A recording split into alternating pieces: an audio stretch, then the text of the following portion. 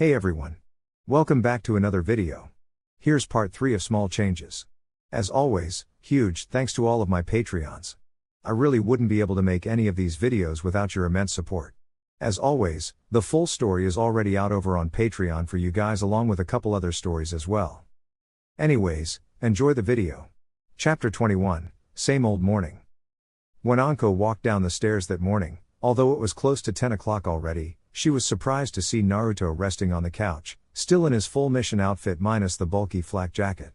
Naturally she was clad in little more than a rather immodest set of underwear and had a bowl of steaming ramen held in her hands, noodles dangling comically from her lips. However, she quickly sucked them up with a noisy slurp as she grinned mischievously. With the grace of a cat she vaulted the banister of the stairs without a sound, quietly sneaking up on her dozing boyfriend. Just as she was about to jump the couch and playfully land on his chest though he cracked open a single eye. "I'm surprised and amused that in almost 13 years you still aren't able to sneak up on me," he said with a small yawn, stretching his arms out as Anko pouted cutely. After a moment though she bounced back and went to sit on her boyfriend's chest anyway, still happily slurping down her noodles. "That's not true, remember that thing with the Mukuten user in your Onbu team a few months back?" Her words were muffled by the food in her mouth that she refused to put down, but Naruto got the gist of it and quickly shuddered. It wasn't a pleasant memory by any stretch of the imagination. "You said you wouldn't talk about it anymore. Anyway, Tenzo is supposed to be a village secret.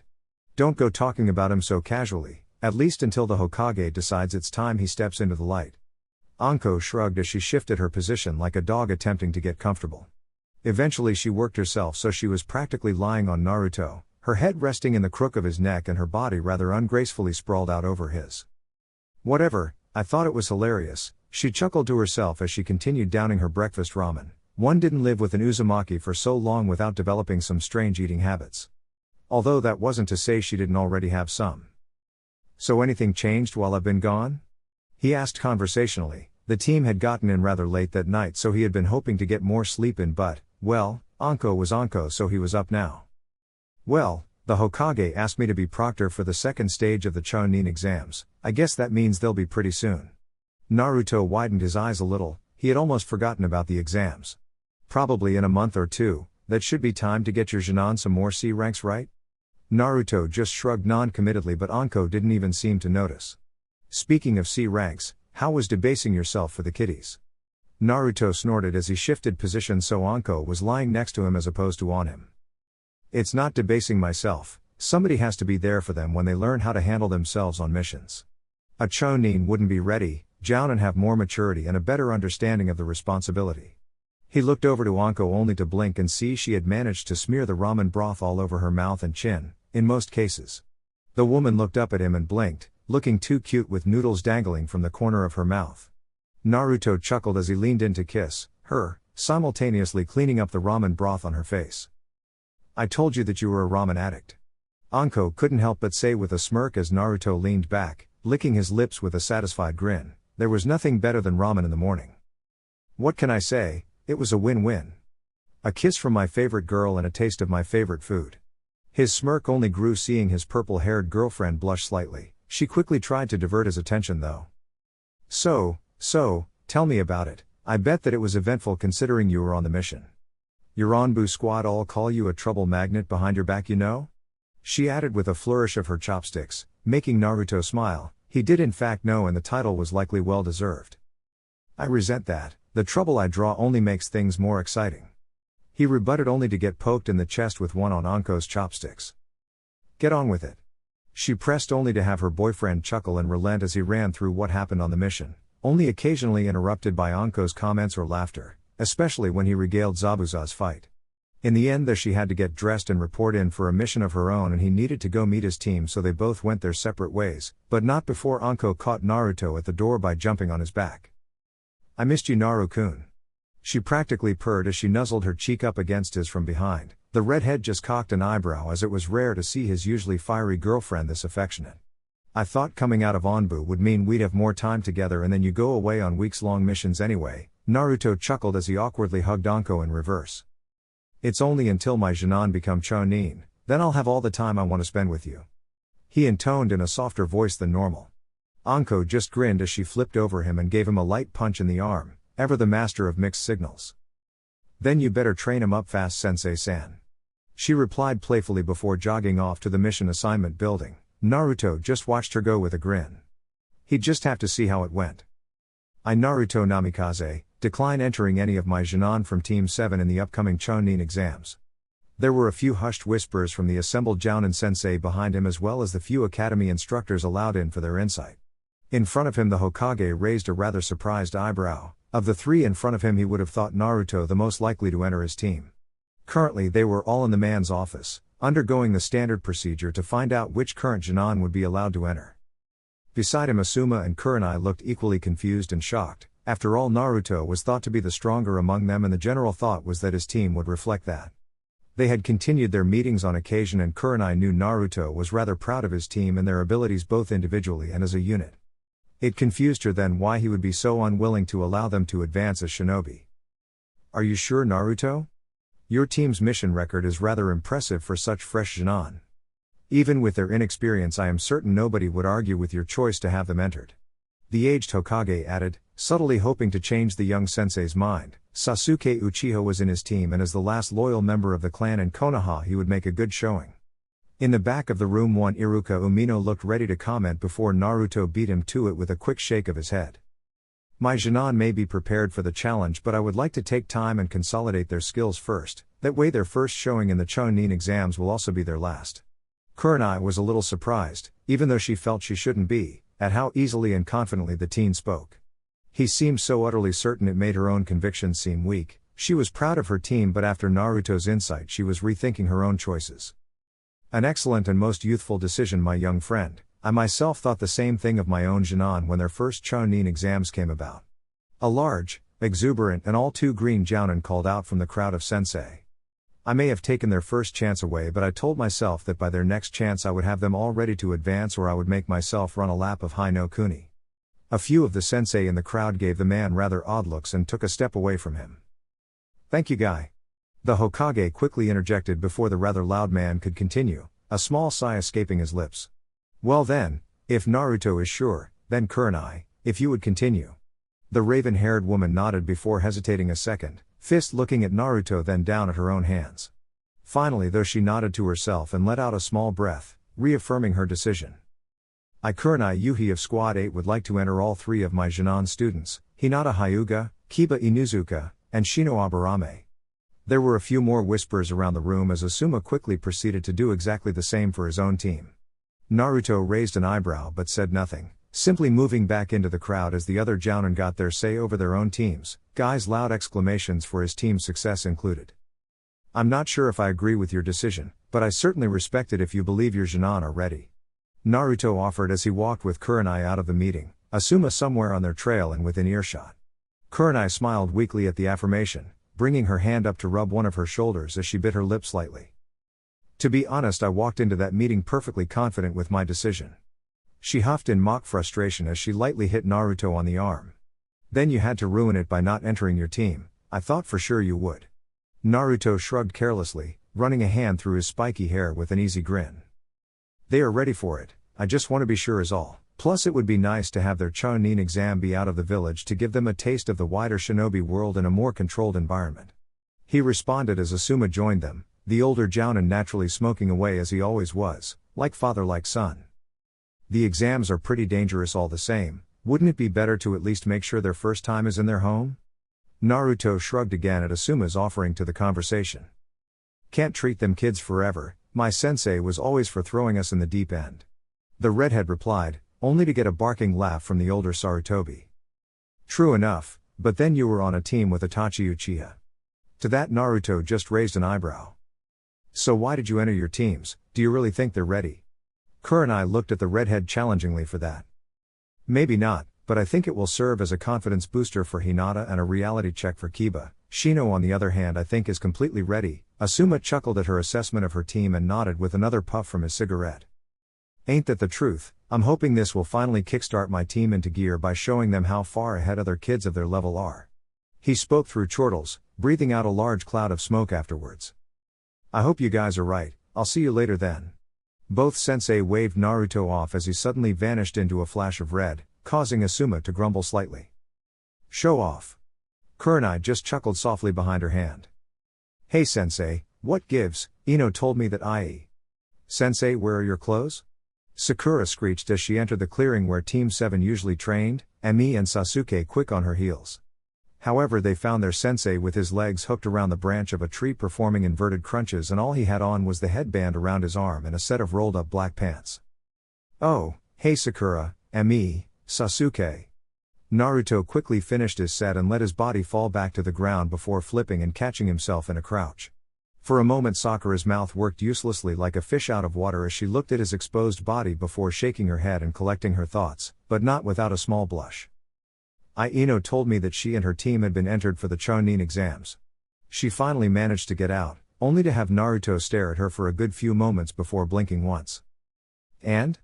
Deciding Sakura was taking too long, Sasuke decided to weigh in. So where are our permission forms? Again Naruto just stared blankly at the Uchiha before shrugging lamely. There. Aren't any? Sasuke's eyes twitched at the way the redhead was blatantly mocking them and just barely concealing his amused smile. Why not? He ground out through gritted teeth, expecting another sarcastic or flippant response. He was surprised then when Naruto's expression suddenly sobered, apparently having had his fun and deciding to get serious. I haven't entered you three, and as your sensei I would hope you'd trust my judgment. I only have what is best for you guys in mind when I do these things. Sasuke was ready with a counter though as the young Uchiha took a step forward. How is it in our best interest to be held back from progressing in our careers?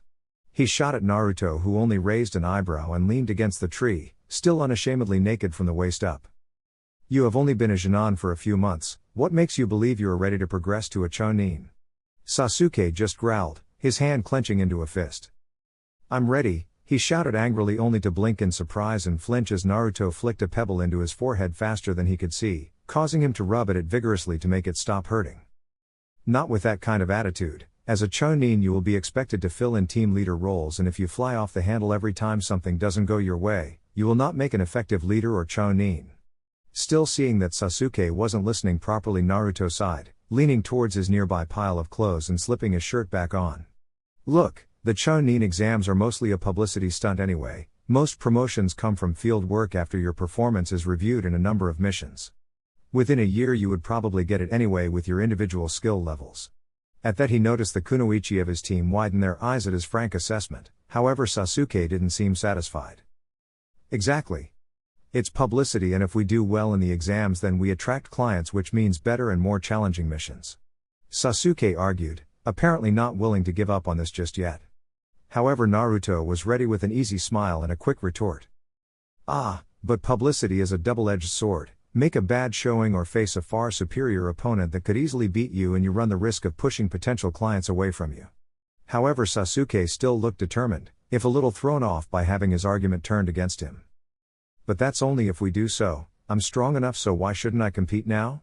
Naruto sighed and rubbed his temples for a moment. Why did he have to get the obstinate Uchiha? Because the Chunin exams is a team event and I want all of you to make a good showing. To do that I want to give you the most training I can before I enter you. Don't worry, in 6 months I'm sure you'll be ready to blow through the competition. Sasuke seemed to falter at that, and for the first time in the conversation Emi spoke up. You were going to enter us in the next exam? Naruto nodded at the violette, turning back to Sasuke with a knowing smile. It will be held in Takigakure. That will be better from a publicity standpoint, as you will have a far more diverse range of clients watching. Here in Konoha certain grudges keep villages like Iwa and Kumo from competing, whereas in the more neutral Taki, every village will enter candidates. That seemed to slightly dissuade Sasuke, but the boy still didn't seem quite convinced, so Naruto went in for the killer. Plus, from what we learned in Wave, Kiri has just come out of a civil war. They'll still be unstable right now and likely won't enter the exams, but in 6 months I'm sure they'll be ready. Seeing he had caught the Uchiha's attention, he grinned and continued. Kirigakure haven't ever competed in a Chunin selection exam due to various internal reasons. However, with the change in leadership I'm sure the new Mizukage will want to show just how strong her village is, and they'll likely send their very best. Finally Sasuke seemed sated as his sensei dangled the challenge of Kiri's best in front of his face. See, I know what I'm doing. He turned and gave Emi a cheeky wink. Haku might even be there. The girl immediately dropped her head to hide her sudden blush, both at the wink and at the possibility of seeing the soft-spoken Yuki again. I think Sensei is right, we should trust him more. The youngest Uzuki spoke after a few moments of silence, and after a couple of hesitant seconds Sakura nodded with her.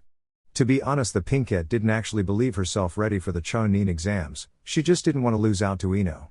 Sasuke took the longest, but eventually Naruto's logic won out and he nodded, with obvious reluctance. Fine, but you said you would train us to blow right through the competition, you better follow through. Sasuke asserted with as much dominance as he could muster. Naruto grinned at the boy and stuck his hand out, which the boy quickly grabbed and shook. It's a promise. Maybe there was hope for Sasuke as a leader yet? Guren hugged her knees to her chest as she aimlessly scowled at the far wall of her small prison cell. She wasn't sure how long she had been in here now, but between the occasional interrogation and the time she had been fed, she would guess around 2 months. It was hard to keep track though, with no natural light down in the Anbu holding cells. In all that time though, despite their attempts to cause her harm or psych her out with their little mind games, Guren hadn't broken. They were so intent on getting any information she had on Orochimaru that their continued frustrations at her were the only thing keeping her going. She knew eventually she would find a way out, it was only a matter of time. That, or her master would come and save her. She was a valued follower and he wouldn't simply leave her here. She had to believe that for her sanity's sake. However, Konoha certainly hadn't made it easy on her. Even now she could feel only dregs of the chakra that used to flow through her like a river. Something about this room forced it to be suppressed to the bare minimum that wouldn't kill her, and she couldn't even produce the most meager of crystals. It was that Namikaze's fault. He was the one who had captured her, only after letting slip about her allegiance to Orochimaru. In a fit of anger had he taken any real interest in her though.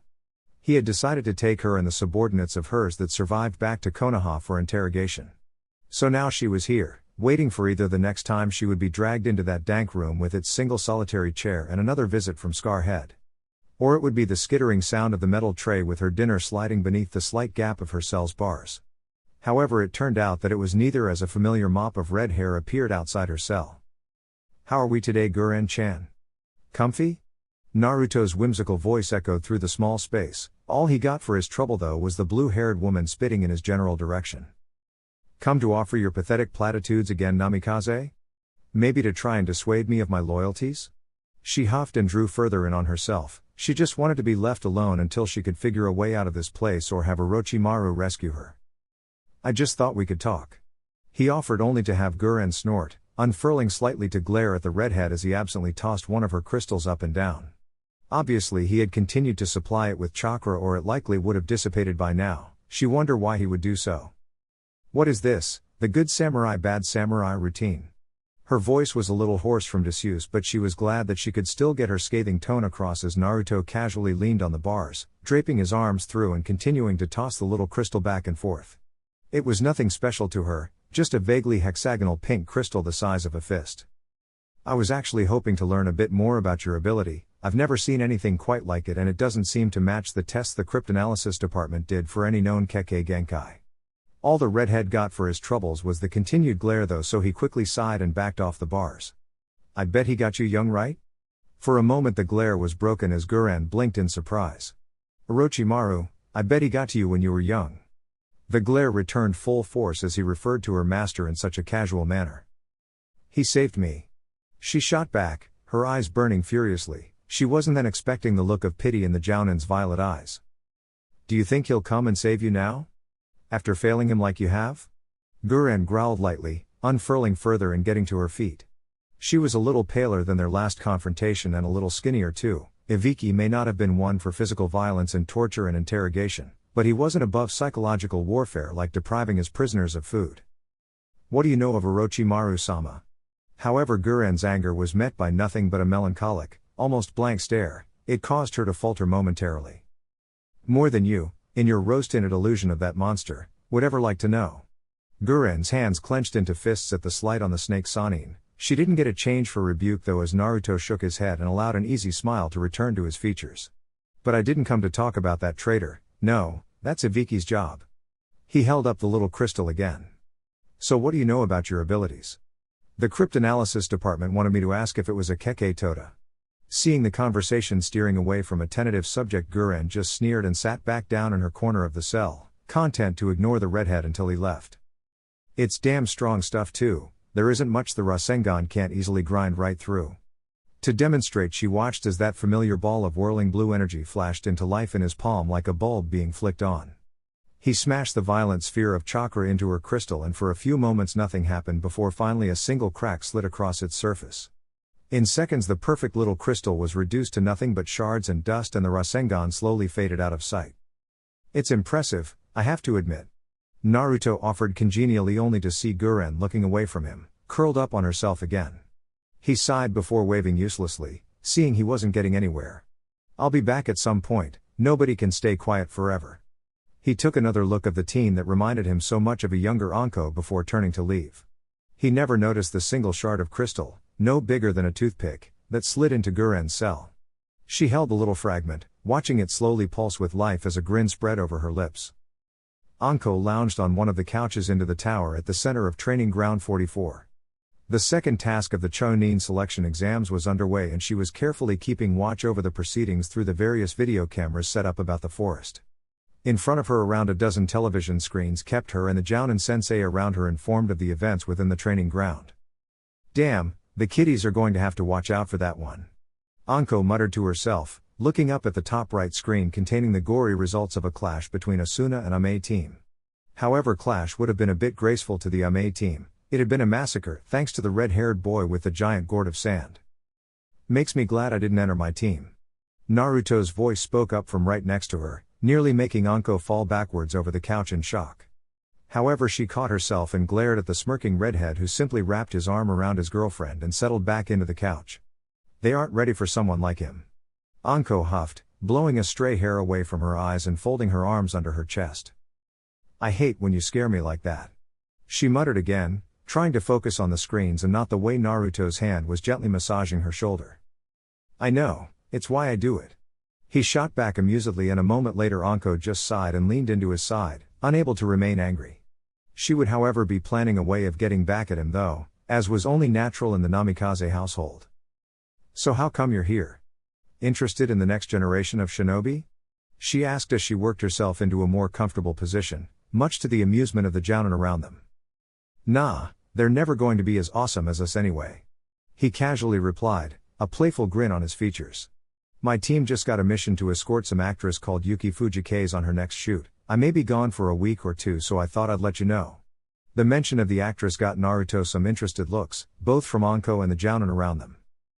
Yuki Fujikaze? As in the one from those cheesy Princess Gale movies? Anko asked with some incredulity. Naruto just shrugged. I suppose. Is that what she's from? I thought she seemed familiar.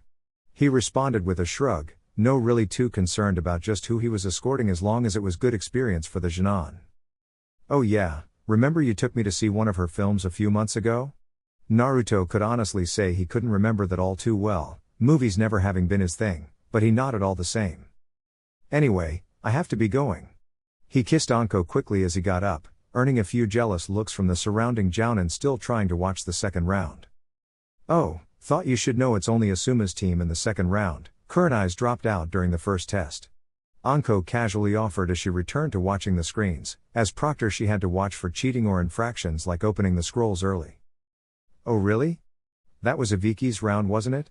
Anko nodded enthusiastically. Naruto had a sneaking suspicion Anko looked up to Iviki somewhat as a successful T&I head of department. He supposed that was just her slightly sadistic side showing through. Yeah, really flushed them out this time, only had a few left for me. Naruto just nodded as he gave his girlfriend a quick wave before flashing out. He didn't want to disrupt her too long while she was working.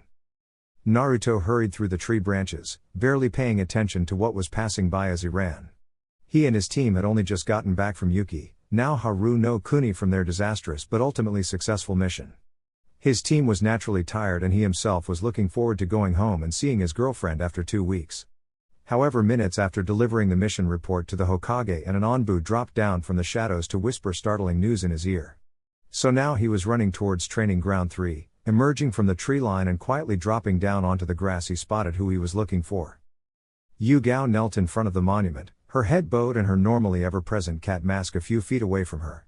Just before her lay a sword Naruto recognized as belonging to Hayate Gecko, Yu Gao's fiancée, only it was covered in a light spattering in blood. He closed his eyes for a moment in respect before quietly walking until he was just behind Yu Gao. He stayed there a while as Yu Gao continued to kneel in silence before the simply black stone carved with so many important names. Naruto himself had spent a lot of time here as a kid just looking at the names of his mother, father and sister. Taiku. I don't know what to do now. Yugao finally managed to get out as a quiet sob racked her body. Naruto crouched down and placed a hand on her shoulder, as he had before when the Anbu serving under him had lost comrades. Only this was different, he wasn't here as a captain, he was here as a friend. You know I can't tell you that Yugao, but I know Hayate wouldn't have wanted you to hold on to this. After a few moments he received a weak nod, but the woman continued to simply stay there, staring at the bloodied blade. I want revenge, on who did this? Naruto nodded from behind her, knowing the feeling well and also understanding the shadows that lay on that path. That's okay, I'm sure they will be brought to justice. He got another shuddering nod that did nothing to convince him that she was okay. I thought that maybe I should leave the Anbu. Another thing Naruto was used to hearing, the corporation tended to take its toll on people and it wasn't uncommon to drop out after losing people. I wouldn't argue with you if you felt that way, however you're strong Yugao. In a few months I'm sure you'll make captain, you'll have a lot more freedom and you may even be able to track down just who did this if Konoha hasn't already. He didn't mean to sound cold, but he knew he had to be the voice of reason against Yugao's unstable emotional state. It's hard Taiku. Yugao looked up and he could see the tears that had dried on her cheeks as well as the fresh ones percolating in her eyes. Gently he pulled her into a hug that she gratefully accepted.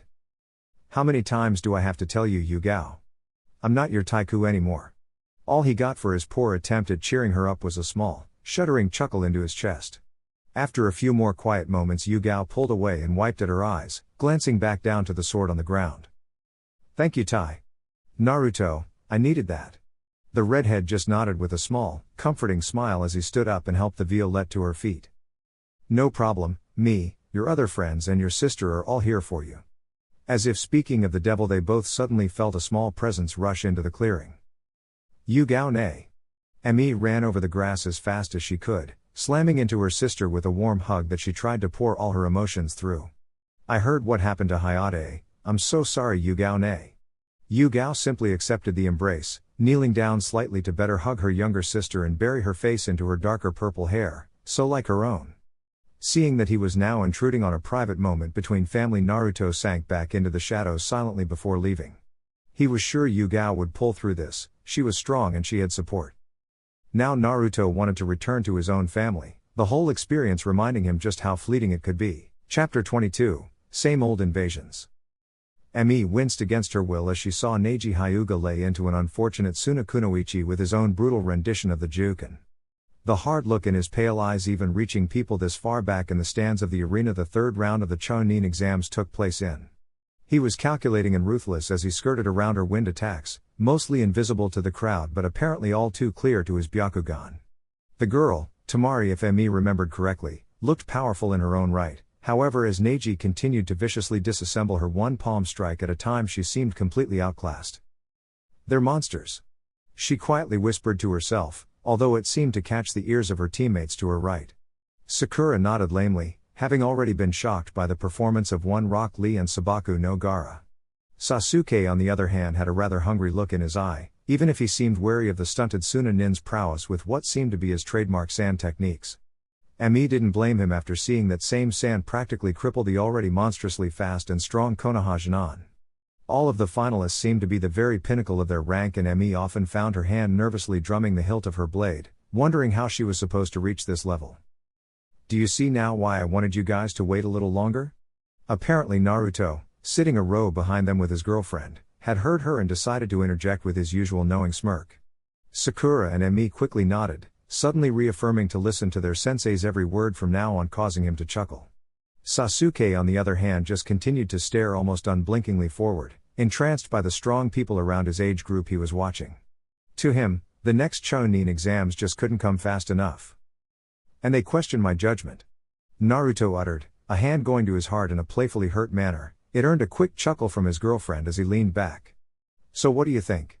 He turned to Anko, spotting her chocolate orbs fixed on the arena floor with amusement twinkling in abundance. Obviously none of the participants were up to Jounin standard, but it was often nostalgic to watch the younger generation fight for their right to advance. Mostly about Dengo and sex. Anko replied casually in what some might call a too loud voice, quickly proven when Sakura and Emi both gained a healthy red to their cheeks. She smirked cheekily as she crossed her legs and leaned back further into the stadium's uncomfortable seating. However, after a few moments of Naruto giving her a deadpan stare, she chuckled sheepishly and waved him off.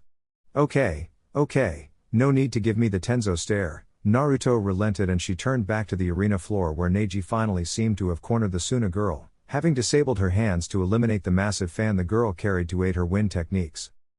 The girl seems pretty strong, likely a good head for tactics too if that little maneuver in the trees was anything to go on.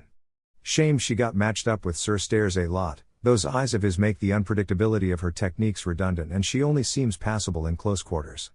She shrugged despondently before flicking a Dengo dumpling into her mouth she seemed to have procured from nowhere. Strong candidates, bad match up. Naruto nodded, agreeing with her for the most part. To be honest though, if the girl gave up trying to win a tactical victory and just went all out with some widespread jutsu that didn't give room for evasion, she might actually bring the Hyuga down. It seemed to be mostly pride holding her back. Probably about right. He worked an arm around his girlfriend and managed to snag a dumpling before she could notice, using the match's distraction. However, apparently Anko had a sixth sense for dumpling theft as she immediately turned to him with a cold glare, making his arm freeze in place. A nervous smile spread his lips slightly as he proceeded to plop the delicious little ball right into her mouth, receiving one of her terrifying grins in return along with a silent promise that if he tried it again, she'd take the arm. No probably about it. She managed to happily get out between chews, her demeanor immediately relaxing under the effect of her one weakness. Naruto swore that the woman was some kind of cat and Dengo was her catnip. The redhead blinked as a good idea suddenly came to him, which he quickly squirreled away in the more devious section of his mind. However, further light-hearted banter or mischievous planning was put on a back burner as suddenly the entire stadium began drifting off to sleep. It caused immediate confusion amongst the Jounin and Chunin, able to recognize the powerful but obvious genjutsu. Naruto, on the other hand, along with some of the more experienced members of the crowd such as Kakashi and Guy, were already moving. A quick application of chakra quickly brought his Jounin out of their sleep-induced stupor, and before they could even realize fully what was going on he was issuing orders. Sakura, Sasuke, Emi, I need you to listen carefully. Right now the village is being attacked. I don't know who by, so anyone who isn't an ally treat as an enemy. Although a quick cursory glance showed Leaf forces moving to engage both sand and sound troops that were hidden amongst the crowd, scratch that, trust only Konoha in. What I need you to do is escort as many civilians as you can to the shelters in the Hokage mountain. When you've done that, rendezvous at the academy and listen to any orders the Chunin instructors have for you there. Got it? He rattled the orders off so swiftly that all three Jounin blinked before they fully realized what he said. Sasuke, you have operational command. For a moment the normally calm and collected Uchiha stared owlishly at the redhead before Naruto clapped his hands, breaking his trance. Go! That seemed to be all the signal they needed, and immediately the three Jounin raced off. Turning back around he spotted Anko a short distance away, moving through the crowds like a snake and picking off any unfortunate Suna or Auto Nin that was on their own with precision throws of the Dengo sticks that had accumulated through the exam final. Nodding to himself that she at least had initiative, his quick eyes swiftly scanned the stadium to find where he would be of most help. At that moment though, a piercing cackle somehow managed to drown out the sounds of the fighting going on everywhere. The ground trembled ominously as sand began pooling right at the center of the arena where fighting had been conspicuously absent until now. It grew and shifted quickly, blue vein-like markings appearing all over the construct as it suddenly grew two hulking arms that slammed down with enough force to send the surrounding shinobi flying back from the concussive wave. The final aspect to emerge was the head, and Naruto quickly realized just what they were dealing with. A Jinchuriki. I'm free. The beast shrieked out in a deep but oddly childish voice, cackling with insane glee as its shuriken-pupiled eyes darted about manically. Time for Fuun. As it spoke, the already enormous and bloated belly of what was now obviously a giant tanuki made of sand, bulged outward. Many of the Jounin fighting in the stands realized what was going on with enough time to dive out the way as the Jinchuriki, or possibly the Baijuu at this point, slammed both its fists into its stomach. Many had seen wind ninjutsu before, but nothing on this scale. The resulting bullet of air was the size of a small apartment and was so large it visibly displaced air as it moved. When it crashed into the stadium wall, it left a gaping hole that could fit an army through. However, as Naruto began to turn his body in order to engage the beast, wondering where Tenzo was when he was really needed, something quickly distracted him. Out the corner of his eye he saw the Hokage box, where the Sandaime and the Kazekage had been sitting, erupt into noxious black smoke. Immediately deciding the village leader was of a higher priority than the relatively contained Baijiu, his foot instantly pivoted and he was gone in a vaguely red blur. Thankfully his conscience was cleared mid-sprint as he saw large beams of wood suddenly erupt from the earth around the giant tanuki, distracting it if not containing it. His choice seemed to be well made though, as the moment he set foot on the adjacent roof the 4 people that had somehow emerged from the Kazekage's bodyguard's robes were already flashing through hand seals for a barrier ninjutsu he recognized. Before the heel of his foot had even fully made contact with the tile, he had a Hiraishin kunai already in hand that was quickly sent sailing through the air. Luckily it stuck between 2 overlapping tiles instead of skittering off the roof, so he needn't worry, but just in case he moved like a red bolt of lightning towards the nearest of the 4 Autonin.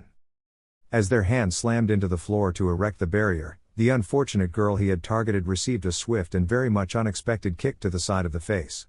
It served to bother disrupt the barrier ninjutsu as well as send the red-haired kunoichi flying off the roof, the shock on her face evident. For a moment the already rising barrier faltered, the semi-translucent purple wall of energy struggling to rise. A moment later though, and the 2 closest Autonin seemed to pick up the slack, the effort visible on their features as the barrier flared back into place, sealing over in an instant.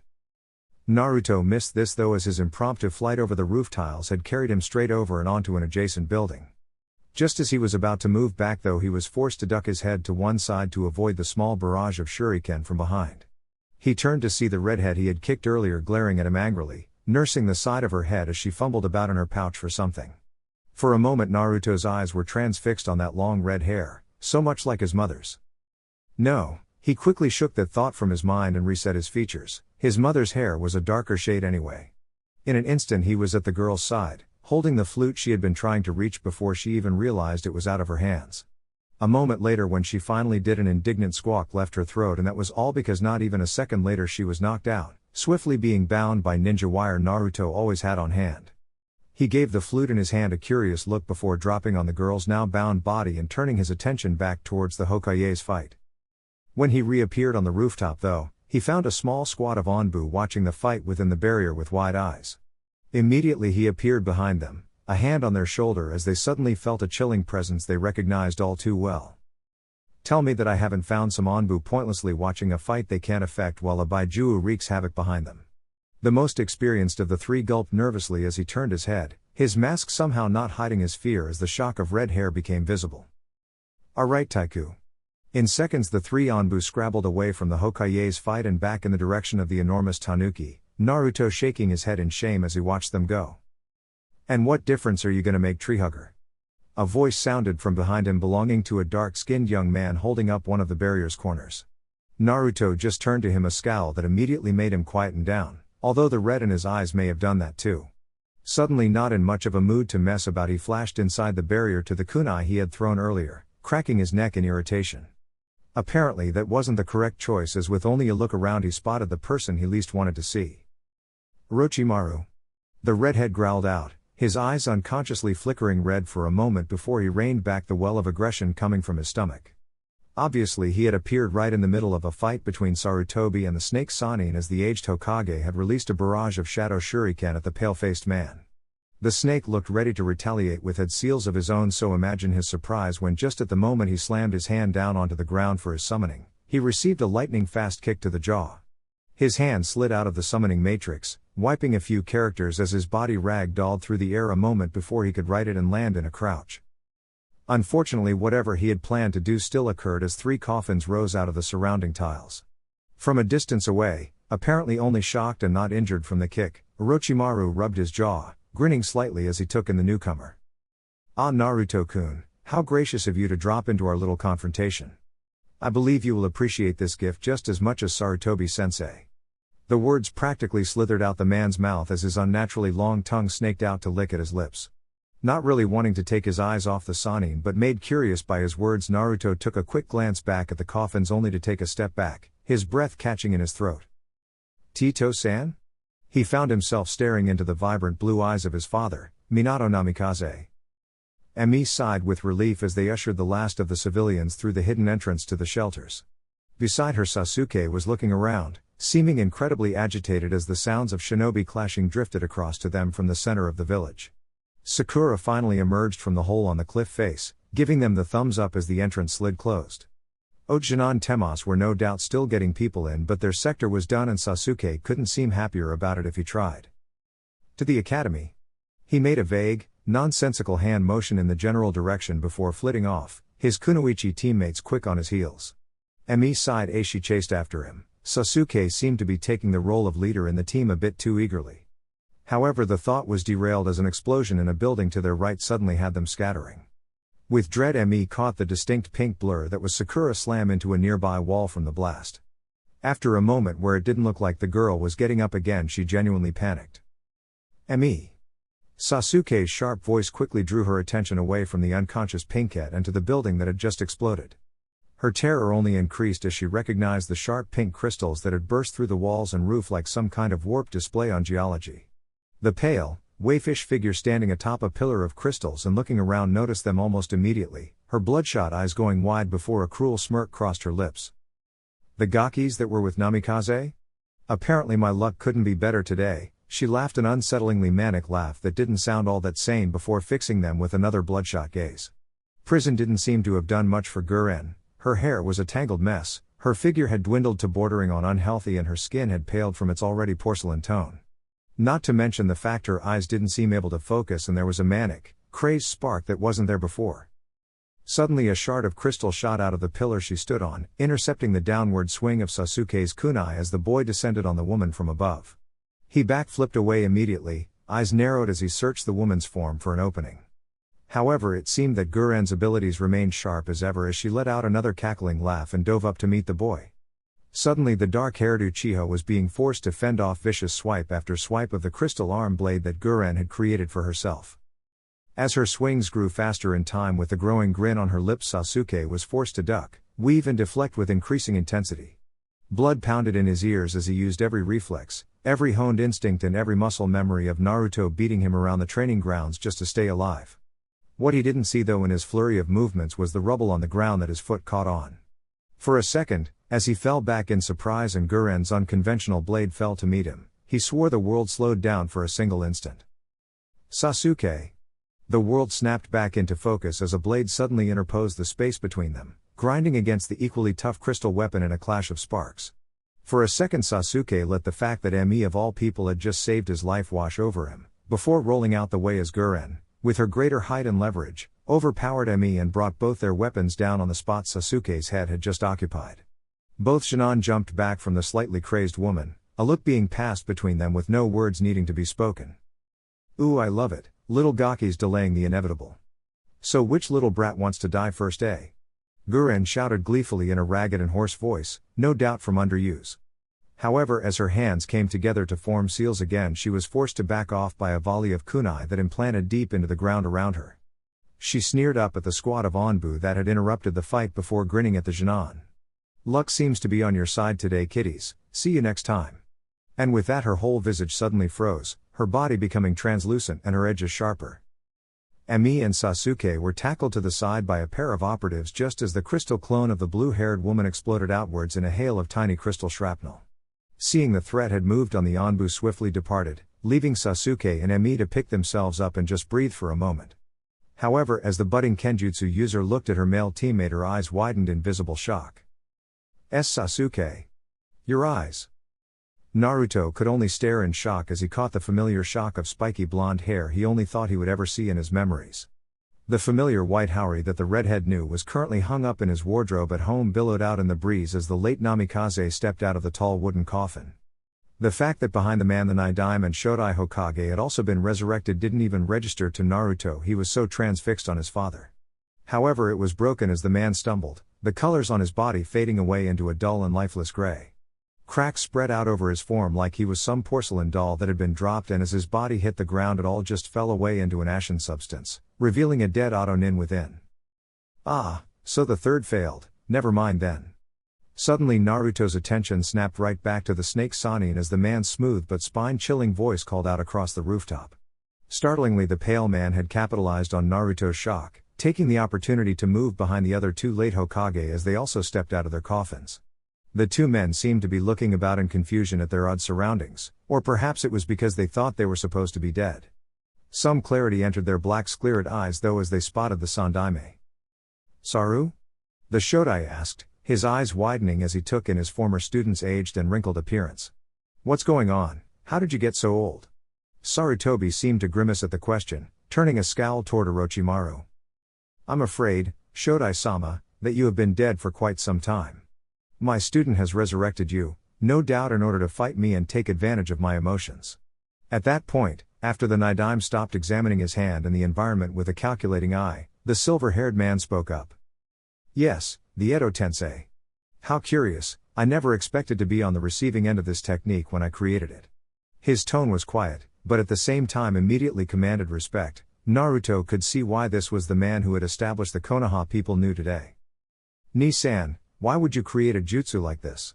the Shodai asked, surprising everyone save the Sandaime as his voice became almost childish in quality. However, the second Hokage just gave him a scathing look, instantly quieting the supposedly more powerful man, much to both Orochimaru and Naruto's surprise. "It was war, Hashirama, don't pretend like you could understand."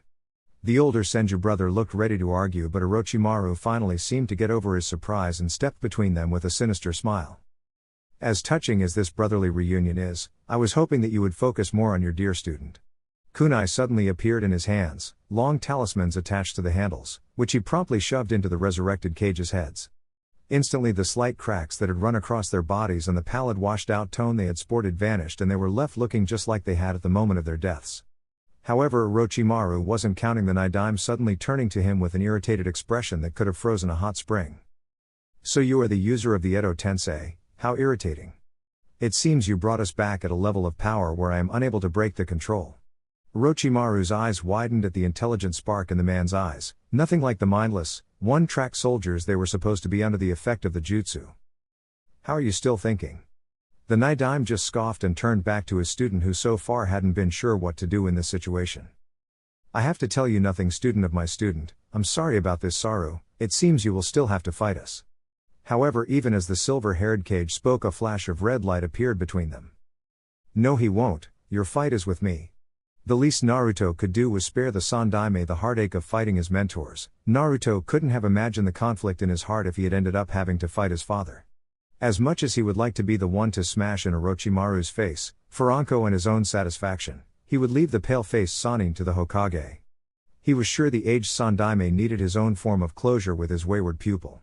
The Nidaime took one look at him, seemingly sizing him up with those calculating, searching eyes before nodding once. "Very well, it seems that the compulsion of the jutsu was becoming too difficult to fight against anyway." And suddenly the man's hands were a blur of motion as they formed a set of seals Naruto didn't recognize. Water release, water colliding wave. All of a sudden the water in the atmosphere condensed above the former cage's head, forming a spiraling vortex that immediately crashed down on Naruto's position. However, the redhead was already gone, appearing in a crouch below the Shodai's still unmoving form. "I apologize for this, Shodai-sama." Hashirama just blinked as he noticed the presence beside him before giving the Jounin a wide grin. His arms were twitching, and it was obviously with a great deal of restraint that he was holding his own body back. "No need, young man, do what you must." Naruto just nodded solemnly as he slapped the man in the chest, a small and recognizable sealing formula quickly sticking in place. He jumped back in time to dodge another swirling lance of water from the Nidaime before grinning slightly. He had always wanted to try this but lacked the type of target necessary. Moving into a crouch, he palmed one of his unique kunai before taking a deep breath, his grin growing slightly. "Hiraishin, second step." And before the words had even fully left his mouth, he was gone. Suddenly all the Shodai could see was red as 100 different flashes all appeared around his body at once. In the span of a single second, Naruto was back in his previous position, a light sheen of sweat on his forehead and noticeably breathing heavier. However, his grin remained as he held up the kunai in both hands, using it to form a bastardized ram seal before concentrating. Namikaze style, 100-point seal. There was a moment of pause as nothing seemed to happen before 99 more Hiraishin markers suddenly grew into position over Hashirama's body. "Well, this is interesting," the Shodai stated with some wonder as he attempted to crane his neck and look at his suddenly seal-covered body. However, even as he tried, a few of the seals glowed faintly and his head refused to move from its position. "Tobirama, what exactly did he do to me?" From across the roof the silver-haired man had watched the entire proceedings, swift as they were, with an intrigued gaze. Apparently the attacks he had already committed were enough to sate the Edo Tensei for now. It seems to be a refined version of my own Hiraishin. Remarkable. He turned back to Naruto, looking upon the redhead in a new light, a hint of respect glimmering in the previously cold eyes. As far as I can tell, each of those tags are instantly moving your body back to its original position the moment you try and move it, effectively paralyzing you. With the minuscule distance, the chakra cost would be marginal, but if you tried to move for long enough they would eventually give out. He nodded in approval. However, it leaves more than a good enough opening to deal with one's enemy. His gaze turned back to the redhead, eyes narrowing slightly as the compulsion of the jutsu returned. You refine my jutsu? Naruto shrugged carelessly, keeping an eye on the Sandaime's fight with Orochimaru as his mind whirled to come up with a way of restraining the Nidaime. He knew injuring them wouldn't work from the notes on the Edo Tensei he had come across while researching the Hiraishin, so sealing was his best bet. I can't take all the credit, I'm playing catch up to my father right now. The Nidaime's eyebrow rose slightly as he looked across at the pile of ash that was slowly blowing away by the third coffin. Your father? Naruto grinned as he palmed a new kunai, dual-wielding them. Konoha's yellow flash, the Yondaime Hokage. At that, Hashirama's eyes lit up, even as he couldn't move, not that he was really attempting to beyond what the Edo Tensei commanded him to do in order to give the young redhead more time to finish this. There's a fourth Hokage? A glazed look overcame his eyes as he smiled, before it dropped off his face at seeing the serious expression Naruto had adopted. There was. Now Nidaime. He left the statement hanging as the Nidaime nodded, the compulsion once again becoming too strong. Come on then, youngling, subdue me so we can return to where we're supposed to be. Both of them, teen and man, tensed before shooting off towards each other in blurs of silver and red. Fists and kunai moved at blinding speed as each searched for openings that weren't there, diverting or blocking legs with instantaneous maneuvers that would have left many Sharingan users at a loss for what was happening. Both were known as some of the fastest men of their generation for a reason, and as Hashirama watched on from the sidelines, he couldn't have a prouder grin on his face seeing the next generation rising up to surpass their predecessors. For Naruto and Tobirama, though, it was a different story. It was almost like Naruto had been transported back to his Jinan days sparring with Itachi. Both men were moving at relatively the same speed, so it simply appeared that while they fought normally, the world around them slowed to an intense crawl. His kunai sparked against the ones Tobirama had procured in fast, swiftly diverted slashes in attempts to knock the man of balance. However, as they danced about the rooftop, only briefly appearing to the visible eye as more than colored blurs when they clashed, Tobirama proved his title of Hokage was well earned. You are holding back. Tobirama's clipped tone could be heard just above the noises of their kunai clashing, each syllable seeming to come from a different part of the roof as the two fast shinobi darted about. They separated briefly, allowing the silver-haired Kage to spot the grin currently on Naruto's lips. You aren't exactly at full power either. After all, the man wasn't even using his own version of the Hiraishin. Whether it was because he couldn't, or chose not to, didn't matter all that much. You shouldn't complain, youngling, just take the openings. However, as the Nidaime spoke, he noticed that the Hiraishin kunai in Naruto's hands weren't the ones he had started out with. They seemed too fresh, unused, they should have had more nicks from their clashes. With a start, he realizes the kunai now littered the roof in a surprisingly structured pattern, each one pinning a simple paper tag to the tiles below. He hadn't even noticed Naruto placing them as they fought, causing an impressed smile to appear over his lips. Uzumaki style, word chain seal. Like vipers lying in wait, the carefully scripted kanji on the ceiling tags suddenly lashed out as though they were alive. They swiftly wrapped around the Nidaime's limbs like inky black chains, forcing the man to his knees as they continued to whip-put, latching onto more and more arts of his body until even his silvery hair seemed swamped in the black lines of kanji. A soft chuckle escaped the reanimated Kage's lips as he was forced closer to the tiled ground. At least, I can see the current generation is in good hands. Was all he could manage before he was completely encased in a cocoon of ink, his visage vanishing beneath the kanji. Naruto grinned once before dropping to a knee, taking a moment to just catch his breath. Moving at that speed he was used to, fighting someone at that speed was a different story. It took a toll on his body. After a moment though, he caught his second wind, just in time for the barrier around him to collapse.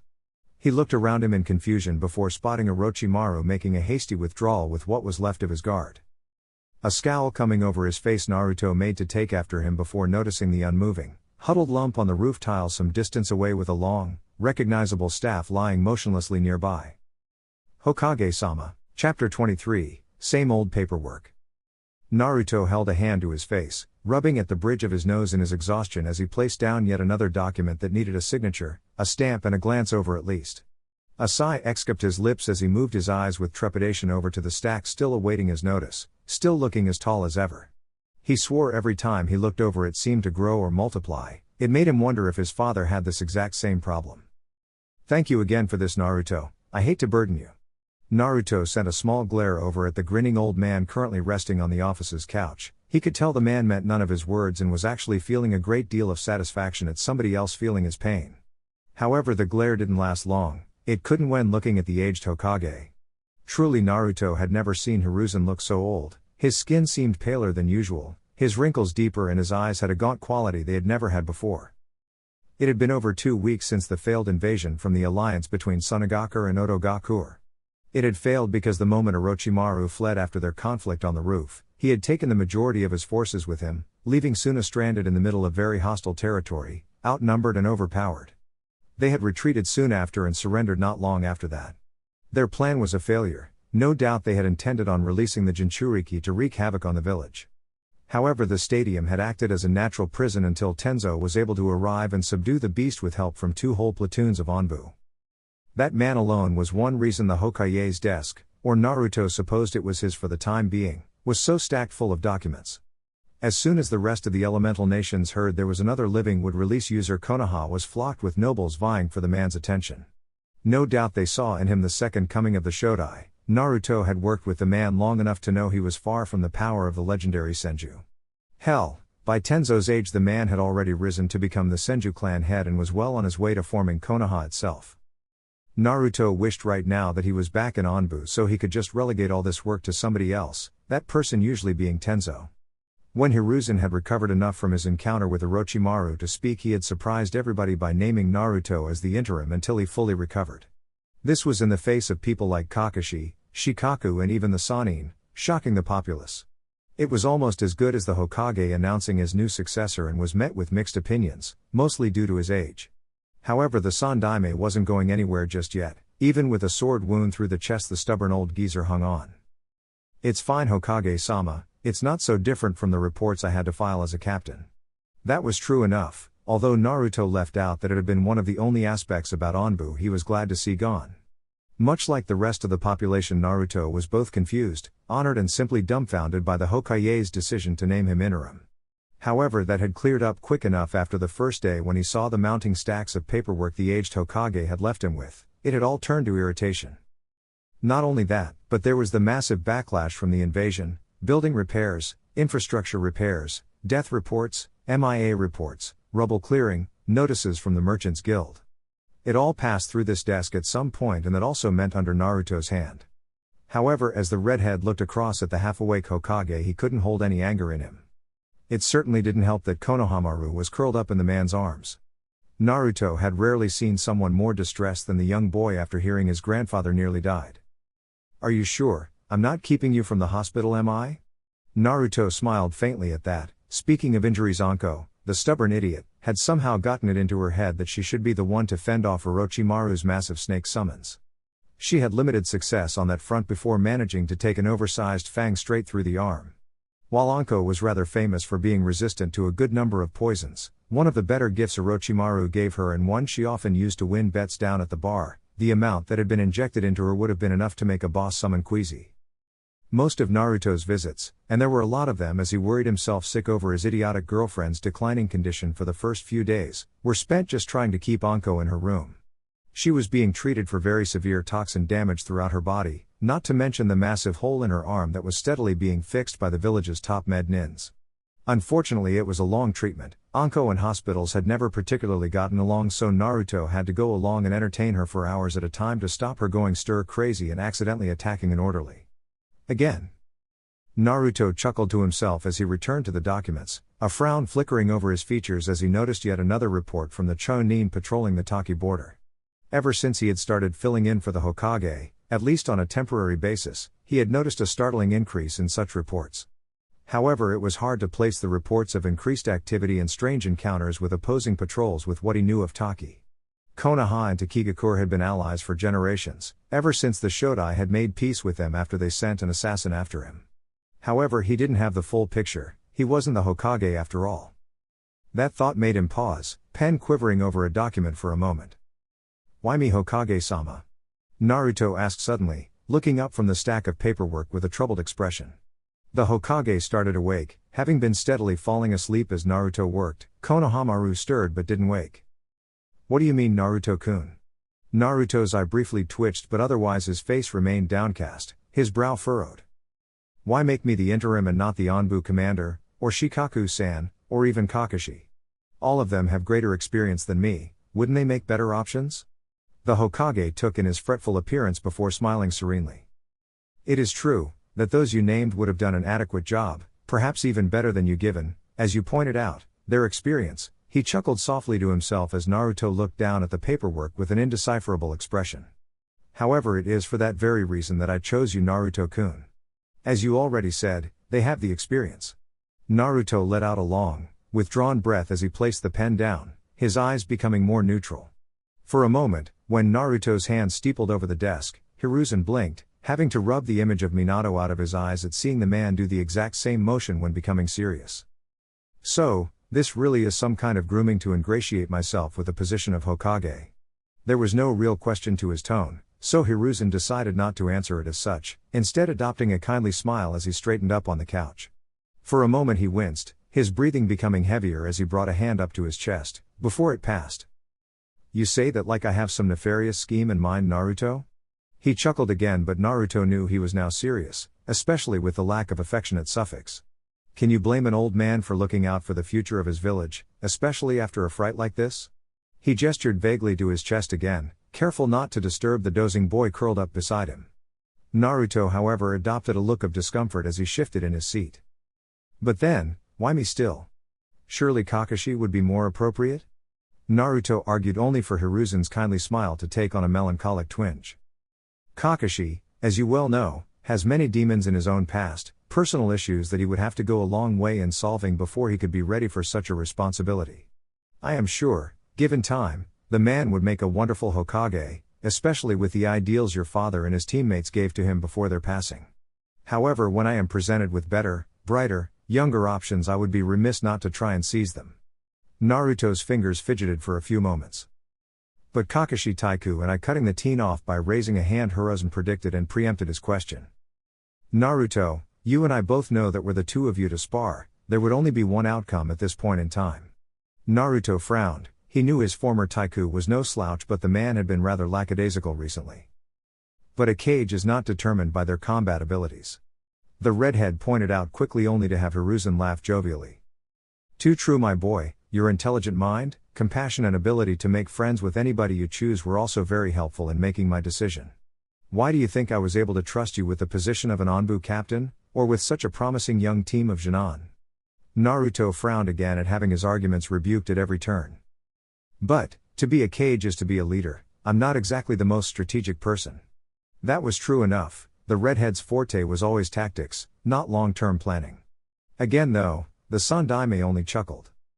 Naruto, I will tell you something that those in this village old enough to remember even care to forget.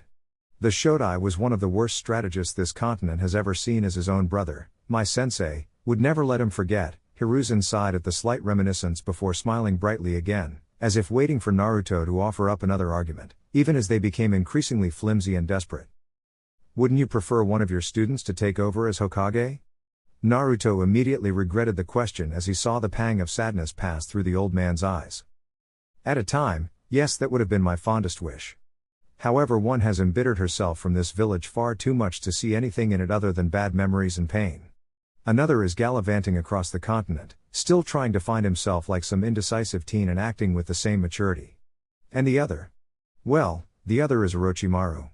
Hiruzen's voice contained no spite, just tiredness, and it was obvious enough was said on that topic.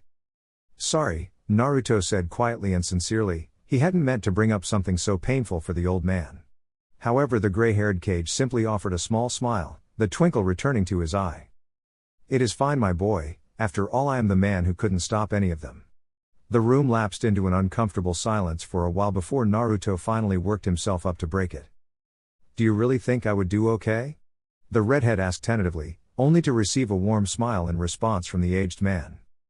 Do you know that those are the exact words your father said to me, almost 18 years ago? Naruto blinked in surprise, not having expected that at all. You remind me so much of him. You both have the same intensity for work, the same love for your family, the same compassion for your friends, he chuckled fondly. You even had the same look of disgust he had the first time he was forced to sit down and do paperwork for more than an hour. Yes, you are very similar to your father. Naruto's brow furrowed at this as he leaned forward in a comfortable revolving chair. So you think I would make a good Hokage because of my father? Naruto questioned, only to be ignored as the Hokage continued, as if oblivious to his interjection.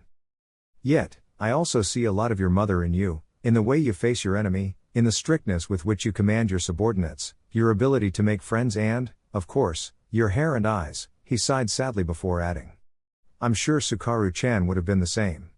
Naruto's heart clenched hearing that name, but it was quickly passed on as the Hokage turned to look at him again, his face more serious. Naruto, choosing you to become Hokage because you share these traits with your parents does not make you any less deserving of the position. You were the one to choose to act that way. It is you, not the aspects of your parents within you, that I place my trust in. Eventually the village will come to see it too, he chuckled as he allowed himself to recline into the comfortable couch. Just think on it, the decision isn't imminent, I have a few years left kicking around in these old bones yet. Naruto nodded quickly, although with a slight hesitance. I can do that much at least, Hokage-sama. Naruto finally acquiesced, only to blink in surprise as the old man winked at him. If you're going to be my successor, call me Hiruzen. Finally Naruto allowed his previously serious expression to slip into a more relaxed smile. I think that will take a little more getting used to. Emi nervously fretted about outside the hospital room, the box of dengo under her arm slowly cooling as she nervously shuffled from one foot to the other. It had seemed like such a good idea at the time, come and visit Anko in the hospital, maybe try to form a connection between them. She had been hoping that having a strong kunoichi, and Anko had to be strong if Naruto-sensei was dating her, take her under her wing would finally make her feel like she wasn't such a dead weight in the team. Oh sure, she helped occasionally, but it was often Sasuke doing all the work, and unlike Sakura, Emi felt the intense need to actually change that. Finally though, she decided that, from the brief glimpses she had seen of the woman, being so hesitant wouldn't exactly put her in her good graces. She quickly pushed open the hospital room door only to blink as she came face to face with. Well, it certainly wasn't a face. Anko was halfway in the process of climbing out of her room's window. This involved her raising a leg up onto the ledge. To put that in perspective, it was enough to say the gowns weren't the most conservative pieces of clothing ever created, and there was somewhat of a draft from the now open window. Lacey, was Amy's only thought as Anko turned around slowly, her face pale and nervous until she spotted the fact it was not a nurse that had come in. Oh Kamigaki, it's just you nearly scared the crap out of me. Anko sighed and pulled herself out of her awkward position, practically straddling the window, apparently dissuaded of her escape attempt for now. Ooh dengo. In a flash of moment too fast for Emi to see, Anko crossed the room, liberated the offering of dumplings from her hand and flopped on her bed, a skewer already dangling from her mouth. Thanks kid, the hospital food sucks and I only get my treats when Naruto visits. Admittedly that was every few hours or so and would likely be even more frequent if he wasn't so busy. About the third skewer in, and Anko finally noticed Emi was still awkwardly standing there, at a loss for words. Well come on Gaki, I don't bite. The woman looked up a moment almost thoughtfully, like she was reconsidering her words before looking over Amy's body and offering a predatory smirk. Although the dengo was a good start, so we'll see if you're lucky. She winked at the girl cheekily only to see her turn an amusing shade of pink before shaking her head of it. The squeak was a little cute though. Anko just chuckled good-naturedly and patted the spot on the bed next to her, still unable to completely rid herself of the devious grin. So why did you come all the way out here for kid, apart from ruining my escape attempt? Nervously Emi accepted the invitation and sat down, smiling weakly. I just wanted to see if you were okay. I heard from Naruto-sensei you got hurt pretty badly. Almost immediately Emi was crushed into Anko's side in a rather awkwardly positioned half-hug, her head pressed against the side of the woman's breast as she balanced the box of dengo in the other hand. Aw, well if that ain't cute I don't know what is. Finally Emi was released, although not without regaining a few shades of that original pink. But don't worry about me kid, I'm basically all better. She flexed her arm to prove it, showing the raw pink flesh in a rough circle on her bicep that was obviously where she had been pierced by the snake summon's fang. So what did you really want? Emi turned to Anko, gaping a moment as he mind struggled to come up with an answer for a moment before sighing helplessly. I wanted to ask if you would train me. At that, one of Anko's thin eyebrows rose, a bemused expression crossing her features. You already have training from Naruto Namikaze, yet you're asking me for training? Emi nodded quickly, not wanting the woman to instantly dismiss her. Yeah. Naruto-sensei is great, and I know he's doing his best to train all of us equally, but... She looked down for a moment to find the right words. Sometimes I just feel that. Again she struggled before Anko finally decided to reduce her torment slightly. You feel like there are some things, as a man, he can't teach you, as a kunoichi. The older woman finished for her, instantly getting a nod of approval that was met with an amused smirk. You do realize those things are generally what you learn as you become a chonin? Emi frowned at that before shaking her head slowly. But if I have the opportunity to learn them now, why wait? She answered, mustering the confidence she had to look Anko in the eye. For a moment the purple-haired woman's eyebrows nearly shot into her hairline, remembering a very similar young purple-haired girl repeating almost those exact words to a certain blonde. But why me of all people? I understand Kurenai Yuhi is currently a sensei. In Anko's mind the woman was already used to dealing with kids, one more couldn't hurt. However, to her surprise, and secret pleasure, Emi immediately shook her head, rather fervently too. No. It has to be you. If you're Naruto-sensei's girlfriend, it means you have to be really strong. A light dusting of pink entered Anko's cheeks as he looked down, casually buffing her nails on her gown and smirking at the praise. Well, you're certainly not wrong there. She relied without a hint of humility, only to blink as Emi shot to her feet, an excited twinkle in the girl's eyes. Great. When can we start? She happily exclaimed, only for Anko to blink and wonder when she agreed to anything. Did I just get played? By a 13-year-old girl? She shook her head of it and immediately grinned, unnerving Emi slightly by the devious glint in those solid chocolate orbs. Emi, was it? I think this is going to be the start of a beautiful relationship, she chuckled to herself. I've always wanted a Minio. Student. She quickly corrected, only to have Emi back away a step, wondering just what kind of deal she had struck, and what it would cost. Hiruzen walked into his office almost a week after revealing to Naruto his decision over making the redhead Hokage. He was looking a great deal better, some color back in his face, and he was no longer using a walking stick to get around. That was the best part for Hiruzen. Using the wooden stick made him feel like Danzo, and that was something he could do without. As much as the Sandaime respected his old friend, hearing that annoying tapping every time he entered a room really got on his nerves sometimes. As he walked in, he was forced to scoot around a large table that hadn't been there a few days ago. It took up a large portion of the room and was inscribed with many intricate seals that almost seemed to fade into the old wooden surface. This was mostly so they wouldn't distract from the meticulously ink-drawn map of the elemental nations that was overlaid on the seals. It was a relic from the Nidaime's time, so the nation's borders were a little out of date, but Naruto, over the last week or so, had gone through the painstaking process of updating it. It included the borders, hidden villages, as well as capitals and the better-known towns scattered across the continent. Right now the redhead was absently leaning on the table, casually flicking through a book as his eyes occasionally glanced to a small, tightly coiled seal that seemed to be quivering slightly on a random plot of land in the land of hot water. Right now it was the only one on the map, as the old table had only recently been dug up from the archives building where they had been using it as a coffee table. Naruto had only found out what it was because he was often engrossed in the Nidaime's old notes. Hell, even Hiruzen hadn't known it existed. Any luck yet, Naruto? The Jounin looked up and shrugged, motioning absently to the table and the small seal that stood out more than the rest. Nothing yet. She seems to just be hiding out in the backwater villages in the land of hot water. However, she does slowly seem to be working her way towards the land of rice, which would corroborate with your information on the Sound Village. Hiruzen nodded slowly. He should have suspected this kind of behavior from such a powerful subordinate of Orochimaru. They would be careful, making sure they are not trailed, before going back to the village. I just wish I managed to stick one on the snake himself, then we wouldn't need this. Hiruzen could only offer a shrug in response, returning his attention to the board. It had been Naruto's idea to stick a tracking seal on Guren, using a modified version of the Hiraishin Shiki. Originally they had hoped that she would be sprung from the T and I cells internally, hopefully revealing any moles or spies Orochimaru had managed to implant in the village. However, when it became obvious the Sannin wasn't making any great efforts to recover his subordinate, they had been more direct. It had only been a theory that Guren might be able to use an intact crystal to overpower her chakra restraints. Luckily it worked though, and Guren believed she had escaped on her own. Now they just had to wait for her to reach where she was going, and they might just discover Orochimaru's location. This is all very impressive, you know, Naruto, definitely Hokage-esque thinking. Hiruzen spoke up with a small chuckle, enjoying the embarrassed and uncertain look on Naruto's face. Over the past few days it had been fun to tease the boy about his decision. It seemed like a bit of harmless fun, but Hiruzen was also subtly reminding the teen that he had a decision to make without putting too much pressure on him to decide. Ah, Hokage-sama, you know Naruto trailed up as Hiruzen raised a hand to cut him off, a small smile pulling at his lips. No need, Naruto, I'm only joking with you. The redhead just nodded cautiously before returning to his book, still occasionally glancing at the little seal that represented Guren's location. The Sandaime looked up, his eyebrow quirking as he spotted 3 other Narutos sitting around the desk, each tackling their own small pile of paperwork. The familiar sight brought a wider smile to his face. So I see you discovered the trick to paperwork, eh?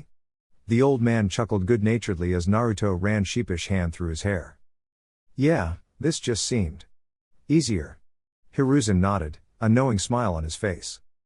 Oh, I know, it took you long enough. At that the Namikaze just half-heartedly glared at the cage, who still didn't let up with his smirk. No, thanks to you. The redhead shot back, snapping his book closed as he reached the end of a chapter. However, the Hokage just tapped his nose conspiratorially. Experience, my boy, it's all about experience. Naruto just nodded dismissively as he looked over a document one of his clones had handed him.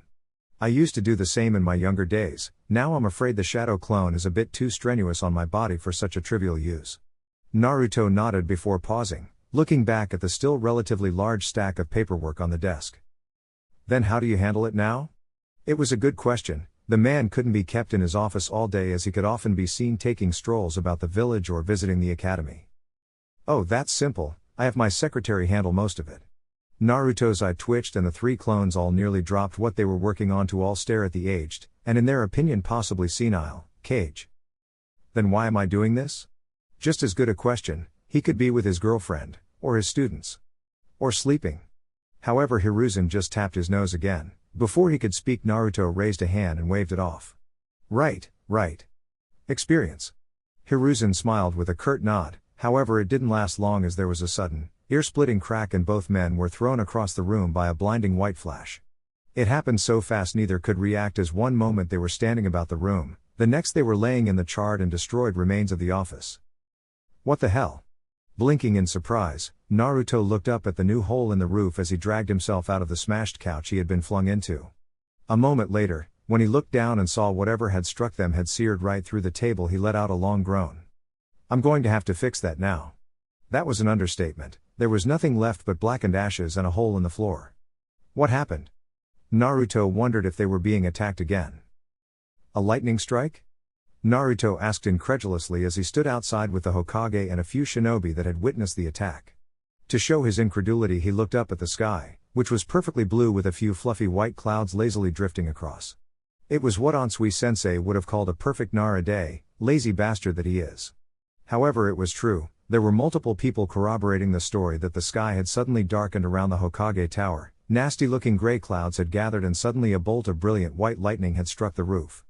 It had taken almost 10 minutes to douse the following blaze it had caused, and in that time any evidence of the strike's cause vanished. Do you think Kumo was behind this? The redhead asked as he turned to the Hokage. The man seemed to be in deep thought, pipe hanging from his mouth unlit. It is possible, I suppose. Although how they got into the village and managed to set up such a powerful jutsu without any censor in this village noticing. He trailed off at that, but the underlying point was clear to everybody. Either Kumo was behind this and there was a serious security leak somewhere, or it wasn't an attack from Lightning Country. Perhaps somebody trying to frame Kumo? Naruto tried again, only to receive an absent shrug from the Hokage, and they said Oonoki the fence-sitter was indecisive. Certainly just as possible, although we currently have no evidence either way. Naturally, none of the shinobi were even considering that this was a natural event, none of them were that naive. However, at that moment Naruto's attention was diverted away from the Hokage tower as he spotted his most tenacious pupil running towards him. Although he had to blink to make sure it was actually her. He knew ME had been hanging around with Anko a lot recently, especially once his girlfriend had gotten out of the hospital. However, he hadn't expected the girl to change so drastically so quickly. She now wore much less concealing clothes, instead opting for a kind of red dress that slipped down one shoulder and only went down to mid-thigh. Apparently Anko had also managed to transfer her love for all things fishnet, as now Ami was swathed in it, from fishnet stockings under her taller, boot-like black sandals, to fishnet armlets and an undershirt that only went over one shoulder. Ami. What are you wearing? The out-of-breath girl, who looked like she had just come out of a training session with Guy, immediately blushed, her body withdrawing in on itself like she could hide the drastic changes to her wardrobe. Anko Shisho said that if I really wanted to change how I acted, I first needed to stop caring what other people think. She helped to get out for me. Naruto immediately brought a hand to his forehead in exasperation. Of course she did. Anko Shisho? No, wait, I'm not even going to ask. What did you need? Amy's eyes immediately lit up as she remembered why she had sprinted across the entire village to find her sensei. Ah, right, there was a girl. She was painting the village, except it wasn't the village because it was all stormy. She looked really sad, so I came over to talk, but then she drew, or painted or whatever, she painted the Hokage tower getting struck by lightning. Naruto just quirked an eyebrow at the ranting girl. She was speaking almost too quickly to understand. Me, the Hokage tower did just get hit by a bolt of lightning. I imagine that would be something noteworthy to paint. Me quickly and fervently shook her head. No. She painted it before it happened. I think she made it happen. At that, all of the assembled shinobi looked at her in surprise. However, it was the Hokage who sighed, massaging his forehead with a look of regret. I see, I suspected as much. Chapter 24, Same Old Concerns. So this girl is from the Kurama clan? Naruto asked curiously as he and the Sandaime made their way through the forest just on the outskirts of Konoha. The aged man, certainly not up to tree running in his recovering condition, simply nodded. Naruto was sure he would have taken a puff on his pipe if he hadn't been practically banned from it by the medical nin, at least until he was recovered. The redhead had to say, he had never seen the old Hokage antsier or more agitated than those first few days without his calming but woefully unhealthy tobacco.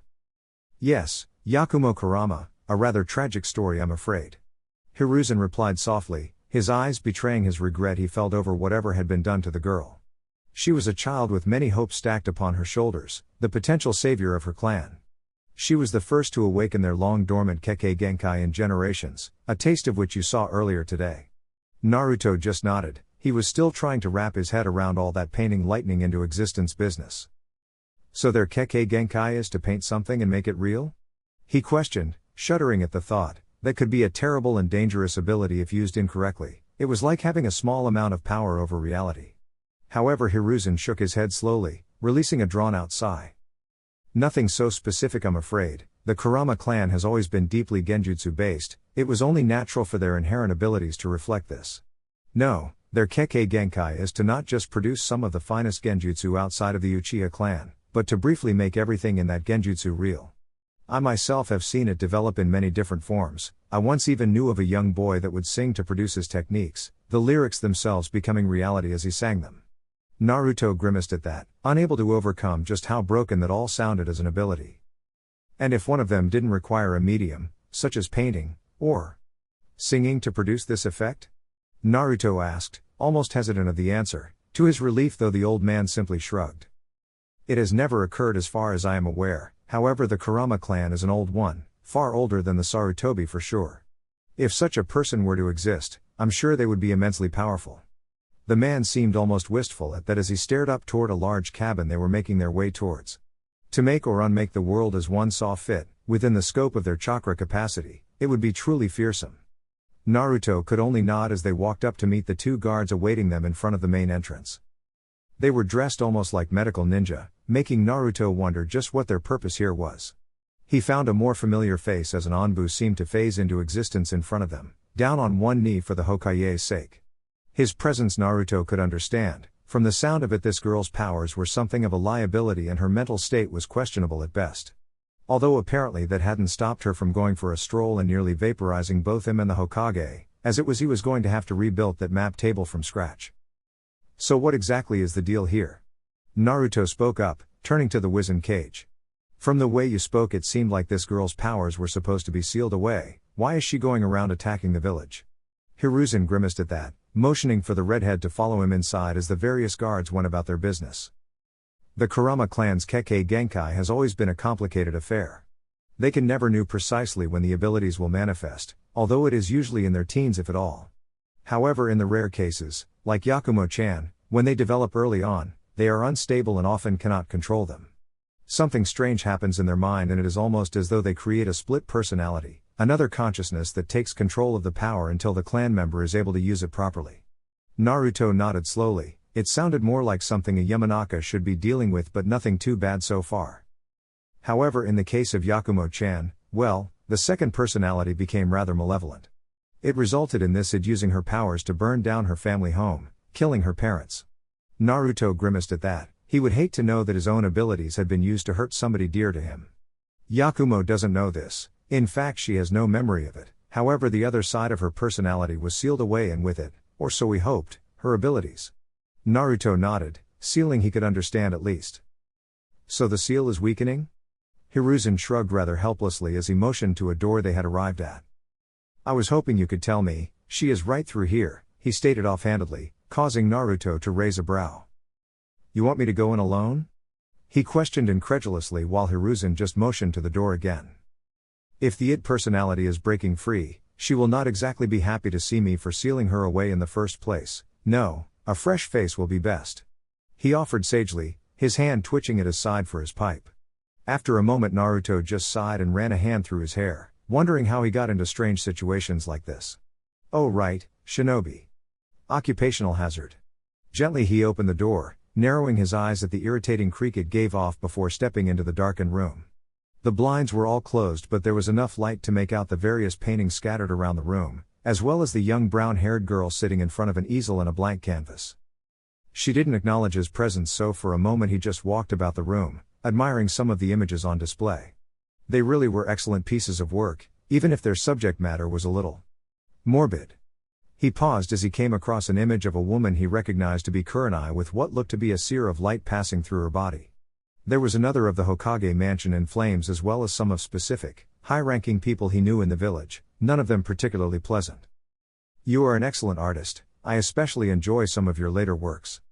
Naruto offered with a small smile as he motioned to the large painting of the Hokage tower being struck by a brilliant bolt of lightning. Who are you? Are you another doctor? Naruto shook his head as he walked back so that he was in front of the girl. She seemed content to stare at the blank canvas. He couldn't help but notice the resigned tone to her voice. It sounded so lifeless and lacking energy. In a moment she reached for a small paint palette and began furiously painting on the blank image, her eyes dead focused. No, I'm a jounin. I thought we could talk a little. He looked at the image she was creating, but it was too early to tell what it was, just abstract colors without any evident purpose. You seem to like painting? He flipped a small ink brush out of his pouch and span it in his hands with a smile, eliciting no reaction from the girl. My father tried to get me into it when I was very young, but I always lacked the patience. Running around was a lot more fun. He grinned as he pulled out a small notebook, his hand blurring as he etched quick but steady lines across its surface. I think I got a little better at it though. He revealed a small ink drawing of Yakumo. It was a little crude, but for having drawn it in a few seconds he thought it was quite nice. The girl didn't even glance around to look at it, making the teen frown as he pocketed both the notebook and the brush. I guess you know why I'm here. Yakumo finally responded to him with a small nod, her eyes never leaving the canvas. You've come to reseal my powers, just like she did. For the first time her eyes left the painting to glance briefly at the picture of Kurenai. Naruto would be talking to her about this later. Naruto could only shrug though, glancing back at the painting again only to glean nothing from it. Maybe, we'll have to see after I examine the seal. Do you know where it is? Without a hint of shame Yakumo shrugged her kimono-like shirt down, revealing a small and intricate seal on her mid-back. A brief glance told Naruto it was likely Jiraiya's work, and he couldn't say the man had done a shoddy job. The problem was that sealing became an abstract art when it came to things like these. Sealing away an object or even chakra? That was straightforward. Sealing away an aspect of a personality or a specific ability? That was a lot trickier. However, even glancing over it briefly, combined with the small pile of notes Hiruzen had provided him on their walk over, Naruto could instantly spot a small error, more in judgment than the actual sealing. For some reason Jiraiya had decided to treat Yakumo and this other personality of hers as separate entities. The human mind was never so black and white. Years of working with more than a few Yamanaka had taught him that much. It would be more efficient to treat them as two fragmented sections of a whole, more complex yes, but better overall. The problem was that after so long of being not only separated, but spiritually forced apart by the seal, He had no idea what would occur if he was to try and force the two entities to merge again. The Hokage had said that the id was there to control Yakumo's powers when she was young. He guessed whether or not this would work depended on whether or not she could control the ability. It would be simple enough to reinforce the seal already present, but that would be more of a patch job. Naruto disliked doing things halfway. In fact, he was a bit of a completionist most of the time, much to Anko's occasional ire. So when Yakumo felt the cold ink begin licking at her skin, she was a little shocked. None of the other doctors had done anything like this. When it was over, she felt no different, at least until a sudden and sharp pain racked her mind, causing her to scream out and collapse from her chair, brush skittering uselessly across the floor. For a while Naruto watched her writhe on the ground, not in pain, but as though she was waging some kind of invisible struggle. Occasionally tears would stream from her eyes and she would cry out in a heart-wrenching tone that made Naruto want to pick her up and reassure her everything was okay. However, she was unconscious, so there was little he could do but wait. Finally she stopped after almost 5 minutes, although for everybody involved it seemed like much longer. She opened her bloodshot eyes slowly, standing up on shaky legs before looking around the room like it was the first time she had seen it. When she spotted Naruto, a number of indecipherable expressions flashed across her features before she finally settled on tears, rushing across the room suddenly and wrapping her arms around him tightly, sobbing loudly into his chest. Shell-shocked from the sudden contact, Naruto just stood there uselessly for a few moments before shakily rubbing her back in what he hoped was a comforting manner. I didn't know. I didn't know, she sobbed, tears staining the front of Naruto's flak jacket as she held onto him tighter. The redhead simply sighed as he rubbed her hair and back, looking down at her with soft eyes. It's okay. He could only assume with the merger of the two personalities that the memories of her burning down her family home had come back to her, as well as the implications of that. He would still recommend she see a Yamanaka for a bit of therapy and to see there was no lasting damage or untoward effects. But he figured at this point his job was done, at least Yakumo would be better off. He didn't notice the Hokage watching from the door, a sad but proud smile on his face as he slowly nodded before leaving, only growing more confident in his decision. Naruto kicked his feet up on his study's desk, leaning back in his swivel chair as he reread the notes he had already made for what felt like the 5th time. Ever since learning about Yakumo, the Kekkei Genkai of the Kurama clan had held his fascination like little else. The idea of creating form out of nothing but chakra was an incredible concept. It would be a brilliant and dangerous tool to wield if properly controlled. Just thinking about it made him giddy, the idea of being able to place a Hiraishin marker wherever he liked, with nothing more than a thought. However, right now that was all the idea was, a thought. A concept and being able to put it into practice were two very different things, and as for right now, Naruto could see little in the way of making it a reality. He just didn't know enough about it to even begin to conceive replicating it through a technique. Not to mention the sheer concentration it would likely take without the right genetics. Still, it was something for him to bat around. He guessed it had something to do with yin chakra, the basis for most genjutsu, as well as techniques such as the Nara clan's shadow style. Ansui had taught them a little about yang and yin chakra, mostly as a thought exercise. Never did he think the information would be this useful. However, even genjutsu users like Kurenai had only a vague concept of yin chakra and its properties, understanding it more through application than in a theoretical sense. That was useless. Naruto needed to understand it if he wanted to reverse engineer it and create something new. This wasn't the type of thing one could simply try at until they got right. It would require a bit more thought and tact. That was why, for the last 5 days, he had spent the majority of his free time outside of training his Jinan in his study, looking through old notes from the archives. You're going to give yourself an aneurysm if you stare at that paper any harder. Anko's voice suddenly cut in, startling the redhead and nearly causing him to fall backwards off his chair. Swiveling around, he caught her standing in the doorway to the office, smirking at his surprised reaction. How did you open the door? He had a ton of seals on that door to stop people disturbing him, even Anko. He liked his alone time occasionally. Anko simply smirked, buffing her nails on her shirt with an imperious expression. Hey, I picked up a few tricks over the years. She replied smugly, only to catch Naruto giving her a deadpan stare. I left the door open by accident, didn't I? He shot back, causing Anko's smirk to devolve into a grin. Yep, she chuckled, sauntering in and plopping herself down on her boyfriend's lap shamelessly. It helped she was clad in little more than an oversized shirt. You've been really absent-minded these last couple days, almost reminds me of when you were learning the Hiraishin. Naruto grimaced and even Anko's eyes turned downwards. They weren't exactly pleasant days, for either of them. Anko watched with intense amusement as Naruto took more than a few calming breaths, his battered and bruised body shaking slightly from a mix between exertion and chakra depletion. He stared so intently at an innocuous little tri-pronged kunai on the other side of the back garden she thought it might simply explode. Slowly, very slowly, he began going through hand seals, less than one might imagine for such a complex technique, but then the Fuinjutsu picked up the slack somewhat. Hiraishin no Jutsu. Naruto called out in a somewhat hoarse, used voice as he vanished in a flash of red. It looked as though a streak of red lightning shot across the clearing, nowhere near fast enough to be the famous instantaneous travel Minato was so famous for. However, it was angled off the kunai slightly, and when Naruto bodily reappeared again his eyes widened. His forward momentum was far too fast to have any chance of him stopping himself, leaving him to slam right into a sturdy tree. Anko burst out into laughter as Naruto slumped back, leaving a vaguely human-shaped imprint in the bark. "Shut up, Anko," Naruto shouted with a little more venom in his words than he had likely intended. "If you aren't going to be of any help, why don't you just get lost?" Anko's eye twitched slightly at that, his lips curling up into a not-so-pleasant grin as she leveled a heated gaze right back at the young redhead. "Hey, don't get pissed at me just because you can't get a jutsu down," she shouted back, only increasing the scathing look on Naruto's features. "It's not just any jutsu, damn it. Why don't you get how important this is to me? You never take anything seriously and it's so damn infuriating." He all but growled, his glare intensifying. "I never take things seriously? What about you, Mr. Everything has to go exactly how I want it. You can't lighten up for even a moment, can you? You know what, I don't need this right now." She snarled back, turning and walking away. Naruto could be so damn irritating lately.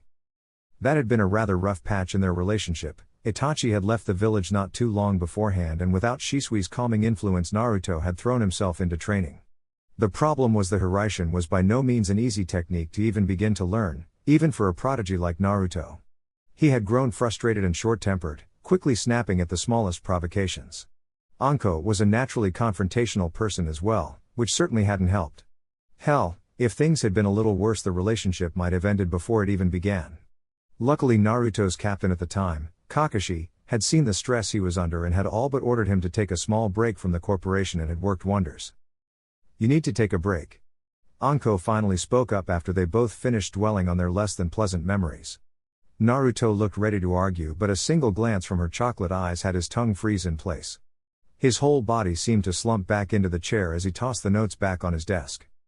"Maybe you're right," he sighed, rubbing at his eyes and rolling his neck. He had been sitting in that chair for a bit too long. "Isn't there something else you could be doing right now?"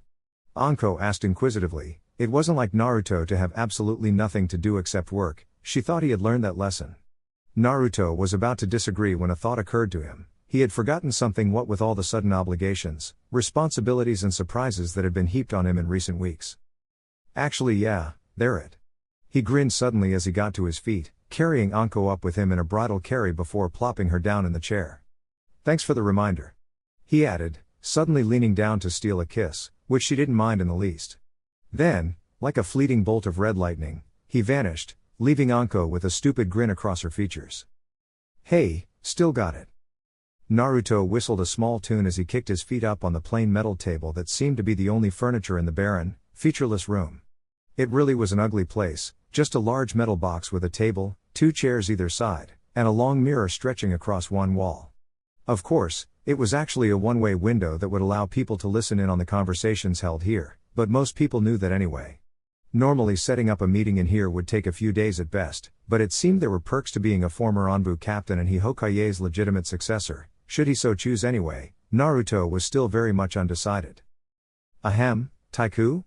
An Anbu Naruto recognized poked her head around the corner of the door, causing the redhead to smile. "Komachi. You really don't need to call me that, you know. In fact, I should be calling you that, seeing as you're the captain right now." Okay, now he was really beginning to understand how annoyed Kakashi must get every time he called the man that. "How are you, settling into the job okay?" The woman nodded quickly, obviously not here for a long chat, as she opened the door wider. "It is fine, the squad gives me a lot of support and your advice is often helpful," she replied, escorting a young red-headed girl into the interrogation room. Any personal effects had been removed, leaving her in a plain gray jumpsuit that the girl had taken the liberty of unzipping almost all the way down to her waist, showing scandalous amounts of flesh without actually revealing anything. Curiously enough, she was also gagged, not exactly a regular occurrence for prisoners, but from the way she was glaring heatedly at everyone in the room, it was obviously for a reason. "It was nice seeing you, Komachi. Stop by for some ramen sometime." The woman gave a small, professional incline of her head before quickly departing the room, leaving Naruto alone with the Oto Kunoichi. "Hello." He started amicably, quickly reaching across the table and swiping the cloth gag out of her mouth. He quickly retracted his hand as the girl tried to bite his fingers, actually growling at him like some kind of feral dog. "The fuck you want, tree shagger? Not content to just leave me alone to rot in my shit in some crappy cell somewhere? Gotta drag me out to this fucking oven, sit me in these chairs that are as comfortable as rusty nails and talk on and on about your pansy-ass problems like some damn." The girl suddenly stopped, her eyes going wide as Naruto swiftly reached across the table and flickered her in the forehead like a parent scolding a naughty child. "Language. Now, I thought we could start with a name. From the reports, you've been pretty uncooperative with the interrogators, and I don't want to have to call you Otogaku or Kunoichi for this entire conversation. It's a mouthful." The girl quickly recovered and sent an ugly sneer his way. "Yeah, I bet you know all about mouthfuls, you ass-licking queer. You can take your name and shove it up your pansy. Ow, would you stop fucking doing that?" The girl cried as she held her hands up to her forehead, glaring at Naruto with intense irritation. The flicks didn't even hurt, they were just incredibly annoying. However, she was only met with another flick. She couldn't even react in time because Naruto was too fast. "Fucking hell, stop, another flick. Ah, you piece of shit, another flick. Kami, damn it, you ass, another flick. I will kill you, motherfucker, another flick." The girl's forehead was starting to look a little red at this point. "Okay, fine. Fine. I'll stop fucking swearing, you, another flick. Oh, come on, I was even covering my forehead that time." Naruto leaned forward before pausing, his fingers an inch away from the girl's face before blinking and leaning back, earning a sigh of relief from her. "Good, I'm glad we got that sorted." The scathing look he got from the girl could have melted iron. "So what the hell do you want, you?" The girl trailed off as she saw Naruto's eyebrow raise and his fingers twitch subtly. "So what do you want?" Naruto just smiled congenially and kicked his feet up on the table again, surprising the girl with his causal attitude. None of the interrogators had been like this. "I thought we could talk. Like I said, how about we start with a name? I'm Naruto." The girl scoffed loudly and crossed her arms under her chest. "Why should I tell you anything? And yeah, I already know who you are. You're the dick that tackled me off the roof. Orochimaru told us about you." She winced, having realized she swore only to notice Naruto hadn't flickered her this time, just looking ahead thoughtfully. "And what did Snake Face have to say about little old me?" he asked with a slightly amused grin, crossing his hands behind his head lazily. The girl narrowed her eyes at the lackadaisical gesture, shuffling on her seat uncomfortably.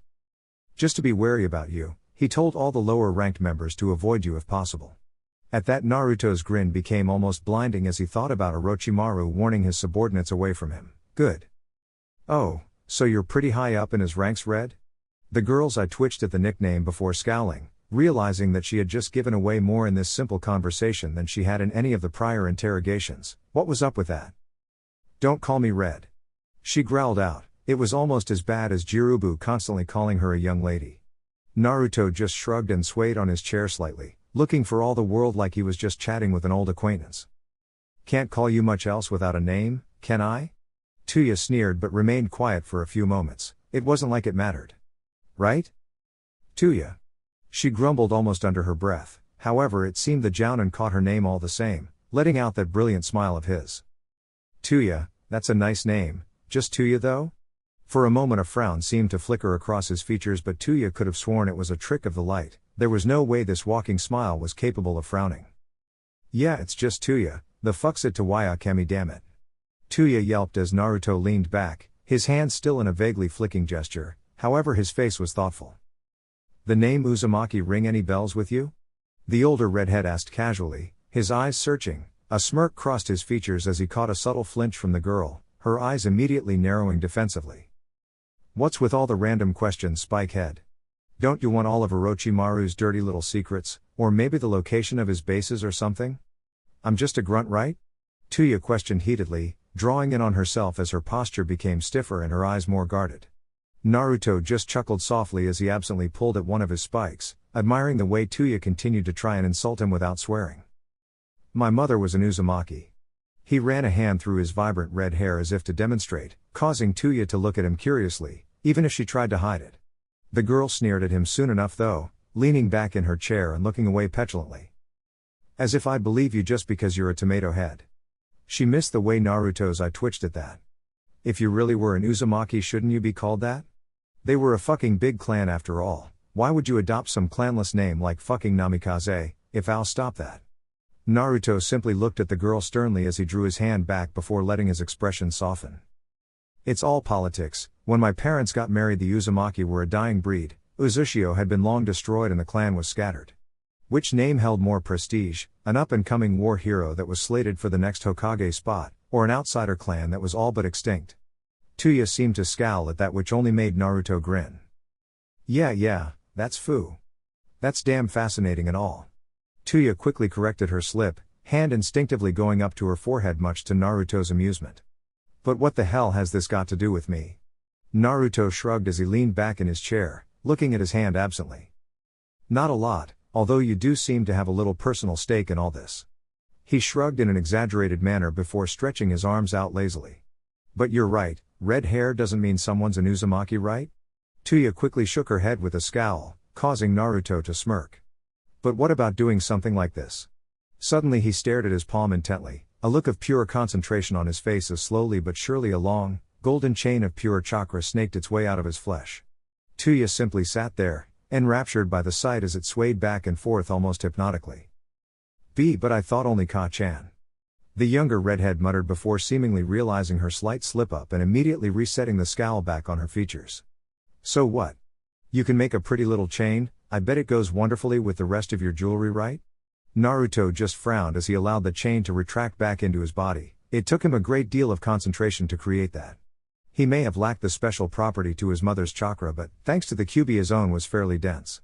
It was useless in combat what with the exertion and difficulty, but it was nice to have that connection to his mother. There's no need to hide the fact you're an Uzumaki, Tuya. If it's the case, then we're family. At that, Tuya scoffed, snarling at the older redhead venomously. Like it fucking matters. Surprisingly, Naruto didn't flick her this time, simply allowing her to continue. We're as much family as I am to that shitty Anbu that just hauled me in here. I don't know you, you don't know me. I'm from Oto and you're a tree shagger. You work for the Hokage and I work for Orochimaru. We're nothing alike and never will be. She finished, breathing a little heavier from her sudden venting tirade before sitting back in her chair and crossing her arms. I think I'd rather be back in the fucking cell. This time when Naruto flicked her, it was half-hearted at best and Tuya didn't even cry out in annoyance. I don't think so. Naruto finally spoke up in a quieter voice than he used before. Just because I didn't know you existed doesn't mean we weren't family. Tuya just huffed and continued glaring down at the table. At that moment though, anything else they might have talked about was interrupted as Komachi walked through the door of the interrogation room. Naruto Taiku, the Hokage needs to speak with you. It's about the tracking seal on that Guren woman. At that, Tuya's ears perked up, but she said nothing and Naruto quickly dismissed his former subordinate, walking towards the door after her. He thought better of it though and paused in the doorway. Konoha is quite lenient with its prisoners. If you're cooperative, you could even be released into the village under the custody of a Jounin-ranked shinobi for a parole period. When Tuya didn't look up, Naruto frowned. Just think on it. It was nice meeting you, cousin. And with that, Naruto walked out, leaving Tuya blinking in surprise at what he called her. However, by the time an Anbu walked back in to escort her back to her cell, her usual scowl was back in place, hiding the cogs turning furiously in her mind. Chapter 25, Same Old Family. The kunai made a distinct thud noise as it embedded into the deformed head of one of Orochimaru's many test subjects. They weren't particularly fast, or even all that smart, but they were certainly resilient if nothing else. All of them bore either mottled, darkened skin or some kind of black tattoo-like pattern across their body, and Naruto could easily see that these were some kind of curse seal rejects. Those that didn't die from the Junjutsu's influence, but didn't necessarily benefit from it wither. In any case, they were mindless, mutilated creatures that Naruto felt little remorse in putting out of their misery. He and the other shinobi that were with him were forced to fight these deformed creatures because of Orochimaru. Why else? They had tracked him to a large underground base that seemed to be some combination of a lab and a training facility. Of course, one of the less experienced Jounin Naruto had brought with him had managed to set up some kind of security measure, tipping Orochimaru off to their presence. He had fled along with his personal, but not before leaving the invading force a little gift. As Naruto swiftly used his short tanto to remove the head of one of these gifts, he couldn't help but curse the snake Sanin out in his head. Now he would know they had some way to track them. It would only be a matter of time before he found the seal on Guren. The pale snake wasn't exactly a seal master, but he would know enough to remove such a rudimentary tag, that, or he would simply kill Guren for the trouble. It was hard to tell how that man, if he could be called as such anymore, thought. He flashed across the room and neatly bisected another of the monstrosities, the light leaving the creature's twisted, black sclerat eyes before it even knew it had been struck. With a flick of his blade to remove the blood and a quick glance around, he confirmed that this room had been cleared. He had ordered each and every test subject killed. It was harsh, but there was no humanity left inside these people now. They had given in to the corrupting influence of the twisted Senjutsu chakra within the seals, its power warping and deforming their bodies and minds irrevocably. Right now they were simply a threat if they were allowed to be let loose on the surrounding area. Namikaze-san, the floor is clear. An Anbu, one of the few the Hokage had authorized to accompany him on the mission, appeared behind him to quickly inform him. Naruto waved congenially as he quickly resheathed his blade in a smooth motion Yugao would have been proud of. "Call me Naruto. How are the other floors doing?" he asked, already moving through the elaborate but routinely confusing corridors all Orochimaru's hideouts were composed of. The top 3 floors have all been similarly cleared, the operatives and Jounin moving to the lower floors to aid the others. A group of test subjects have managed to barricade themselves in a surgery room on the floor below, however the shinobi down there already are capable enough to handle them. Nordo nodded at that. Most of these people were civilians before their transformation. Their power was really only that of a talented Genin at best, and mostly because of their tenacity. However, the squad on the lowest floor has encountered a small problem. The blonde's eyebrow rose slightly, wondering what kind of problem was enough to trouble nearly an entire squad of Anbu. "What do you mean?"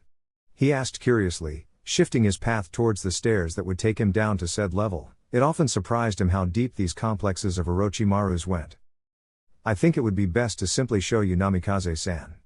Naruto blinked the evasive answer, surprised at the hint of embarrassment he thought he might have heard in the young operative's voice. However, he deferred to the white mask, letting the sandy-haired man lead him to the aforementioned problem. Imagine his surprise then when it turned out the so-called problem was in fact nothing more than a young girl that couldn't be older than 7. Of course, there was the fact that the girl seemed to be able to move at inhuman speeds, even for shinobi, causing her to appear as nothing more than a grayish blur. In the brief glimpses from when she would pause or turn, Naruto could easily see her tattered, gray clothing that revealed her as a prisoner. Obviously the curse seal rejects weren't the only ones Orochimaru had released as he fled. "Stay away from me!" the young girl screamed as she dived beneath another unsuccessful attempt to catch her from an Anbu agent that seemed way out of his depth. The girl was fast, very fast, faster than should have ever been possible for somebody so young. It was incredible. Naruto was captivated where he stood. His eyes, used to his own speeds when moving, were able to pick her out even as she moved, and he could see every muscle flex and relax as she did so. Her movements were perfect, almost intrinsically using technique Naruto had spent years mastering to move so quickly. Before he even knew what he was doing, Naruto flashed forward, a smile on his lips. The Anbu saw nothing more than 2 blurs, one gray and one red, and it was over in a mere moment. However, in that moment more was happening than they might have believed. The girl was not as fast as Naruto was. He would have been relatively insulted and shocked if she was. However, that didn't mean she was slow. No, to them it was as though everything around them was moving painfully slow, almost as if the air had the consistency of treacle. He met her in the middle of the room, catching her arm as she turned away from another Anbu diving to catch her in futility. Her head snapped around, eyes widened in shock as she finally met the eyes of somebody that could see her, really see her. Naruto gave her a smile that must have lasted a fraction of a second, except to them it was long, drawn out and genuine. Tears immediately bristled in the young girl's eyes, and in that moment, with them moving at the same speed, Naruto got a better look at her.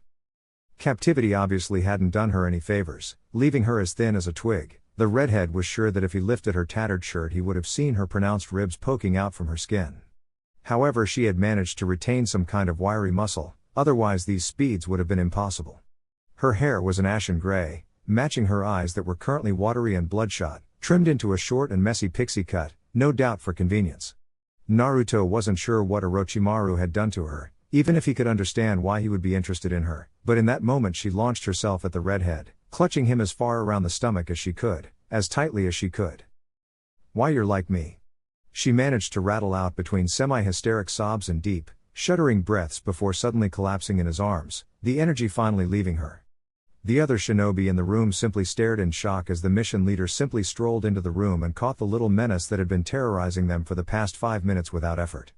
A few grumbled about the unfairness of such speed, but Naruto tuned them out as he lifted the frail girl into a more comfortable position. She seemed to naturally move towards the warmth and quickly buried her face in the Jounin's chest, causing the redhead to smile softly before looking up. "Are we done here?" Naruto only half paid attention to the flickering flames in front of him, a small campfire they had set up on their way back to Konoha. It had gotten late and it had been a trying day for many of them. There had been a lot of cursed seal rejects to take care of and a few of the younger Jounin were positively exhausted. Naruto couldn't exactly say he was in top condition either, but that was mostly because he was worried about the small bundle huddled up next to him, practically drowning in the thick blanket he had wrapped her in. The girl was so thin and frail, her skin pale almost to the point of translucence, that Naruto thought she might simply stop breathing if he left her alone too long. His fears proved unfounded though as the small bundle stirred at his side, a small mop of untidy gray hair popping out of the blanket. Naruto smiled sadly as he saw her look around in confusion for a moment. He had a feeling that hair was supposed to be a glistening silver, not the dull gray it had become in captivity. The girl glanced around with growing fear before her stormy eyes finally rested on the familiar red hair of the Jounin sitting next to her. "Why you?" She seemed to struggle with her words, whether out of shock or because she hadn't been taught properly Naruto couldn't say. He had no idea how long she had been kept in that base and she was already so young. "We're outside?" The girl said in wonderment as she finally looked up, her wide eyes taking in the starry night sky as if each brightly glowing speck was a piece of gold. Naruto nodded slowly, not wanting to do anything to startle or frighten the girl. "Yeah, you're outside, it's over now, you're free." He spoke softly, almost a whisper, both for the benefit of the girl and the still sleeping shinobi around the clearing. The girl didn't quite seem to believe him, just staring up at the sky like it would vanish if she looked away. Finally, though, she tilted her head down, yet still managed to look up at him with wide gray eyes that had seen far too much. "Are you from the clan?" Naruto blinked at that but quickly reaffirmed his features and slowly shook his head with a frown. "No. I'm a Jounin from Konoha." "What clan do you mean?" The girl's eyes only got wider as she seemed to shrink away from the redhead, huddling into the blankets like they would protect her from everything. Suddenly she didn't seem quite as comfortable in his presence as before. But you moved so fast, I thought." Naruto's eyebrows nearly disappeared into his hairline. Was there a clan out there that could move at his speeds? Perhaps a Kekkei Genkai of some sort. The thought simultaneously managed to excite and frustrate him. Where had these people been all his life and why hadn't he found out about them sooner? However, his focus was soon drawn back to the girl as she shuffled away from him, her eyes not only showing her discomfort, but also the first traces of fear. But if you're not, then I can't go back now." They said they were shinobi too. However, before the girl could try and make a dash for it, entirely possible with her improbable speeds, Naruto flashed forward a few inches, wrapping his arms around the small girl and quietly shushing her. "It's okay. It's okay. I may not be your family, but I promise you nothing is going to hurt you now. That man will never get you again." The girl froze in his grasp, her eyes widening immensely for a split second before her entire body seemed to go limp at once, previously unshed tear now freely pouring down her pale cheeks. Naruto simply held her as he allowed her to cry all her pains and frustration out into his chest, painfully reminded of when he would do the same with his mother after getting hurt in training or accidentally hurting himself. Really?" The girl finally managed, breaking herself away from him slightly, but not so far that she couldn't feel his warmth radiating into her. Naruto just nodded, keeping a hand on her back rubbing small, comforting circles. "Yeah, you're safe now, I promise." He leaned back and smiled down at her, gently wiping away the few tears that still clung to her cheeks. "And I keep my promises, okay?"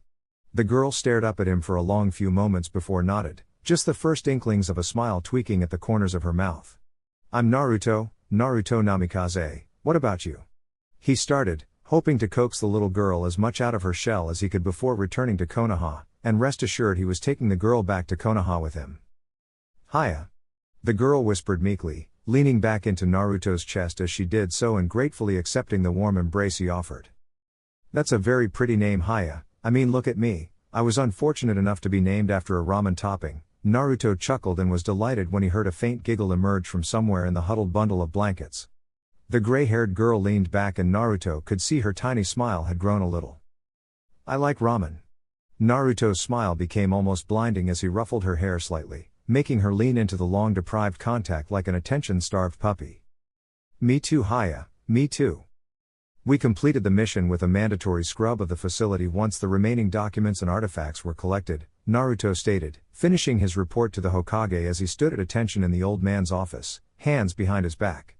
Hiruzen was now firmly reinstated as Hokage, his injury having healed sufficiently to allow him back to his duties. It took a large burden off of Naruto's shoulders for now, giving him a lot more tone to actually consider the old man's offer more thoroughly. Sarutobi himself nodded slowly at the report, absorbing everything and filing it all away somewhere in the head that had made him famous as the professor. Good, it is a shame Orochimaru was able to slip away from us this time, but not entirely unexpected. My student has always been exceptionally good at running away when the situation calls for it. For a moment the usually strong Kage let his age shine through his weary eyes for a moment as he released a stifled sigh. They all are, he murmured, more to himself than Naruto or the Anbu captain at his side that was reporting the operative side of the mission. However, he quickly got over himself and gave a kindly smile down at the frail girl desperately trying to hide herself behind Naruto's legs. And who might you be, young one? Hiruzen offered with a kindly smile that could only properly be described as grandfatherly. Haya just shrank back even further, a small whimper emerging from her throat as she looked up at Naruto searchingly. She had been incredibly shy ever since they had walked through Konoha's gates. It was painfully obvious she wasn't used to seeing so many people. Naruto did his best to comfort her, offering a small nod towards the aged man, and it seemed to help somewhat. Haya. Her bit done, the girl quickly darted back behind the redhead's legs, causing both Naruto and the Hokage to smile, at least until the older man looked up at Naruto questioningly. We found her within Orochimaru's base, a prisoner most likely, or a test subject.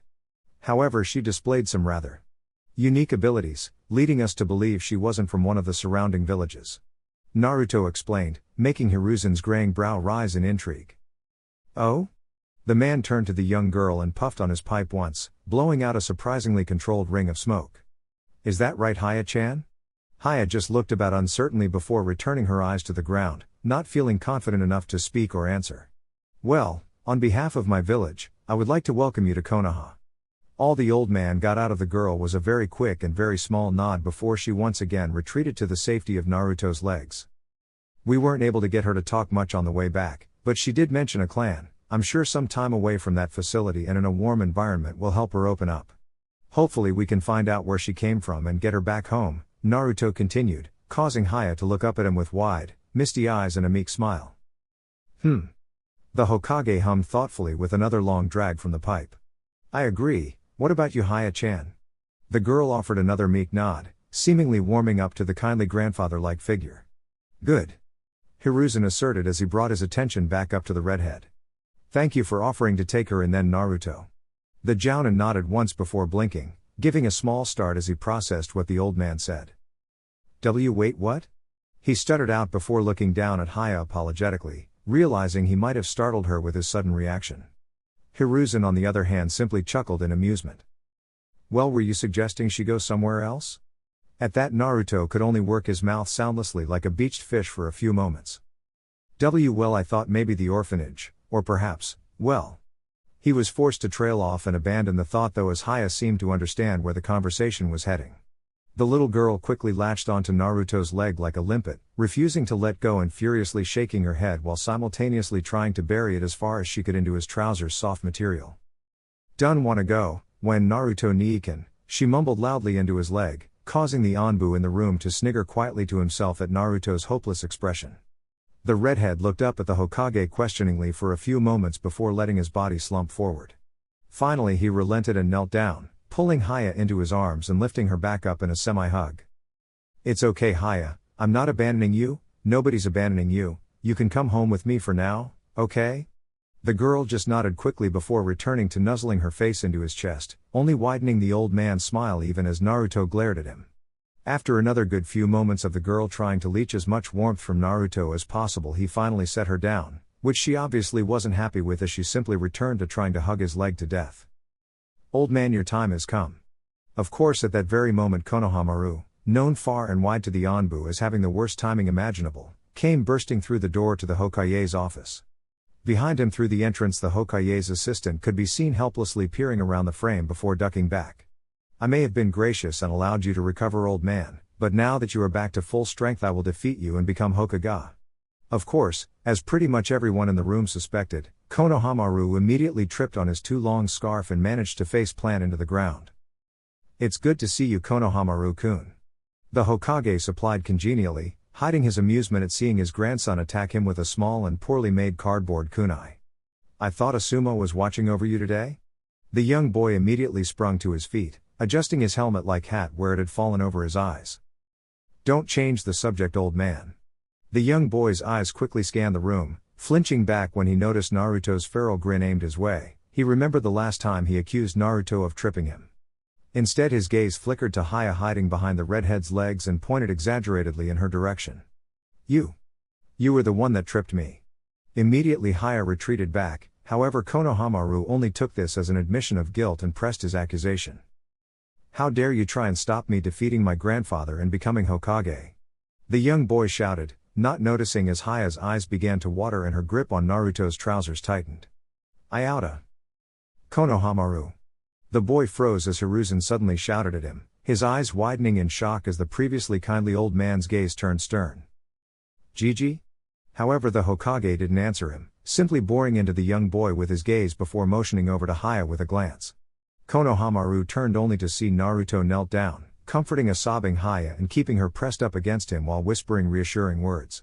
Konohamaru wasn't one to be often confronted by a crying girl, however under the harsh gaze of his grandfather he acted accordingly, at least as far as a 9-year-old could. I'm sorry. He quickly blurted out, rubbing the back of his head sheepishly as he stared down at his feet. Haya peeked out from the safety of Naruto's arms and stared at Konohamaru for a few moments, seemingly realizing that he had just been stupid and not actually meant what he said. Her previously nervous expression turned into a half-hearted glare. Stupid. She managed meekly, causing Naruto to grin as he was possibly the only one to hear it. Konohamaru simply blinked and shuffled a bit further forward, still looking awkward. What? Haya shuffled a bit in Naruto's arms until she was facing the boy properly, still glaring lightly. Your name is too long, it's stupid. She muttered, despite Naruto giving her water on the trip back her voice was still hoarse from long disuse. Konohamaru just froze in place as the adults around him chuckled in amusement before going red with embarrassment. Hey. Gigi, did you hear what she said to me? He whirled around and pointed at Haya again, his previous behavior forgotten in a moment. Don't you know who I am? Haya quickly nodded, allowing Konohamaru to adopt a smug expression, awaiting her apology. Bakamaru. Haya weakly shot back, snuggling right back into Naruto's arms as Konohamaru went bright red again. Can we go, Niikin, please? She pleaded with wide, stormy eyes that reminded Naruto an awful lot of Anko when she was begging for Dengo. Naruto looked up at the Hokage questioningly and got a quick nod in return. It's okay, Naruto, I'm sure Kuma can finish up here, go on. The Hokage offered, answering his unvoiced question. The redhead gave a curt nod, whispered to Haya to hold on tight and quickly vanish in a flash of red, leaving a similarly colored Konohamaru still steaming in the middle of the room. However, before he could storm out and try to find the mystery girl that had insulted him, he heard an ominous cough behind him as the old man cleared his throat. Konohamaru, said boy could only gulp as he turned back to see the suspiciously neutral gaze of his grandfather. When Naruto and Haya reappeared, it was at his house, however Haya didn't even seem to notice as she was staring at Naruto with wide, shocked eyes. Fast. She stared up at Naruto searchingly, tugging on one of his messy red bangs experimentally. You sure you're not from the clan? She asked quietly, off-filling her voice with something other than nervousness for once. Naruto just smiled and ruffled her hair playfully. I'm afraid not. But you know, if you could tell me a little about your clan, it would be a whole lot easier to get you back home. Naruto offered hopefully, only to be interrupted as Anko hopped down the stairs, naturally clad in nothing more than an oversized t-shirt. Hey Naruto, I thought I heard you. Who's the tyke? The Violette asked in confusion as she jumped the last couple steps, titling her head at Haya questioningly. The girl shrank away from the strange new lady, but Naruto stayed behind her, placing a comforting hand on the girl's shoulder. It's okay Haya, this is Anko, someone very special to me. He missed the faint hints of a blush tracing Anko's cheeks as he tossed that out so casually. She had schooled herself by the time he looked back up at her. Anko, this is Haya, a girl we rescued from one of his facilities. She'll be staying with us for a little while, okay? However, it didn't even seem like he needed to continue, In a flash Anko was across the room and kneeling down in front of Haya with a warm smile. "Hey there Haya, I'm Anko, but you just go ahead and call me Nichin, okay? We have a lot in common, you know, I can already tell." Naruto blinked at the warmth and sincerity in Anko's voice. To be honest, he hadn't been sure just what to expect from his girlfriend, but this. He hadn't expected this at all. Haya, surprisingly, seemed to accept the sincerity the older woman offered, giving a small but real smile as Anko reached forward and pulled the girl into her arms. There were a few awkward seconds for the younger girl, but eventually she just gave into the warmth of the contact, resting her head against Anko's chest and smiling serenely for the first time since Naruto had found her. "Okay Nichin," she mumbled, causing Anko to grin up at Naruto from where she was crouched. She mouthed something like "what's her deal" to the redhead, who just held up his hands and made a running motion over his palm, mouthing fast right back to her. Anko's grin returned as she let out a silent but exaggerated sigh. Naturally, Naruto of all people had to find the unnaturally fast girl. "Well, come on then Haya-chan, I'm betting you want a bath right now." Anko stood back up, bringing Haya up with her with a sweeping motion and allowing the girl to straddle her waist as she turned towards the stairs. "Phew. You're light, you know that? Don't worry, a few days with the ramen freak over there and it'll get sorted right fast." Naruto finally snapped out of his surprise to shout indignantly, only to get a chuckle from Anko and, surprisingly, a small giggle from Haya herself. "His name is a topping," the girl exclaimed with more enthusiasm than Naruto thought she had in her. Of course, it only made Anko's grin grow. "I know, it's silly, isn't it?" Anko agreed, sending a pointed look over at Naruto, who by now had gotten over his shock and had caught on. "Says the woman whose name is something you put on Dengo." However, Anko's grin remained exactly how it was, letting go of Haya to make a wide, sweeping motion with her hand. "Of course, what better name could there be for me? Dengo is the food of the gods after all," she exclaimed brightly, earning another small giggle from the girl in her arms, a happy but subdued smile spreading across her lips as she leaned back into Anko's chest. "Thanks Nichin, Niazan. Thank you." The day's events finally seemed to catch up to the girl as she slowly drifted into sleep, resting there against Anko's bosom. Naruto followed the two upstairs all the way to the bathroom door. "That was something," he offered lamely, still not quite sure what to make of Anko's sudden compassionate side. She rarely warmed up to anybody so quickly. "What can I say, I'm just awesome and even the kiddies know it." She shot back with a smirk as she pushed open the door with her rear, however her expression quickly turned somber as she ran a hand through Haya's ashen hair. "I know a little of what she's feeling at least, he's touched both our lives for the worst." The sudden mood drop passed soon enough though, as she managed to find a smile somewhere inside her, turning it on Naruto like a weapon. "Of course you would find her, wouldn't you?" Naruto just gave a sheepish chuckle before becoming a little more serious. "You are okay with this, right?" He motioned with his head to the girl now napping in her arms. Anko just grinned in her usual cavalier way, her chest puffing up proudly. "Who do you think I am?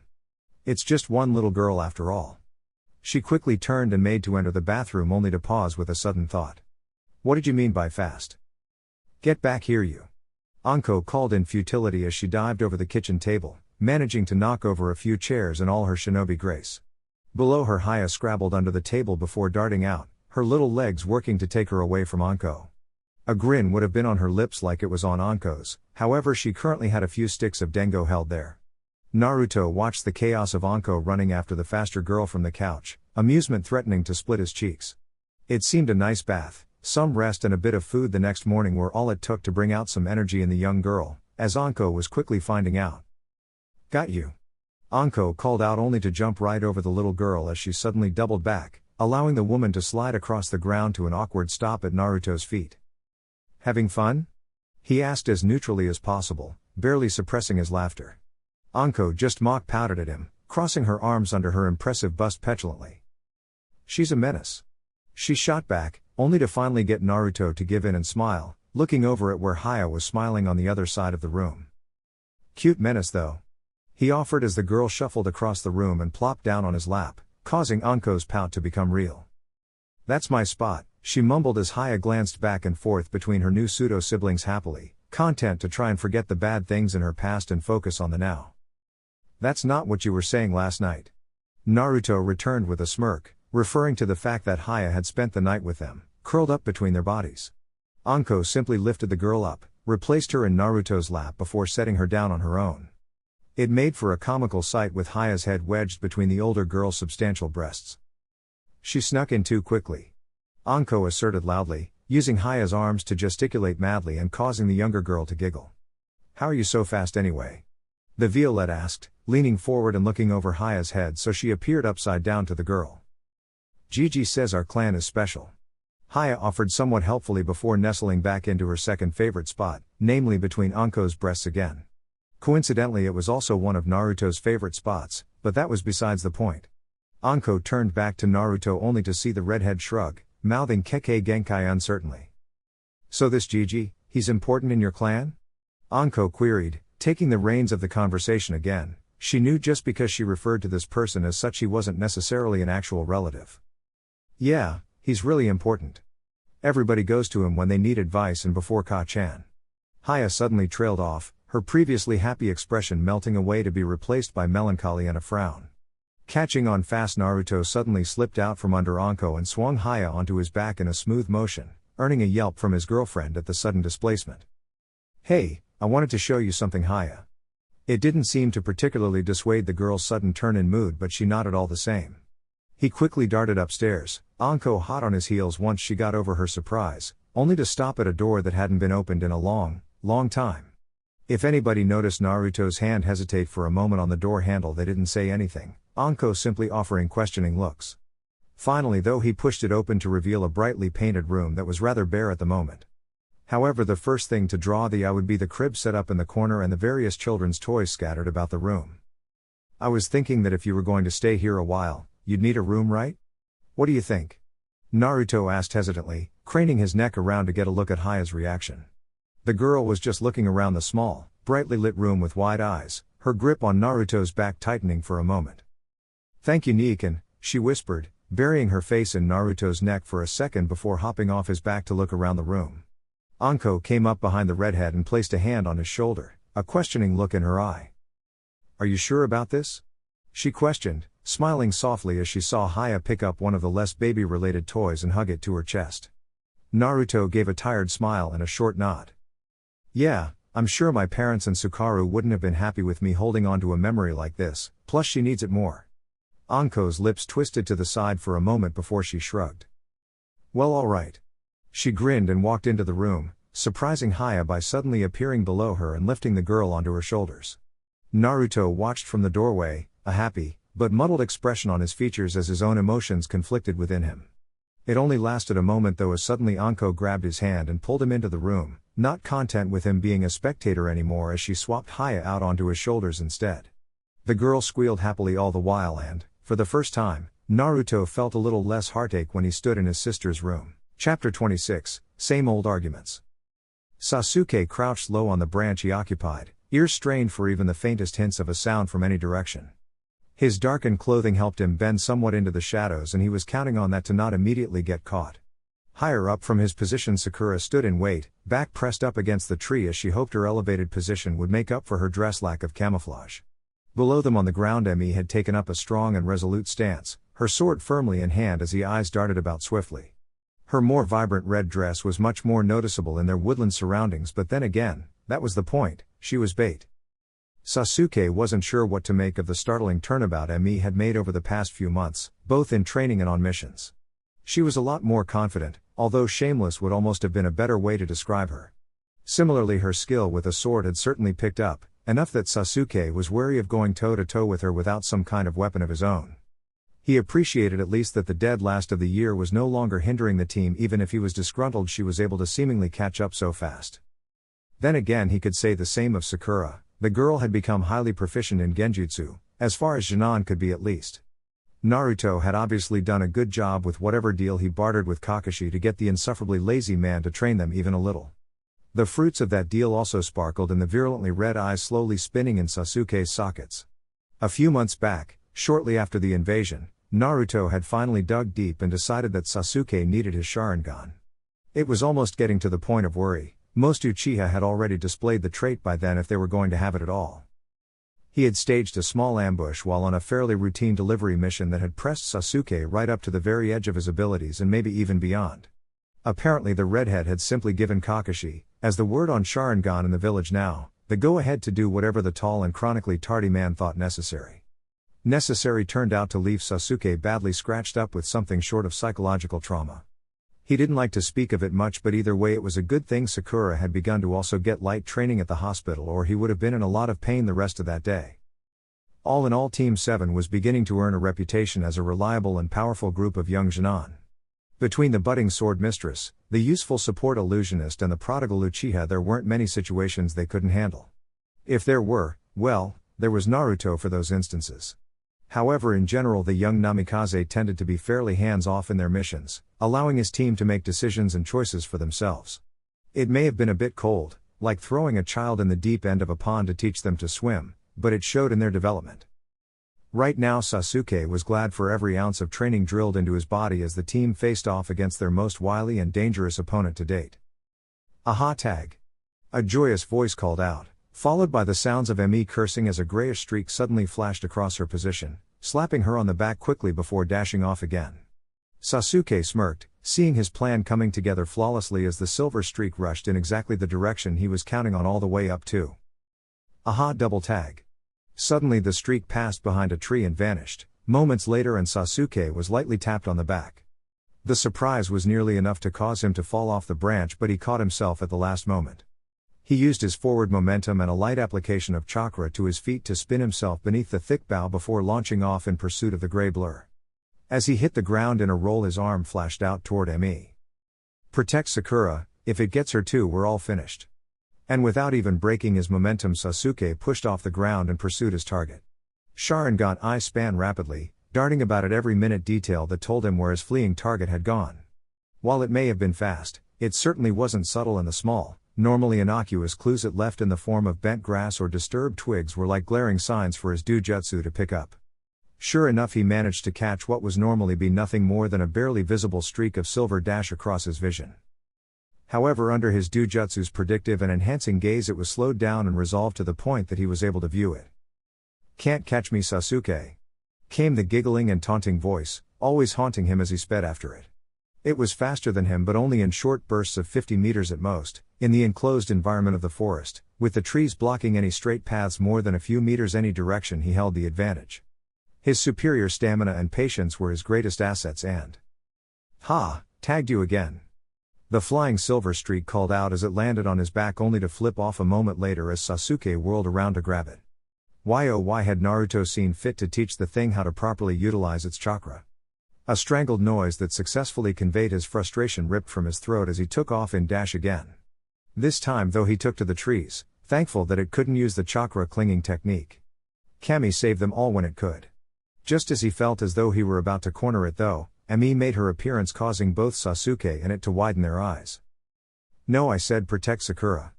The dark-haired Uchiha called out in futility as his Sharingan eyes were able to capture in perfect detail as it suddenly diverted course. The impossibly fast streak practically bounced off tree trunks, using its momentum instead of any formal technique to ascend to the canopy. Sakura's eyes could only widen in surprise as she saw the gray blur suddenly go straight for her. It was only moments away from tagging her on the head when suddenly a second Emi seemed to appear from nowhere, clinging to the trunk above the pinkette's head as both girls smirked simultaneously. "Gotcha!" Emi called out as Sasuke's previous frustration turned into pure satisfaction as he was able to watch its expression change, to one of surprise and then fear, in blissful slow motion. His Sharingan saved every moment like a video to be played back. The silvery blur was tackled out of the air and everything was brought to a stop as Emi wrestled with it momentarily on the ground. "Ah, bad Nichin. Bad." Haya's voice proclaimed amidst Amy's struggling grunts, the dust settling enough to reveal the little girl held firmly in Amy's grip, squirming and writhing with everything she had to be free. If Emi hadn't been holding her sword across the girl's chest, blunt side of course, she would likely have escaped by now, Sasuke knew from experience. A moment later though and Haya finally went still, the typical huffy expression of a child denied their fun on her pouting features as the young girl crossed her arms over her chest. "Hey, how come Haya-chan calls Emi Nichin and not me?" Sakura asked as she descended from the treetop, her own pout in place as both Emi and Haya looked up at the girl owlishly. Nobody really expected the question. "That's Sakura," came Naruto's mirth-filled voice as the older teen suddenly flashed into the clearing. "Is because Emi is around the house almost every day." The redhead sent an amused look the Violet's way only to have Emi stare right back unashamedly. Naruto could only sigh at his waylaid pupil. Yeah, Anko's got her claws in you deep. Where did my bashful little student go that could only just lift her sword? Naruto sighed wistfully in an exaggerated manner, at least until the melancholic effect was ruined by Haya suddenly dashing out of Amy's grip and scrabbling up his back to proudly sit on his shoulders. He chuckled as she grabbed two of his long red spikes, using them like handlebars to stay up and almost giving Naruto the appearance of having horns. Ah, in any case, good job you guys, it only took you 22 minutes to catch her this time. I think that's a new record. He nodded at each of them in turn, getting happy expressions from his two little kunoichi and a huff from Sasuke. She's worse than Tora. The dark-haired Uchiha mumbled under his breath, only to be ignored by their sensei. That was an excellent strategy, great genjutsu work hiding Emi like that, Sakura. I see you got over the little problem you were having with Haya-chan then? Naruto asked, looking toward his aspiring medic. The pinkette gave an excited nod in response. The problem she had been having with people like Haya was that some genjutsu just didn't work on her. The little girl's mind just seemed to work faster than everybody else's, which meant her perception of the world was different to others. Only Naruto could really understand, but even his hyperspeed awareness wasn't permanent. When Sakura tried to place the girl under an illusion, even as ill-developed as Haya's skills were, which Naruto was rectifying, she could instantly tell the difference. It was because Sakura only had her own perception as reference. It was the same reason most Sharingan and Byakugan users were similarly immune. People just couldn't understand what they saw. However, if Sakura were to place an illusion on an area instead of directly on an opponent, then it didn't matter what they were seeing or how fast, it would affect everybody equally.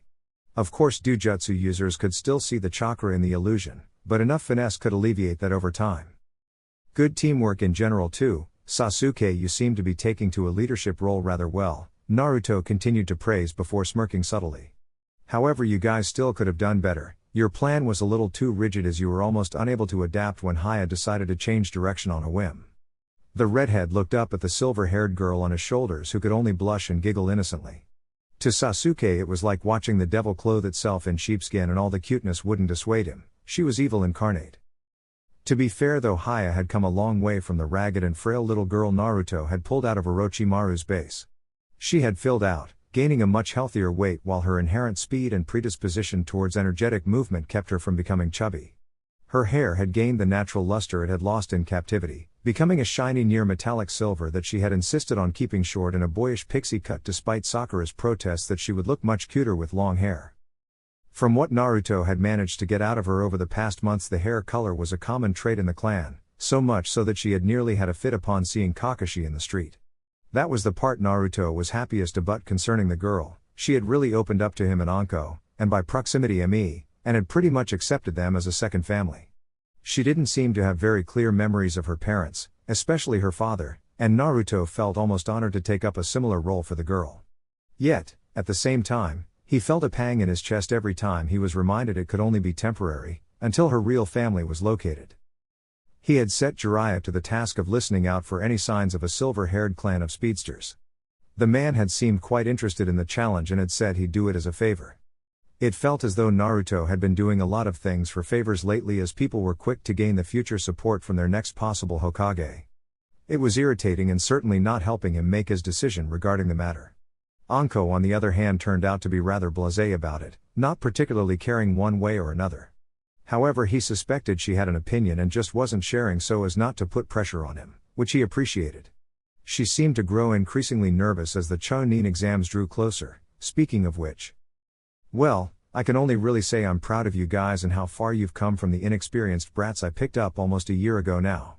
It certainly didn't feel that long, really the time had flew by. But I'm guessing you three have realized what I'm going to say already. He gave a pointed look at Sasuke, only for the Uchiha to finally take his half-hearted glare off of Haya and smirk at him. The Chunin exams are in a week. Sasuke intoned as emotionlessly as he could, but failed to completely suppress his excitement.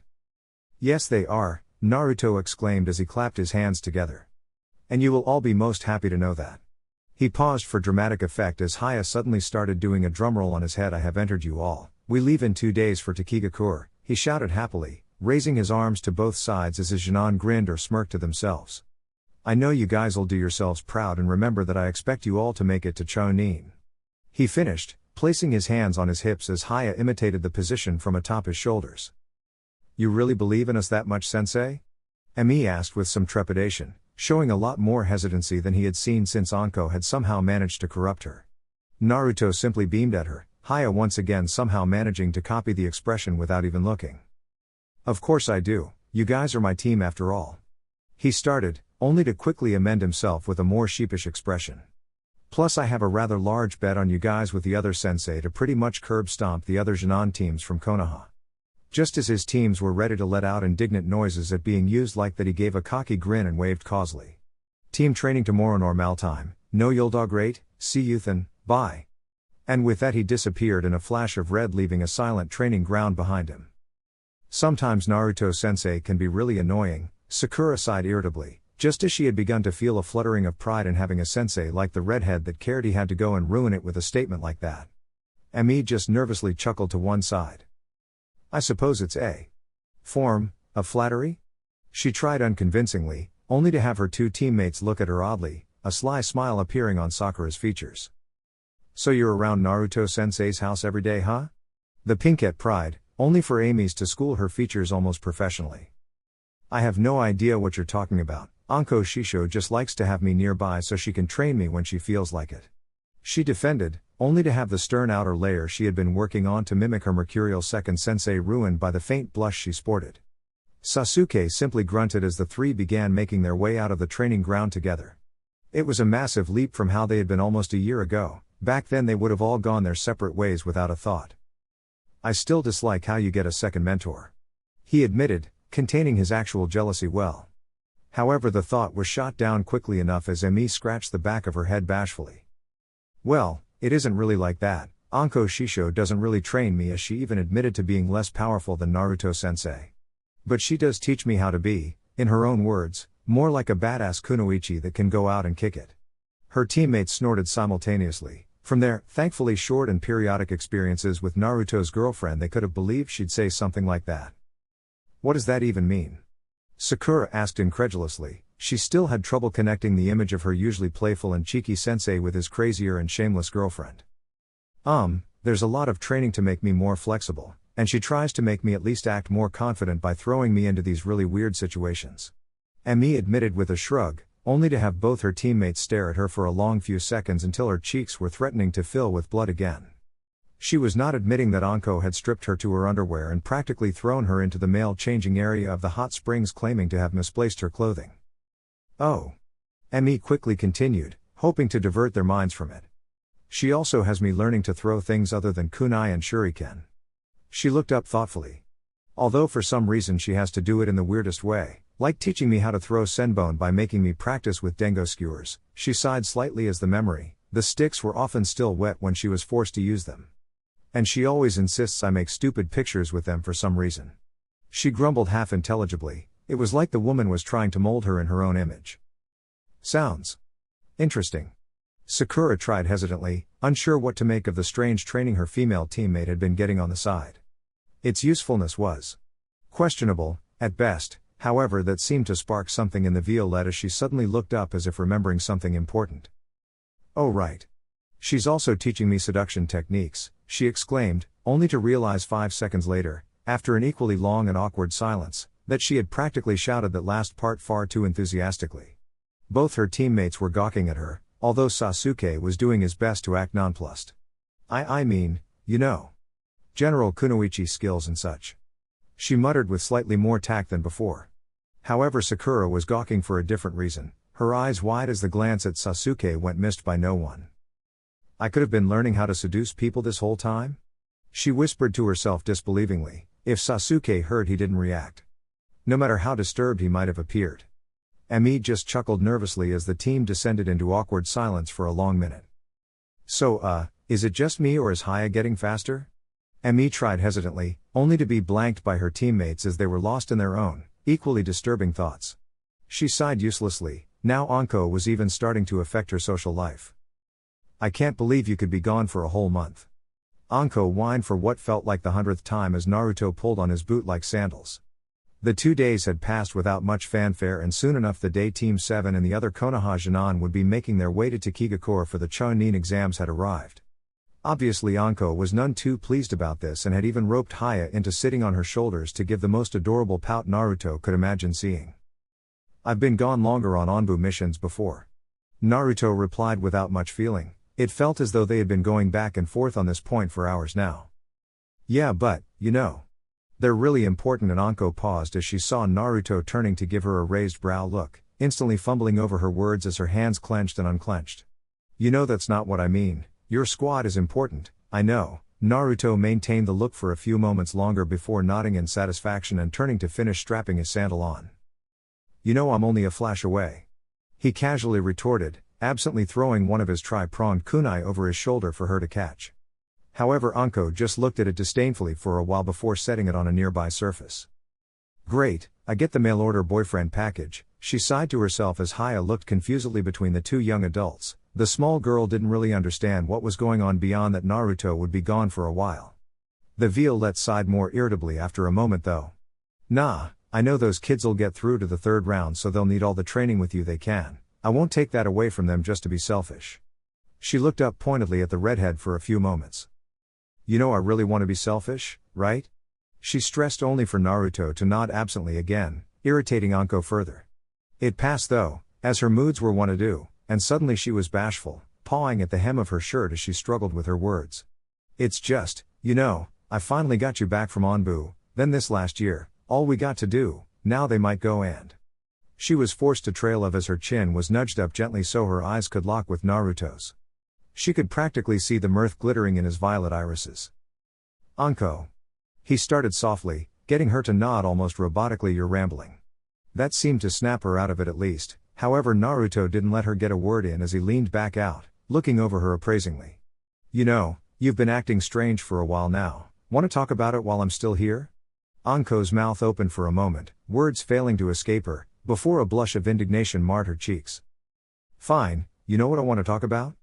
That while I'm still here thing you've got going on. She mocked in a bad rendition of Naruto's lower voice. How long will you be here? Huh? It feels like I only just got you back from Onbu, all those dangerous missions where I had no idea whether or not you would come back alive. This last year has been so great. I haven't had to worry about you or your team, we've spent so much more time together, we even found a member of your actual family even if she's an annoying brat that won't admit it and swears like a sailor. Anko had to take a few calming breaths after her short rant, but that didn't mean she was finished. Now your Jinan are going to be promoted cause you had to train them so damn well. She fumed, getting an incredulous look from Naruto. They'll go off and be Chonin, you'll be unsaddled and then you'll go off too, doing your dangerous Jounin missions. Don't think I don't listen when the Hokage and you talk. Your S rank, I accepted that a while ago, but what am I supposed to do when you're out there facing missions that would normally take entire squads of Onbu? Surprisingly her voice hadn't raised all that much, mostly for Haya's benefit who still looked confused, but with Anko she didn't need to, she simply put more intent behind her words. Anko, we're shinobi, it's in the job description to put ourselves in danger. We both made this choice when we were young, now we have to own it. Naruto finally replied with a sigh. You wouldn't have to if you were Hokage, Anko blurted out, only to widen her eyes and immediately clasp her mouth shut as though she could somehow force the words back in. Naruto's eyes immediately narrowed as they came to crux of the matter, finally. So that's what this is about, he said slowly, weighing up the way Anko's eyes nervously dropped down and the way her finger wound the fabric of her shirt. Finally though the teen seemed to accept the fact that she had said what she'd said and it was out in the open now. Her eyes regained the fire that made her so attractive to Naruto in the first place and she reasserted herself, losing the nervous tics as she puffed her chest out. Damn right it is. She shot at him, making sure their eyes stayed connected like there was an invisible wire between them. So you do have an opinion? Naruto half-asked, already knowing the answer, aside from the fact that Anko always had an opinion, even if it was only facetious. Of course I do, you idiot, Anko shouted finally, putting her hands up on her head to pull on her head like it was the most obvious thing in the world, only to realize Haya was still there. Aha, Haya-chan, could you do me a favor real quick? The little girl looked down, comically drooping over Anko's head like a limp hat to look into her One-ichan's eyes. She still seemed rather confused by what was going on but she was eager to help out the people she now saw as family. Okay Nichan. She answered hesitantly, all the raised voices had been making her a little uncomfortable anyway. Okay good, run to ME and play with her for a while would you? Anko asked with the best fake smile she could strain onto her face. Which for a 7-year-old was indistinguishable from the real thing. Haya quickly nodded before scrabbling down off her shoulders and flashing from the house, leaving the arguing couple alone gratefully. There was a moment of awkward silence before Naruto finally spoke up. "So you think I should take the position?" Again, he only half-asked it, already knowing Anko's answer but wanting to get the ball rolling. "Well, I know, you. That is to say." Anko struggled before reaffirming her features and glaring at the redhead. Yes, I do." She finally admitted, letting out a relieved sigh afterwards as a small weight was lifted from her shoulders. "I mean, you'd be safer, right? The Hokage just runs the village, no need for dangerous missions or life-threatening situations," Anko said hopefully. At least Naruto could see she was coming from a good place with this. "Anko." Naruto ground out in frustration, running a hand through his hair. He needed to be with his team in a few minutes. 1 out of 4 isn't exactly a great track record for living to a ripe old age, you know? Upon Anko's look of confusion, he sighed again and elaborated.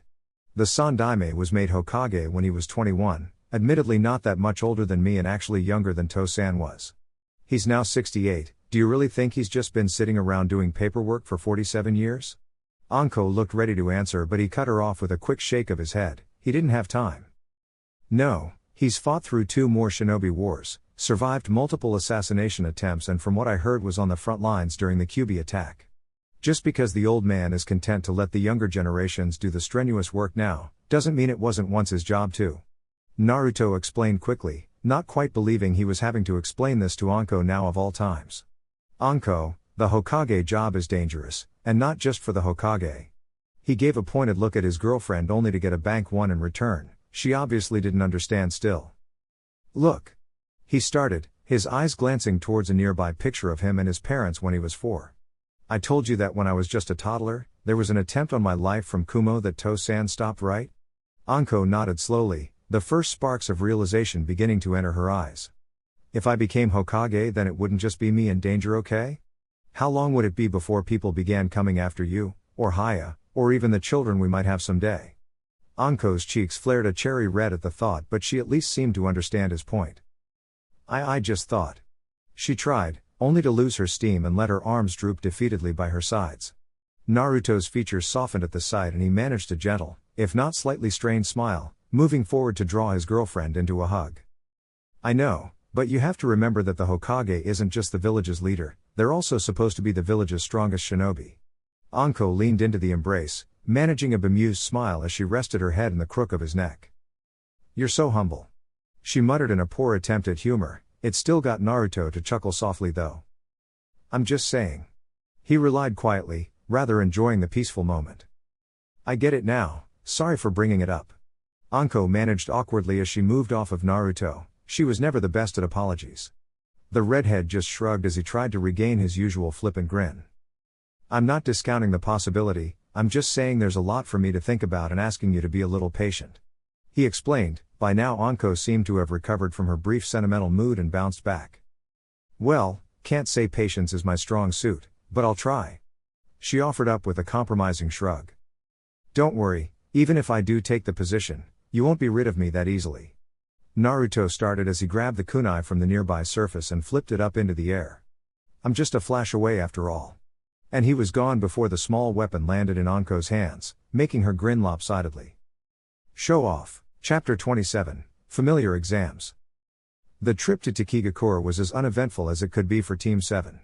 They ran most of the way, not sprinting, but keeping to a good pace for Jinan, going on Chonin. Sasuke stayed relatively quiet, only drawn into conversations when ME bugged him enough, Sakura pried enough and Naruto was cheeky enough. The 2 kunoichi of the group traded banter and light barbs, Amy's newfound confidence clashing with Sakura's natural stubborn streak. It was amusing to watch them go at it and Naruto even saw a hint of a smile on Sasuke's carefully molded features once or twice. However, other than that, uneventful. Or it was until they arrived at the rendezvous point they were supposed to meet at somewhere around the presumed location of Takigakura. The village hidden in the waterfalls was a hidden village in the truest meaning of the phrase. If you were not born there, or a Takigakura shinobi, you didn't know where it was, period. It was why the relatively small and only moderately powerful village had managed to stave off invasion for so long and why it was a bad idea to declare war on them. Teams of shinobi could spend weeks floundering around the valleys of Tani no Kuni, slowly being worn down by Taki's ambushes and guerrilla tactics. Naturally, people still needed to enter somehow, including visiting shinobi and merchants, which raised the problem of how to keep the village hidden. The answer was to have everybody blindfolded, dragged underwater a fair way before being led around a dizzying number of turns that even somebody with an eidetic memory would have struggled to remember. The light sense of genjutsu Naruto could distinctly feel didn't help, and no matter what he tried, for some reason he could not dispel it. By the time they made it out of the confusing cave system and the blindfolds were removed, they were wet, cold and disoriented. However, Naruto was remarkably happy to see his Jinan made no fuss over it, simply accepting it as a necessary precaution Taki had to take. He also noted with some amusement that the small squad of Taki Chunin that had escorted them seemed upset by their distinct lack of reaction. He assumed that many who made that journey, especially civilians, would have complained a great deal more. As it was, he could see the slight twitch to Sasuke's eye and he quickly hurried his team along. The residents of Takigakure seemed friendly enough, at least until they caught sight of their headbands. Then, suddenly, it was all cold looks, nervousness and hints of disdain. Naruto began to feel like this may have been how he'd be treated if his father wasn't who he was. He'd had a good life, all things considered, Jinchuriki status included, and he could imagine how much worse it could have been.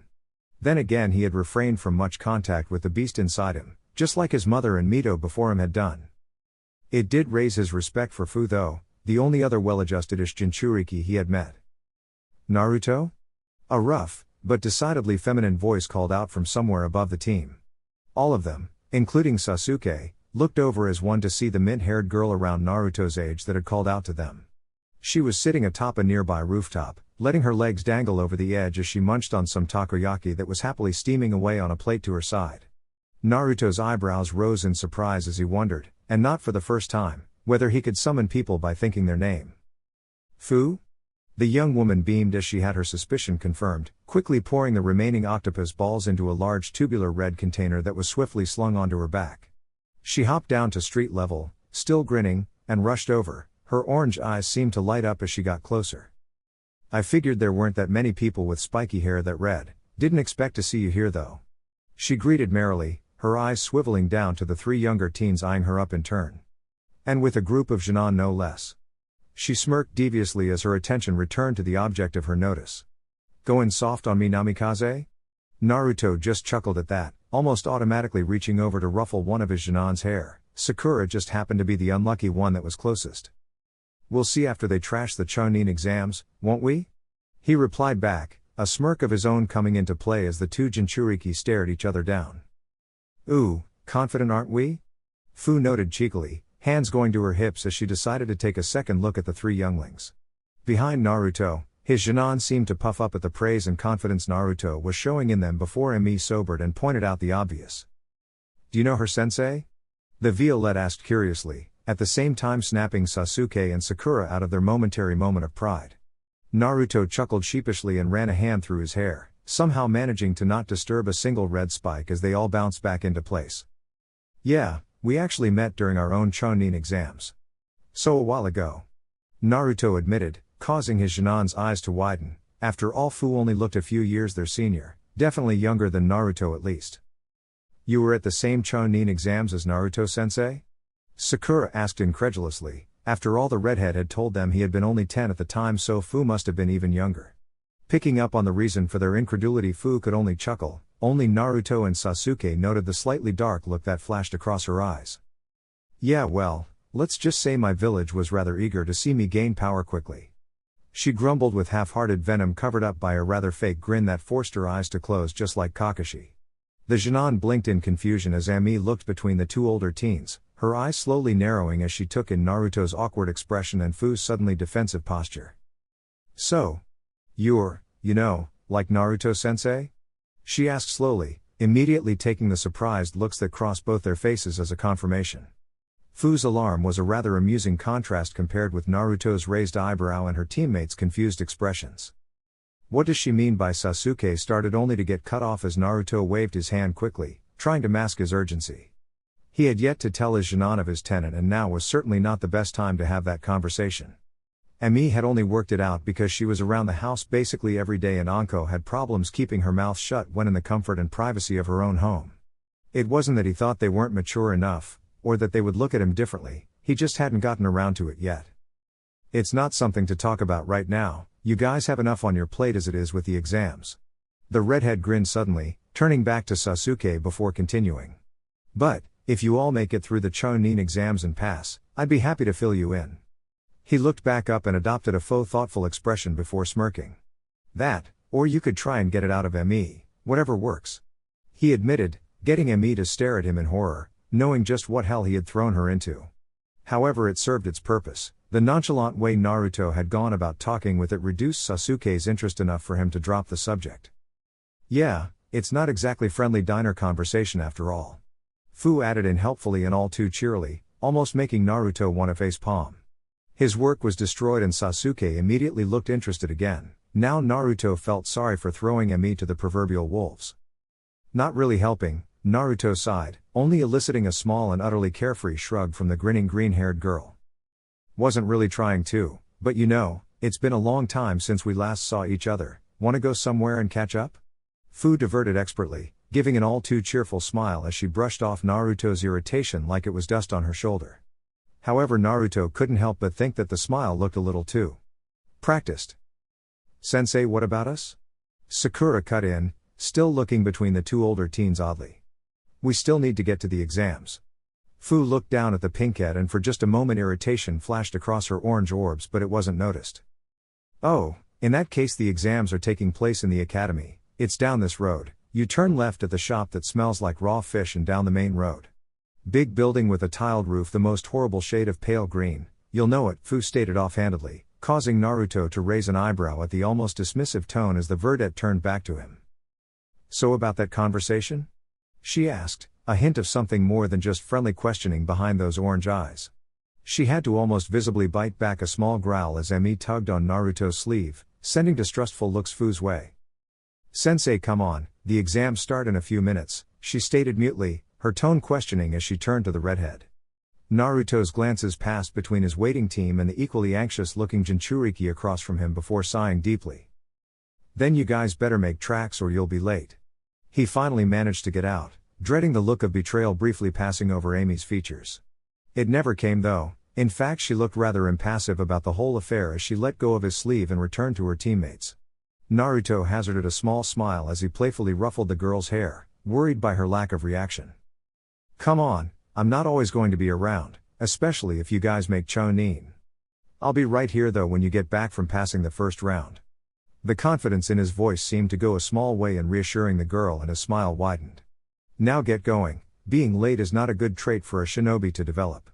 As much as Kakashi would disagree, he mumbled the last part as the three turned to go, only giving him one last look before disappearing off down the road. That looked hard. The kids really mean that much to you? Seems like a silly thing to get attached to, seeing as you're probably going to lose touch with them soon after they pass. Fu mentioned casually as Naruto tore his gaze away from their retreating backs.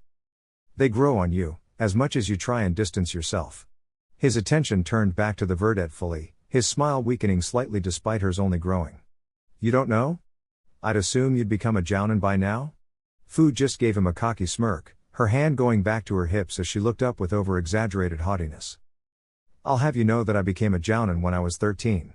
Naruto just gave her an equally fake, but playfully so, look as though he were impressed.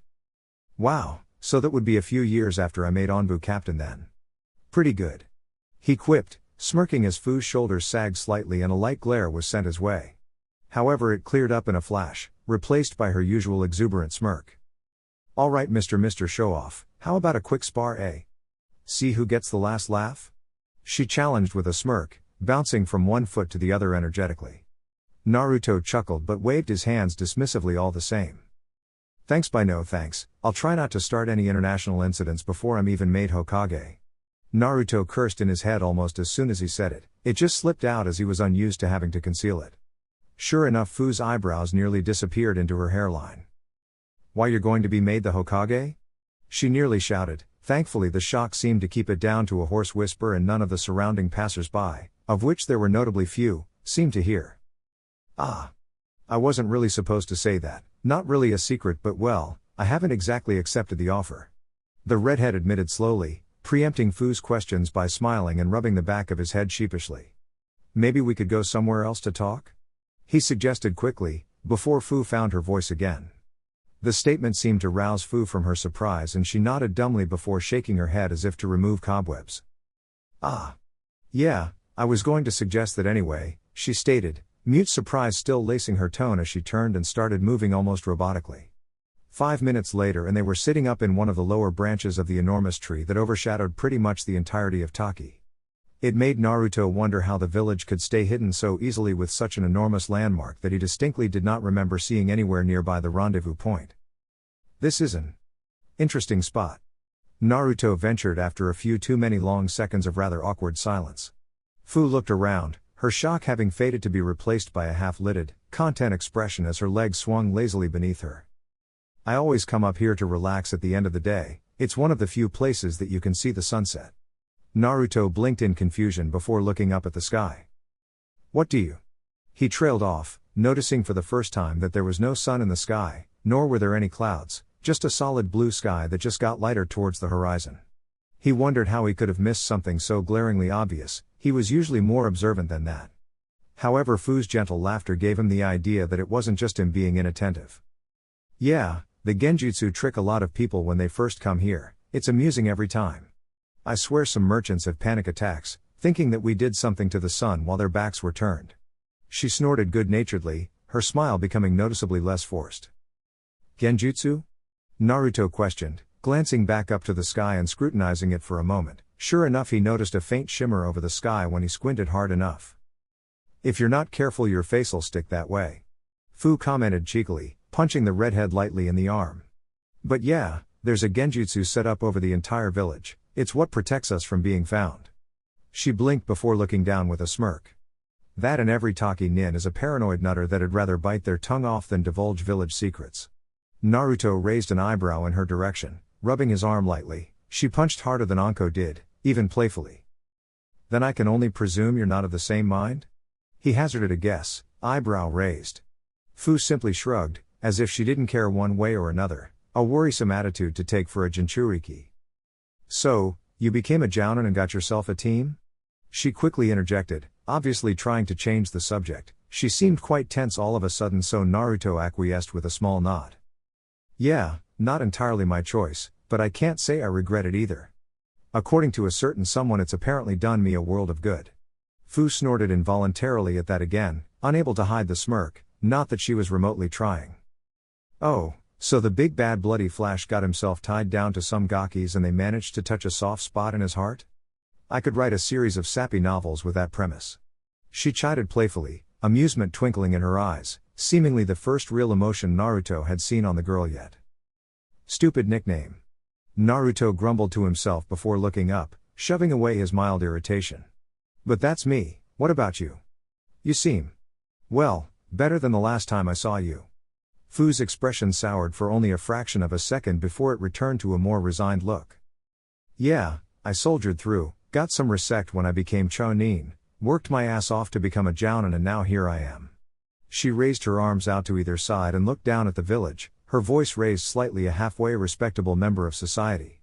There was a touch or resentment in her voice that Naruto decided not to touch on, only to find there was no need as the verdette turned back to him with a tired kind of smile.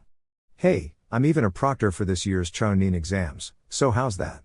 Her upbeat, if not slightly forced comment earned a small smile from the redhead. That's great. He turned his head down to look at the village as she had been doing.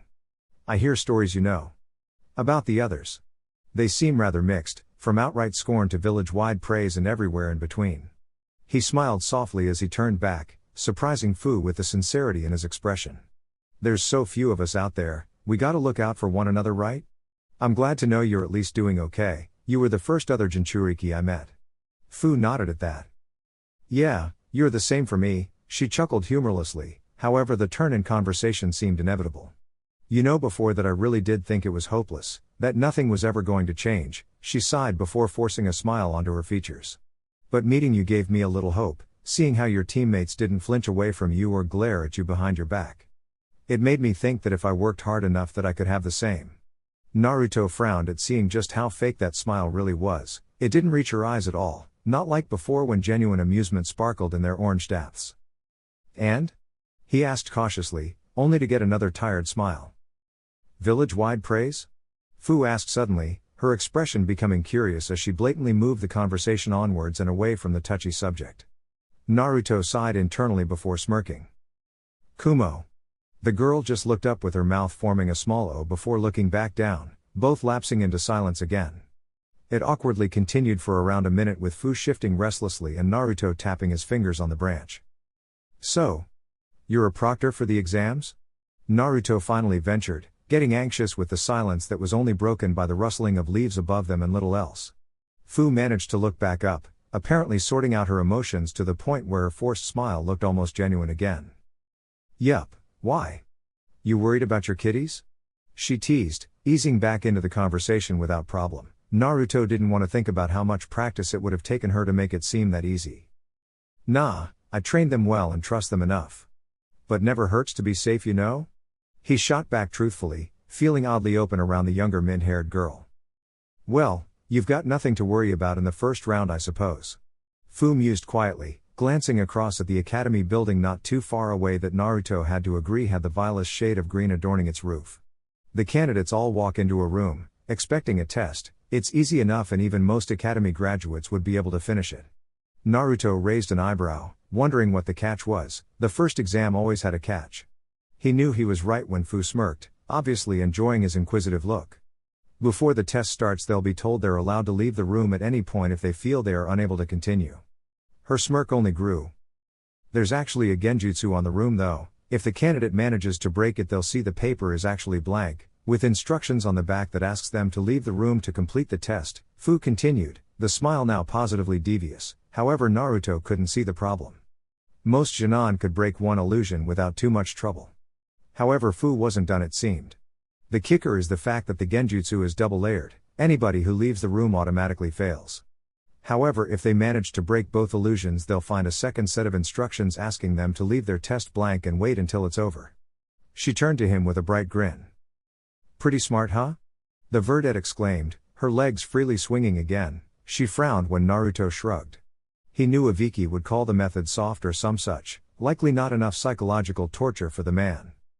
Seems a bit weighted in favor of genjutsu users, he chuckled softly, although I think my team has a rather unfair advantage what with Sasuke's Sharingan. That was, if the boy decided to activate them, he would instantly be able to see through both genjutsu.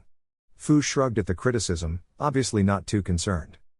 Well, Taki's rather proud of our genjutsu, we have to get an edge in somewhere, plus it's a pretty important skill for a Chunin to have. Doesn't matter how good you are at fighting if you're gonna have your throat slit by the first illusionist you come across. She shot back, earning an agreeing nod from the redhead. He couldn't exactly argue what with being a teammate of two Uchiha for so long. He knew just how dangerous genjutsu could really be. But, we leave enough clues that something's wrong for observational people to notice, like a few of the proctor's flak jackets are the wrong color or the weather in the windows doesn't quite match up. She added in quickly. Plus, only one member of the team needs to pass for the rest too, as long as one of the others doesn't get themselves disqualified. What if one of the candidates just doesn't write anything, even without noticing the genjutsu? Naruto asked curiously, causing Fu to look at him rather strangely. What are the chances of that happening? You'd have to be some kind of damn lucky idiot to blindly get through that way. Fu shot back, still staring at him oddly and wondering where that came from. Naruto just chuckled sheepishly. He wasn't even sure why the thought occurred to him either. Yeah, well. Seems like it would weed quite a few out to begin with. Naruto commented with an amused smile. The more he listened the more he thought the test was something Aviki would actually approve of. It was devious, brutal and unforgiving, not to mention having a solid backing in the skills Chunin would need and enough edge to give Taki the advantage. After all, the minor villages couldn't afford to be quite as impartial as the larger villages' tests. Yeah, well, in the nicest terms. Taki doesn't really want people sticking around too long. Really, they want the Chunin exams over with as soon as possible. Did I mention they're paranoid?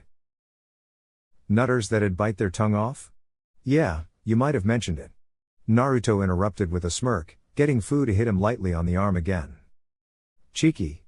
She chided with a smile of her own as the two lapsed into a far more comfortable silence this time. So if you're a proctor, how come you're not down at the academy? Naruto finally asked after a good 30 seconds of quiet thought. It seemed to catch Fu off guard as she looked up quizzically for a moment. Oh, I'm the proctor for the second exam. She looked up at the sky for a moment and squinted before smirking. I'm not up for another 10 minutes. She answered easily, causing Naruto to blink and look up as well. You can tell the time from the sky? How? It was all rather disorienting for him, not having the sun as a reference. Everyone in Taki can sooner or later, it's just one of those things you get used to. The sky gets lighter then darker over the day without changing all that much, so you can estimate the time from it. I swear though, old man Shibaro can tell what time it is to the minute. It's freaky. She shuddered in an exaggerated manner at the thought. Naruto knew Shibaro was the current leader of Taki, seeing as the minor villages did not have leaders with kage status. The only one that had ever come close was Amigakure, with Sanshao no Hanzo. So what do you do as proctor? The redhead asked curiously. He knew Anko had also been a second task proctor, so he was interested in how the two villages differed in that regard. However, Fu simply gave him a sly look as she slid along the branch until she was a breath away from his face, a strange look in her eye. Why Namikaze-san, you wouldn't be trying to get hints out of poor little me just to pass along to your team, would you? She asked in a decidedly sultry voice, her eyes half lidded to hide the playful sparkle that had taken up residence there. Naruto was unperturbed though, far too used to Anko's little pranks to be affected by a girl he barely knew. And what if I am? Naruto asked right back, his voice taking on a similar tone as he closed the distance between them even further to the point where their bodies could have held a magazine between them. Fu turned a rather amusing shade of red, made more impressive by her already dark skin tone, stuttering suddenly as she jerked back. She was obviously not expecting her little trick to be turned on her so easily, and Naruto could almost see the steam coming from her ears. Her mouth opened and closed like a fish on dry land for a few moments before Naruto let up with his look and let out a soft chuckle. Sorry about that, I couldn't resist. He didn't look particularly sorry, with his features twisted into an expression of visible amusement. Really, Fu should have picked her target better than to go for someone like him. After all he had to deal with his fan club as a kid, Anko growing up, and even Me, as corrupt as his girlfriend was trying to make her lately. But I am kind of interested in how the exams differ village to village. After all, he had only ever had to participate in one and watched another, both were in Konoha. Yeah, right. Fu seemed to latch onto the shift in conversation like a lifeline, gratefully accepting the moment to reaffirm her features and collect herself. Well, you know it wouldn't make much of a difference anyway, as you can't see your students between the first and second task anyway. Fu finally managed to get out, her face losing its rosy hue as her emotions were wrangled back under her control. This would be Taki trying to get them over with as soon as possible then? Naruto offered helpfully to keep the conversation going. Fu nodded quickly and gratefully, a smile returning to her face as she got over her previous shock. Why yeah, that's right. The candidates all get led to the system of natural caves that run under the village. It's like a maze down there, which is made even worse by the disorienting genjutsu laced on the area, Fu continued, confidence returning to her tone slowly but surely as she spoke about more familiar topics. I remember, I felt that when we were being led into the village. Naruto muttered to himself. Fu heard and nodded quickly. Yeah, bet you also noticed you couldn't break it for some reason? Fu interjected, earning a quick nod which made her smirk. The genjutsu is constantly held by the chakra coming from the tree, same as the one spanning the village. She patted the large branch they were sitting on as Naruto looked up into the soaring canopy high above them. He imagined without the genjutsu taking away the sun, the tree alone would cast a shadow over half the village. So, what? You break the genjutsu but it's instantly reapplied because it has an unlimited source of chakra? Naruto guessed with no small amount of incredulity in his tone. He had been wondering about the tree since he had first seen it. He knew that Taki was the main source of chakra paper in the elemental nations, and now he knew why. It all probably came from this tree if it was that chakra rich. However, he had never heard of a plant being so full of energy before, and as if recognizing his expression, Fu chuckled softly. Don't even bother asking. The tree's been here long since before the founding of the village, far as anyone can tell, and will probably outlast it too. Fu explained with what seemed to be her trademark smirk. So what then? Naruto prompted, getting them back on track. Well, the candidates are all thrown into the cave system, told they have to collect one of 10 scrolls scattered throughout, except, there are only 8 scrolls.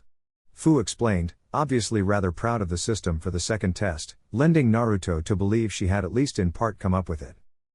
Naturally. Naruto commented with a cheeky smile, ending up getting another punch to the arm for his sass. Right, Fu continued, eyeing Naruto as if daring him to interrupt again. Naruto just made a zipping motion across his lips and smiled innocently. Well, they're told they have to get one of the scrolls and make it back out one of the 10 exits. She caught Naruto looking at her out of the corner of her eye and sighed in exasperation. Yes, there are actually 10 exits, thank you very much, we're not that cruel. However, as if by an afterthought, she smirked. However, as each exit is used, they get sealed off. That part Naruto could tell was definitely her idea. She looked almost sadistically proud of it. So they have to navigate dark tunnels, under a disorienting genjutsu they can't break, collect a scroll they don't know the location of and make it to an exit they also don't know the location of. All the while other teams are trying to do the same, they have no idea if any scrolls are left, and with every passing minute more and more exits could be sealed off? Naruto summed up questioningly, getting a happy nod from the Verdad. Oh, and they have one day to do it in. She finished with a bright exclamation, grinning in a way Naruto had seen on Anko's face too many times not to recognize. It was her. I just came up with something amusingly sadistic that you are not going to enjoy but I will face. Ha, and the third task? 8 scrolls would leave you with a lot of candidates. 24 to be precise, barring injuries or less scrolls being collected. Team matches, it's so we don't have to have preliminaries and extend the exams even more because. You know. Fu shrugged unhelpfully with a sheepish smile. Yeah, Taki wants us out. I get it.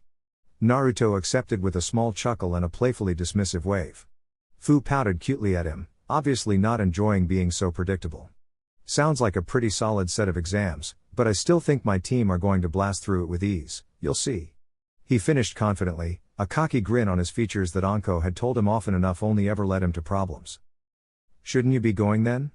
Naruto added with a glance up at the sky, causing Fu to gape for a moment. You can already read the sky? She questioned incredulously, only getting a smirk as the redhead put a finger to his nose conspiratorially. He leaned in, motioning for the girl to do the same with a subtle hand motion.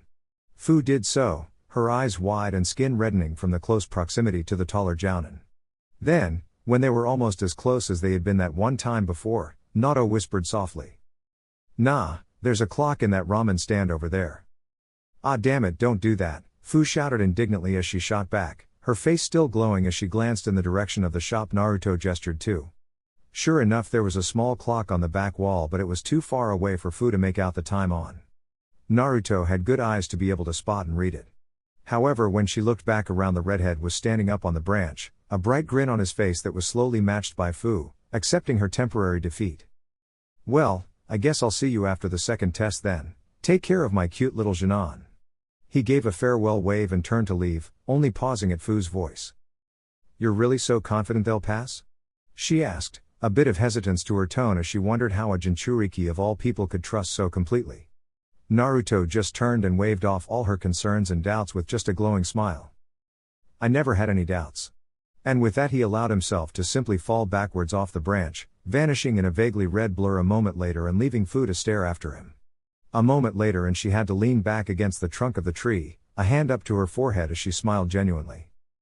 What a weird guy. She had to call him weird. How else was she supposed to explain that flutter in her chest? Chapter 28, Familiar Drama. Naruto found his confidence well placed as sure enough his team did make it through the first round, rather easily if their cocky grins were to be believed. He hoped that didn't affect their judgment too much and make them lower their guard, not with what he knew about the upcoming second task. As it was, he was watching the trio, amongst others, through one of a few video monitors set up in a tall building Naruto would have compared to the tower in Training Ground 44, in purpose at least. It sat at the edge of the cave system and acted as a staging ground for the Jinan before they were lead out to the various entrances, and a waiting room for the Jounin sensei. You guys nervous? Asuma asked, chewing on his cigarette more than he was sucking on it. This was the first time his team had really been out of the village in a dangerous capacity, out of his supervision. I'm not worried. Between Hinata's Byakugan, Kiba's nose and Shino's bug's practical immunity to genjutsu, my team should fly through this test, Kurenai stated boldly, although the sentiment didn't seem to quite reach her eyes. While it was true her team would have little trouble navigating the course, defending themselves was a different issue. I'm sure they'll be fine, even if they don't actually pass, Naruto placated, with a dismissive wave, his eyes flicking between the different screens and gauging the strength of the Jinan he could see. His team was the opposite of Kurenai's. They might have a bit of trouble getting around, likely relying heavily on Sasuke, but when it came to combat he was very sure they were the strongest team in the exams. He was just lucky that the 2 male students of Guy's squad had already passed their exams, otherwise they would pose a very real and tangible threat. How can you be so calm about this?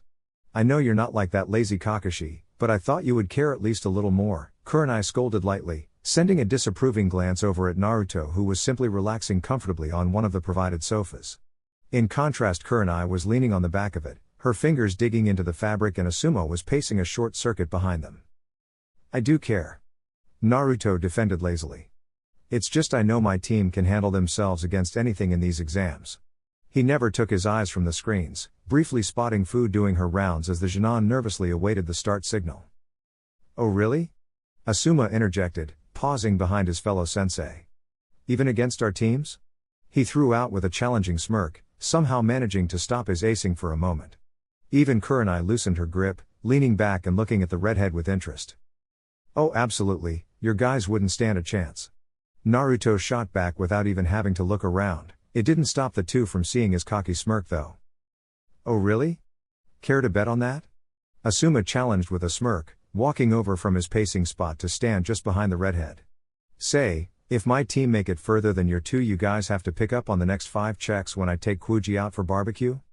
Naruto snorted into his hand while Kurenai's lips curled up. Sounds fair. The woman admitted, moving her hands like a set of scales and bobbing her head slightly. But when my team wins, you both have to attend the Hyuga's next tea ceremony. Both men's eyebrows raised at that before they shuddered slightly. The Hyuga's infamous tea ceremonies were notorious for both lasting hours at a time, and being the most dry, boring affairs imaginable. However, in Naruto's mind it at least made his terms justifiable. Okay, but when my team wins. And they will. Naruto started, looking around at both the Jounin and grinning. You two have to teach each of my Jinan a technique they wouldn't be able to find in the library. He challenged with his eyebrow raised tauntingly, watching as both of his fellow sensei faltered before grumbling to themselves and nodding slowly. Good, maybe that would finally get Sasuke off his back for a while and get Sakura some much needed genjutsu. With that, Kurenai and Asuma moved around the couch before joining Naruto on either side, the tension in the air dispersed by the friendly banter. I almost wish we had some snacks or something. Kurenai started up, settling into the seat before glancing up at the screen that showed her team. Shino and Hinata stood still, arms crossed and waiting for the task to begin silently. Kiba on the other hand was bouncing around excitedly and looked as though he couldn't shut up. It was a good thing the monitors lacked sound. I could go out and get some, it'd only take me a moment. Naruto offered helpfully, only to have Asuma and Kurenai stare at him strangely. What? He looked down, as if to check if he had something on his flak jacket. Did you? You know? Asuma began awkwardly, his eyes glancing around at the Taki Jounin in the room before he gestured to Naruto's kunai pouch. Naruto raised an eyebrow but caught on to what he was saying. Oh, no, I'm not that inconsiderate, they're allies after all. I wouldn't just go around placing Hiraishin markers where I liked, it's betraying their trust. He shot back, but in a hushed whisper that still sounded conversational. No need to go and make the indigenous shinobi suspicious or anything. I'd just run out, I'm still pretty fast without it, you know? He added, winking at Kurenai as Asuma rubbed his arm from a phantom pain. Yeah, I remember. The grizzled smoker replied with a hint of irritation. In one of their little Jounin get-togethers, the man had challenged Naruto to a spar after a particularly cocky outburst from the redhead. The only condition was that Naruto not use his Hiraishin. According to Asuma, it was a broken and unwholesomely unfair technique. He had agreed, and one high-speed thrashing later Asuma had reluctantly admitted that maybe Naruto's boast wasn't just that. But I don't think you should all the same. Kurenai amended, glancing across the room and drawing her fellow sensei's eyes along with her. There's a Taki sensei that's been eyeing your spot, I think she'd take it if you leave. Both men leaned forward and sure enough spotted a young female Jounin, around Kurenai's age, looking at Naruto. However, when she realized she had been caught staring, she blushed and looked away, suddenly finding what was out the window incredibly interested. Asuma let out a guffaw as he leaned back, patting Naruto on the back even as Kurenai leveled a withering glare at him for reasons she didn't fully understand. Oh yeah, his spot is what she's interested in, all right. The man forced out between chuckles, wiping away an invisible tear with a content sigh. Naruto simply leaned back into the sofa again, a slight, unnoticeable dusting of pink on his cheeks. Nobody tell Anko about this, he stated quickly, not quite pleading, but his tone wasn't friendly either. Or what? Asuma challenged, crossing his arms over his chest with a smirk. Or I'll tell your brother how often you've really been smoking. Naruto shot back quickly, causing Asuma to immediately pale. His brother was not the one he was frightened of though, the man wasn't even an active shinobi anymore. His brother's wife on the other hand. It was enough to say the thought made him shiver. How do you even know my brother? Asuma shot back. Konohamaru's father didn't exactly get out much, a paralyzed lower body would do that to most men. Naruto just shrugged as the blackmail argument leaned in his favor. Kurenai just looked confused, she had never met the Hokage's eldest son or his wife after all. I've spent more time with the Sandaime than I'd care to remember these last few months, I've met almost the entire Sarutobi clan at this point. Naruto waited before deciding that Asuma was suitably cowed from any treasonous thoughts, nodding to himself with a grin. And what's stopping me from telling Anko? Kurenai piped up, appearing over Naruto's shoulder with a mildly uncharacteristic grin. However, Naruto was prepared for this and replied easily. I'll set Sakura on you. He rebutted, grinning at the instant reaction from the genjutsu user shying back and returning to her spot on the couch. I'll be good. She muttered weakly, her eye twitching. She remembered the last conversation she had with the pink-haired genjutsu user in training. Let it be said that when Sakura gained a passion for it, she was relentless in its pursuit. Sasuke knew this all too well. Kurenai enjoyed discussing the finer points of illusions and their uses as much as any practitioner of the art. However, doing so for almost 2 hours as the girl took down innumerable notes only to promise to be back the next day? She'd rather be trapped in one of her own techniques. At some point while the Jounin had been bantering, the second task had begun and the displays showed fixed views of the various teams as they blindly searched through the tunnels for the scrolls they needed.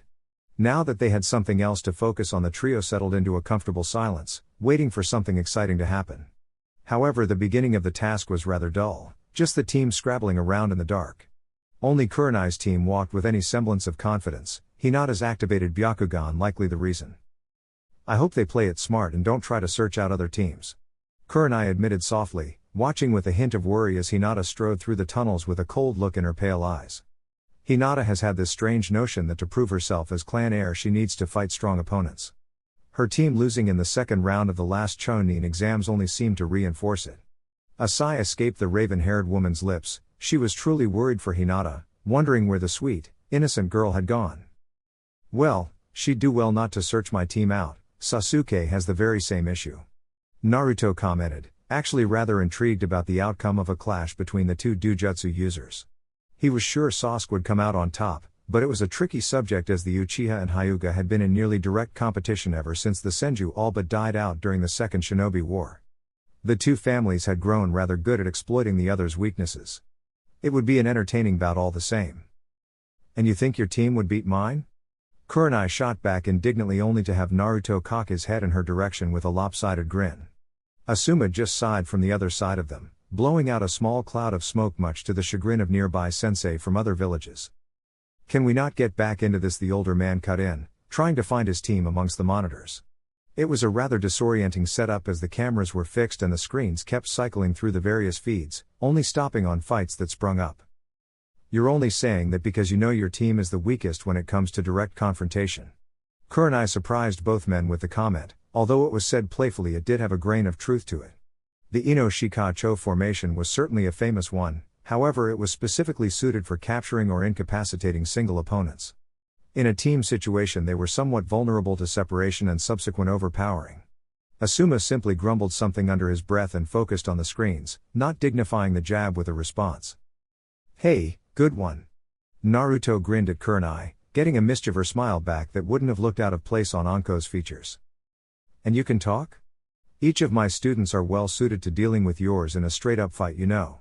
Shino's Kikai would be practically immune to Sakura's genjutsu, Kiba's speed and claws would be more than able to deal with whatever swordplay you've managed to teach me in a single year, and I still maintain Hinata would be able to match Sasuke with little difficulty. She was Kunoichi of the year for a reason. Kurenai argued resolutely, crossing her arms under her chest and smirking challengingly. Well, if they were smart, which I know they are. At least when Sasuke actually kept his head on and didn't let someone goad him into frustration, but he left that unvoiced they'll know not to attack so straightforwardly. He finished with an infuriatingly calm, but still cocky smile. The Taki-sensei that had been sending discreet glances his way for the past few minutes nearly fell over as the arm she had been resting on slipped out from under her, a hint of drool on her lips. So how would they attack? Kurenai pried unsuccessfully as Naruto simply gave her a conspiratorial wink, tapping his nose and turning back to the screens. How can you be so insufferably cocky all the time? Kurenai vented, wanting to pull out her hair. Had the Yondaime been this way too, or did Naruto get this from his mother? Kurenai suspected the latter given the stories she had heard about a certain red-hot habanero. Naruto shrugged, motioning to a specific screen with a lazy flick of his wrist. That's how. He replied casually. Kurenai looked up to the screen only to see Team 7 standing around looking at the scroll in their possession. Nearby, either tied up or knocked unconscious, a team from Amiga Corps lay on the ground of the tunnel. The team seemed to be discussing something, but the lack of audio prevented the Jounin from listening in. Whatever they were saying, Ami seemed rather happy about it while Sasuke was smirking, flipping the scroll in his hand. None of the team's members had so much as a scratch on them, even though the walls of the tunnel showed signs of a fight. That doesn't mean anything, Kurenai stated defensively, a mildly childish pout tugging at her lips that only her naturally dignified nature prevented from showing through. My team simply started further away from any scrolls. It baffled her that Hinata, with the Byakugan, couldn't find a scroll as quickly as Team 7. She vehemently argued that it was just dumb luck, in her head of course. She didn't want to actually irritate Naruto. Despite his cocky, friendly nature, he frightened her just a little. It was a bit irrational when he had been nothing but kind, but she had heard about his time in Onbu. He had been given that nickname for a reason. Sure, keep telling yourself that. Naruto grunted as he jerked forward off the couch with a flourish, quickly flashing a grin at the two Jounin. I have a team to go greet and congratulate. And with that he strode from the tower, a bright grin on his face as he ignored the other Jounin sensei scowling at him around the room. They could still be ambushed on the way out. Kurenai called only to have Naruto wave at her cheekily, still striding away. You wish. And then he was gone, a swagger in his step that was just uniquely his. Kurenai turned back around, practically glaring at the screens as her fingers dug into the cushions before she let out a muffled sigh of frustration. He's so damn insufferable. She growled out through gritted teeth, only to have Asuma chuckle carelessly to her side. And yet you stick around him. Suddenly the full force of her glare was on him, instantly shutting him up. True to prediction, Team 7 made it out of the tunnels relatively unscathed, relatively because they had been ambushed on the way out, 3 times in fact.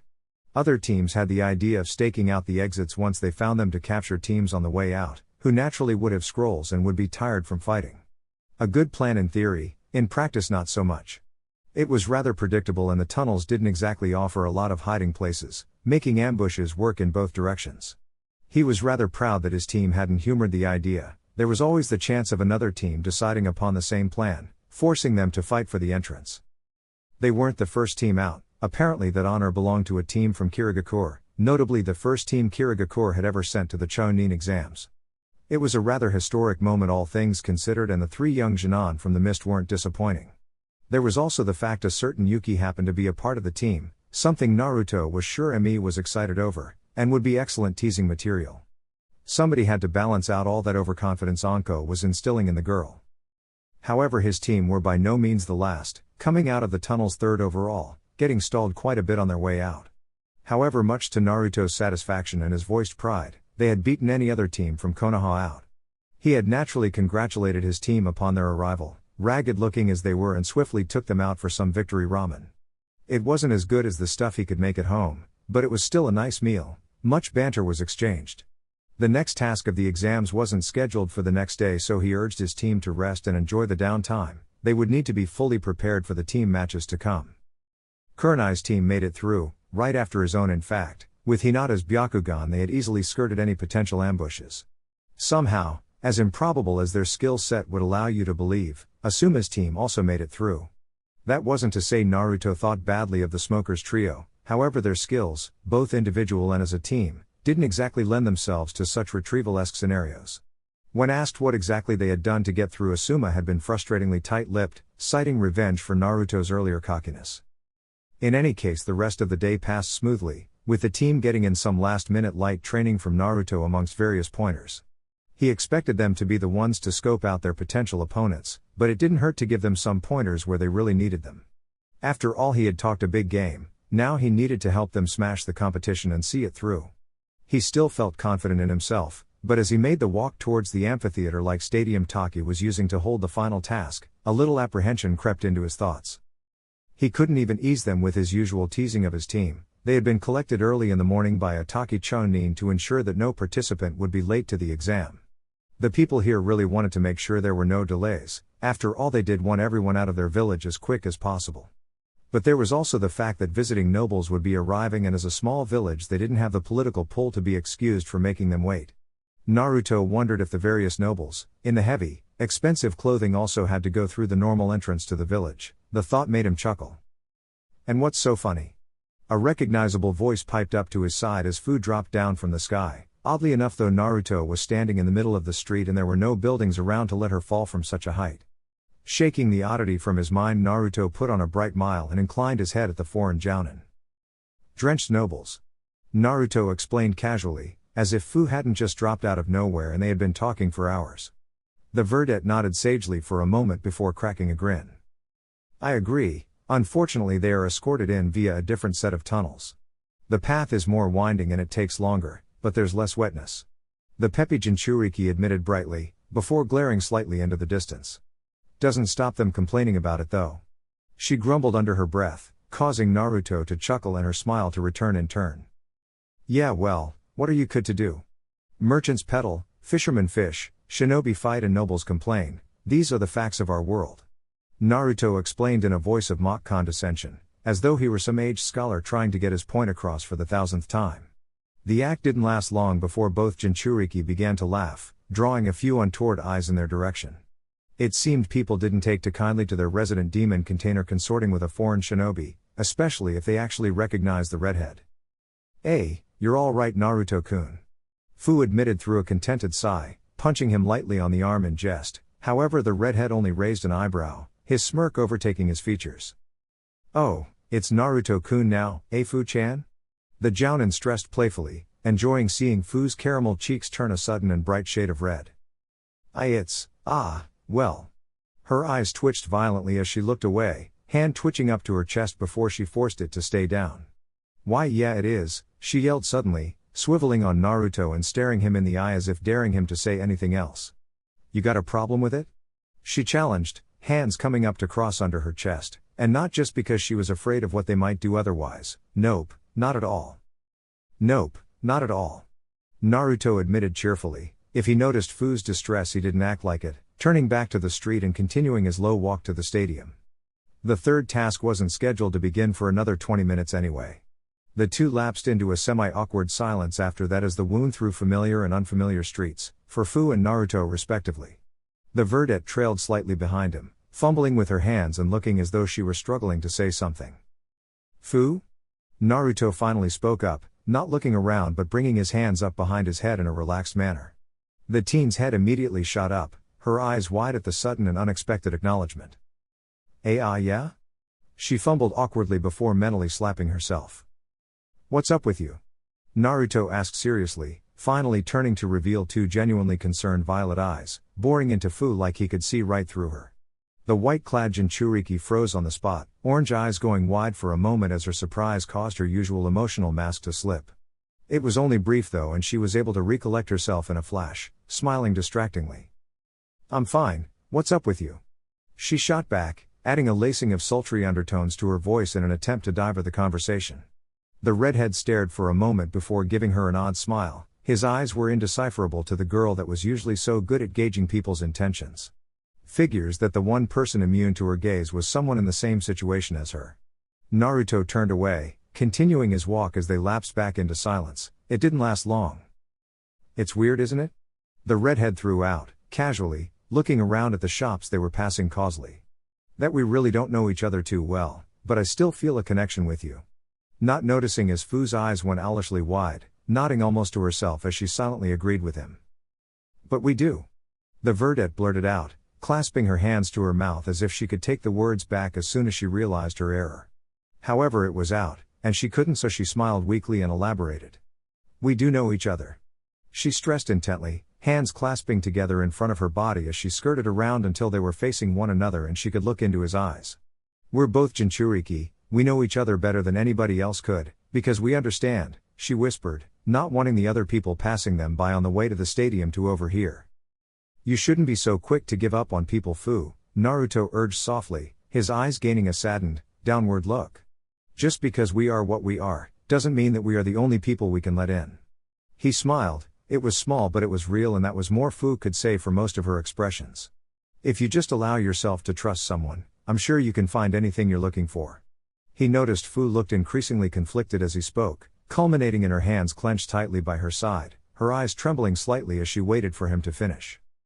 But I do, and I have. She protested quickly, taking a step closer as Naruto cocked his head to the side.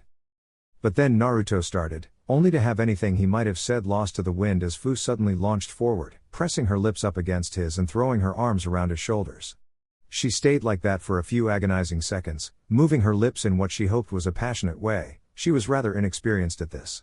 However, even with her lack of knowledge when it came to kisses, she was able to notice that Naruto was not kissing her back. In fact, he was just frozen there, eyes wide in shock. I'm sorry, Fu blurted as she jumped back, bowing quickly a few times in succession to hide the red flush that had overtaken her features. Naruto was still standing rigidly in a daze, unresponsive until Fu uttered her seventh apology. I'm sorry if I'm not very good, I mean, I've never, well, I don't know. The girl faltered at Naruto's lack of response. The redhead seemed troubled, his brow creasing into a frown as he looked down at her. However, it wasn't scolding, or irritated, he just seemed confused, as if his mind was connecting gears that just hadn't meshed before. Fu, he raised his hand only to pause, looking at it as though it held the answers he was trying to express. The verdette simply lowered her head, already hearing the rejection in the older teen's voice. Oh. She wasn't quite sure what to say, she hadn't honestly expected this. Or at least, she hadn't really though anything. She had simply acted without a fleeting thought for the consequences, or possible reactions Naruto might have had. She had allowed herself to be hopeful, and now it felt like there was a heavy weight pressing down on her chest. I see. She muttered, taking another step back, her mouth opening again only for a half-strangled noise to emerge, her lips moving like a beached fish. Is it because of how I look? She started, fumbling her words a little as her hands ringed anxiously. She felt so awkward at the moment, so stupid. No. Naruto immediately blurted, apparently just finding his voice. I mean, you're very cute, he continued, only to wince at the girl's reaction. That might not have been the best thing to say. Then is it because I'm younger? She tried again, only to have Naruto immediately shake his head, waving his arms in denial.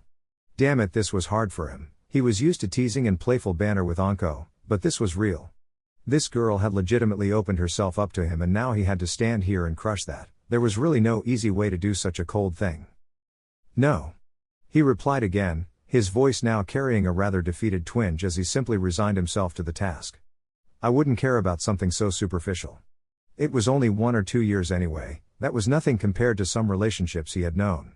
To be honest, Naruto wouldn't have cared about a great many things if they were in the way of love. At least, he wouldn't care if it was Anko. Village, country, age, appearance. If it was the woman he loved and had grown up loving, it mattered so very little.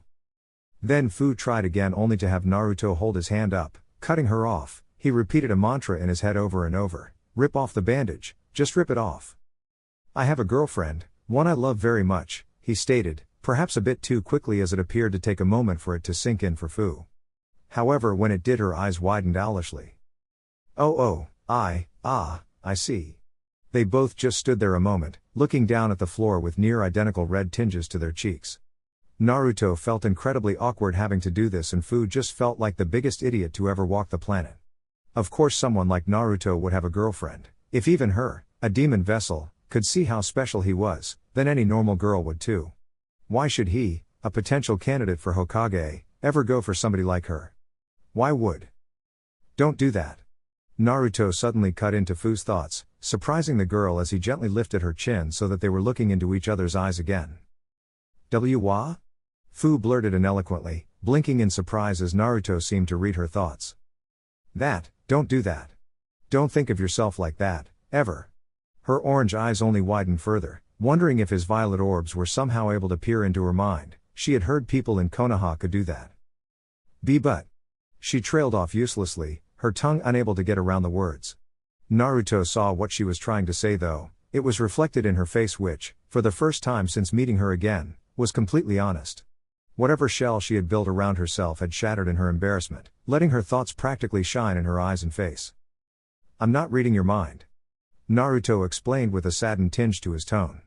"I don't have to, I've had those thoughts too, you know," he sighed softly before smiling. "The girl I love. She isn't what most would call normal, but all the same when we first started to go out I was worried." Despite this being about the girl who had denied Fu her chance with Naruto, she listened intently. "I feared for what kind of life I would bring her into just by being associated with me. Do you want to know what happened?"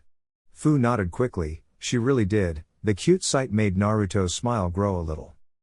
"She punched me in the arm and told me to suck it up, stop worrying, that she could take care of herself and that my concern only meant the feelings were that much more real." He finished, causing Fu's yes to widen comically. But then. The verdette tried only to fumble the words again. "What I'm trying to say, Fu, is that just because you are a Jinchuriki, does not mean that you are different from everyone else." He poked her in the forehead playfully, smiling a true smile that seemed to actually get through to her. "You're human too, and one day someone will see that." He stuck his hand out and after a hesitant, ponderous moment, Fu took it. "Trust me," Naruto told her with a bright smile, and she did, as Fu clutched that hand with both of hers like a lifeline. She did trust Naruto. "I need to think about things," she finally admitted, letting go of the warm hand a little reluctantly before taking a hesitant step back. "Thank you, Naruto." She bade farewell, only to have the redhead pout playfully. "What, no Naruto-kun?" he chided, earning the smallest of giggles from the green-haired teen before she turned on a heel and decided to surprise Naruto for once. And surprise she did. The redhead's eyes widened to saucer proportions as four insectoid, semi-translucent wings sprouted from the girl's back, buzzing happily as they lifted her up into the air. He whistled lowly at the sight as she disappeared into the sunless sky before shaking his head with a smile. He was sure she'd be fine, she was a fighter, like him. With that thought he turned on a heel and made his way to the stadium, a hand running through his hair. This was going to make him late and he knew it. He didn't need any more comparisons to Kakashi from Kurenai. 2,551 Chapter 29, Familiar Fights. Luckily Naruto made it the rest of the way to the amphitheater without any more distractions. It was a rather marvelous construct, seemingly carved out of the side of a cliff face with one side entirely dominated by sweeping, semicircular benches wrought straight from the stone. A single waterfall fell from a specially constructed aqueduct on the side with the cliff and down through an enormous steel grating, likely to swirl away down into the tunnel systems below. The stadium itself was packed to the brim with people, all of them looking anxious and excited for what was to become. Chunin exams in the minor villages were always friendlier affairs, none of the bickering and political infighting that came with the larger territories. A more diverse range of peoples and nationalities couldn't have been found anywhere else. People from Tsuchi no Kuni and Hai no Kuni brushed shoulders without turning on each other with weapons. A few nobles from Mizu no Kuni could even be seen, their recognizable robes standing out amidst the more common garb of the general folk from the surrounding countrysides. Naruto couldn't help the broad grin that split his face and lightly stretched his thin whisker marks. This was the peace and brotherhood his father had wanted. No national borders, no village propaganda, no petty grudges only marked by the insignia on one's forehead. This was unadulterated, beautiful humanity at its finest. Of course nothing that perfect could have lasted forever as a moment later the redhead was taped lightly on the shoulder. He turned, still sporting his grin, only to spot a Konoha Jounin he vaguely recognized due to him hanging around the Hokage quite a bit. "Ah, Raito was it?" the redhead inquired, trying not to stare at the rather distinct scarring across the left side of the man's face that almost looked like the branching bolts of a lightning strike, quite fitting considering his name. "Yes, Namikaze-san." Raito replied with a nod, seeming rather dismissive in the way he spoke. At least he didn't call him Sama. "The Hokage wishes to speak with you." His message delivered, Raito quickly walked off. None of the foreign shinobi would risk using a shunshine surrounding by this many Taki nin. Naruto just blinked at the abrupt request, his eyes panning over to the raised platform at the back of the amphitheater where the Hokage sat amongst a few others. The redhead frowned, having wanted to at least speak to his team before the test began, but unfortunately he couldn't go against a direct request from the Hokage. A minute later and he was allowed up onto the cage seating area after a rather irritating and heated discussion with the young Chunin guarding it. It baffled Naruto why that was even required. They were cage, they could defend themselves just fine. Even if they couldn't, what hope did a single, or even a squad of Chunin hope to do against force that overwhelming? Still, Naruto managed to finally convince the young man that had been invited up, walking up the short flight of stairs to the welcoming smile of the Sandaime. "Ah, Naruto, no trouble getting here, I presume?" The older man smirked knowingly, a twinkle in his eye as he greeted the redhead. Naruto simply waved the cheeky cage off dismissively. The old man knew too much for his own good. "Of course not, Hiruzen." Naruto shot back with just as much cheek. These types of back and forths were rather common lately, with Naruto hanging around the Hokage tower as often as he did. My Hokage-sama, I didn't realize you allowed your subordinates to speak with you so familiarly." A smooth, feminine voice suddenly spoke up, drawing Naruto's eye over towards what could only be described as an image of absolute beauty. Her long auburn hair, falling down her back in a messy waterfall and tied up in a short herringbone, was brushed briefly from where it draped over her right eye in order to give Naruto a seductive wink. Likewise, she shifted in her seat to better face him, pushing out her ample chest and rustling her rather beautiful blue dress so that it fell down even lower than its already scandalous neckline.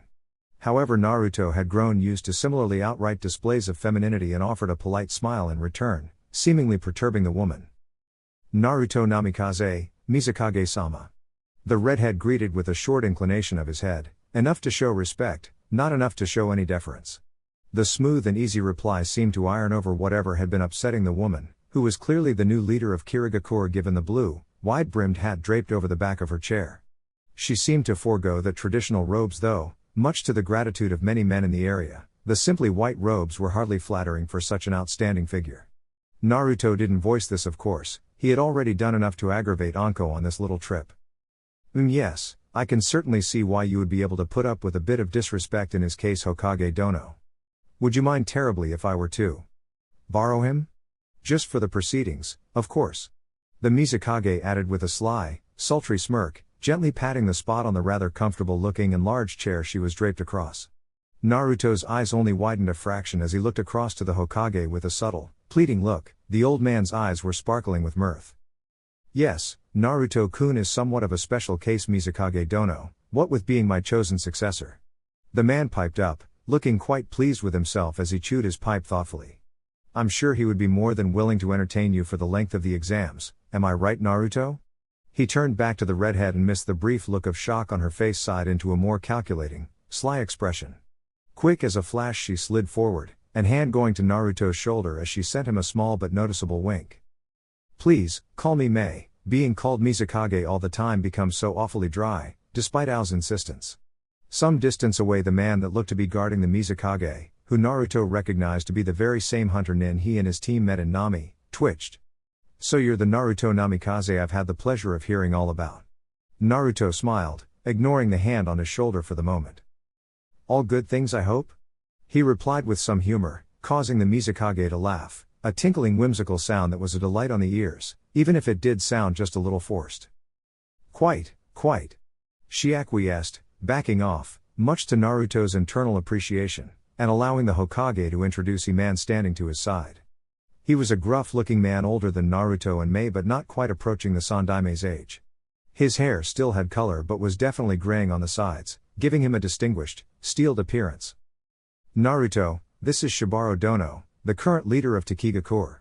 Hiruzen introduced with a close-eyed smile. The redhead could feel the slight tension between the two older men as he reached forward and shook Shibaro's hand.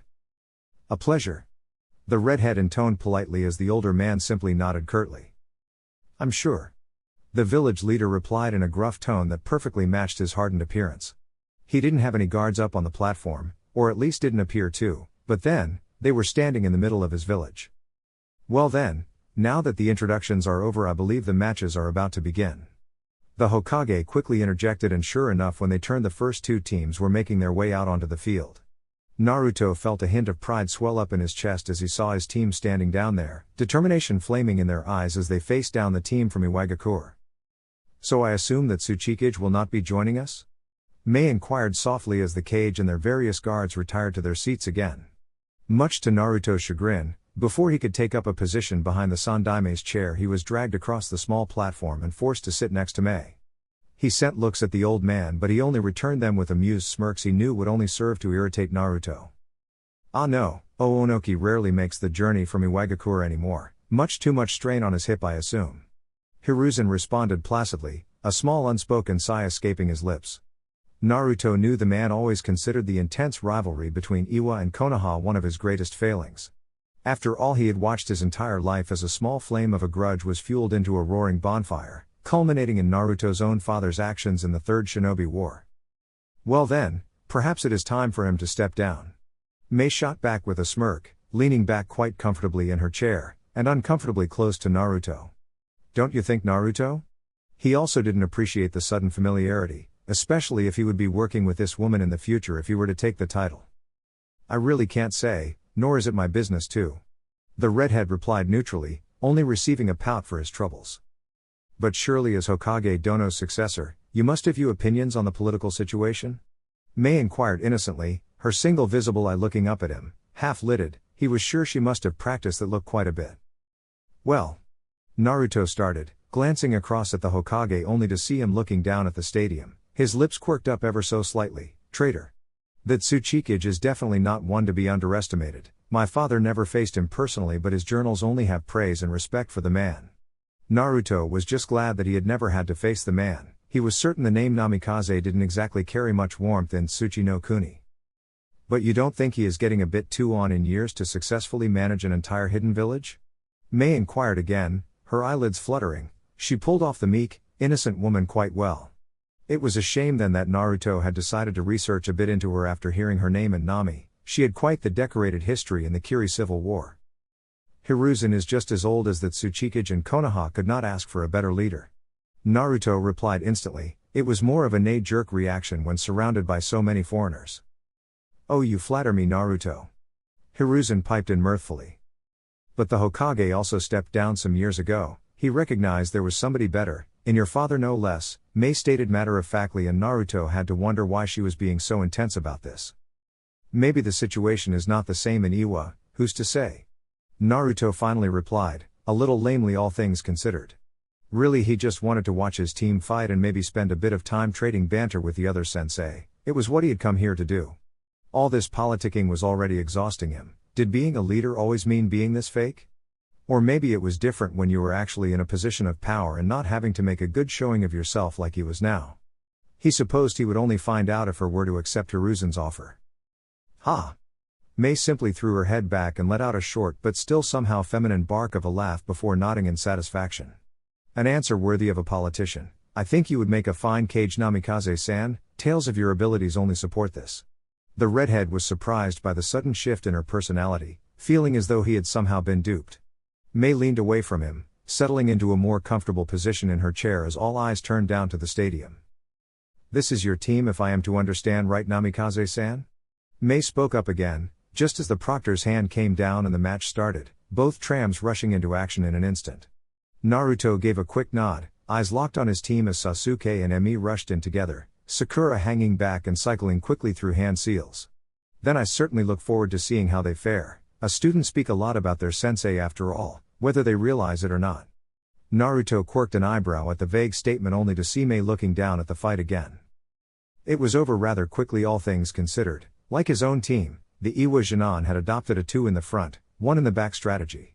However, unlike Sasuke and Emi, their frontliners seemed to be ninjutsu types, which was not a good matchup in the limited space of the arena. While Sakura confused and disoriented their support team member before they could do whatever it was they were planning, Sasuke and Emi showed great teamwork in getting right up close to the remaining 2. They would switch targets seemingly at random, keeping them occupied to stop them performing hand seals while switching about at random to keep them confused. Then it was all just a matter of who was faster, and that really wasn't a contest when students of a Namikaze were involved. Neither Iwa Jinan even managed to get off a single jutsu to try and turn the tide of the battle. It all ended when Sasuke and Emi managed to tie them up together with a surprisingly effective use of ninja wire. Then it was a simple matter of ganging up on the last one, just like that it was over, and Naruto was sporting a massive grin on his features. Well, that was certainly an impressive and swift showing, rather appropriate I'd say. Mei commented with a smirk, always happy to see Wagakure defeated in any capacity. There was no love lost between Iwa and Kiri, that was for sure. My mentors were rather fond of the idea of the younger generations rising up and surpassing their elders, Hiruzen sighed nostalgically. He always did enjoy seeing the bright lights the youth represented at these exams.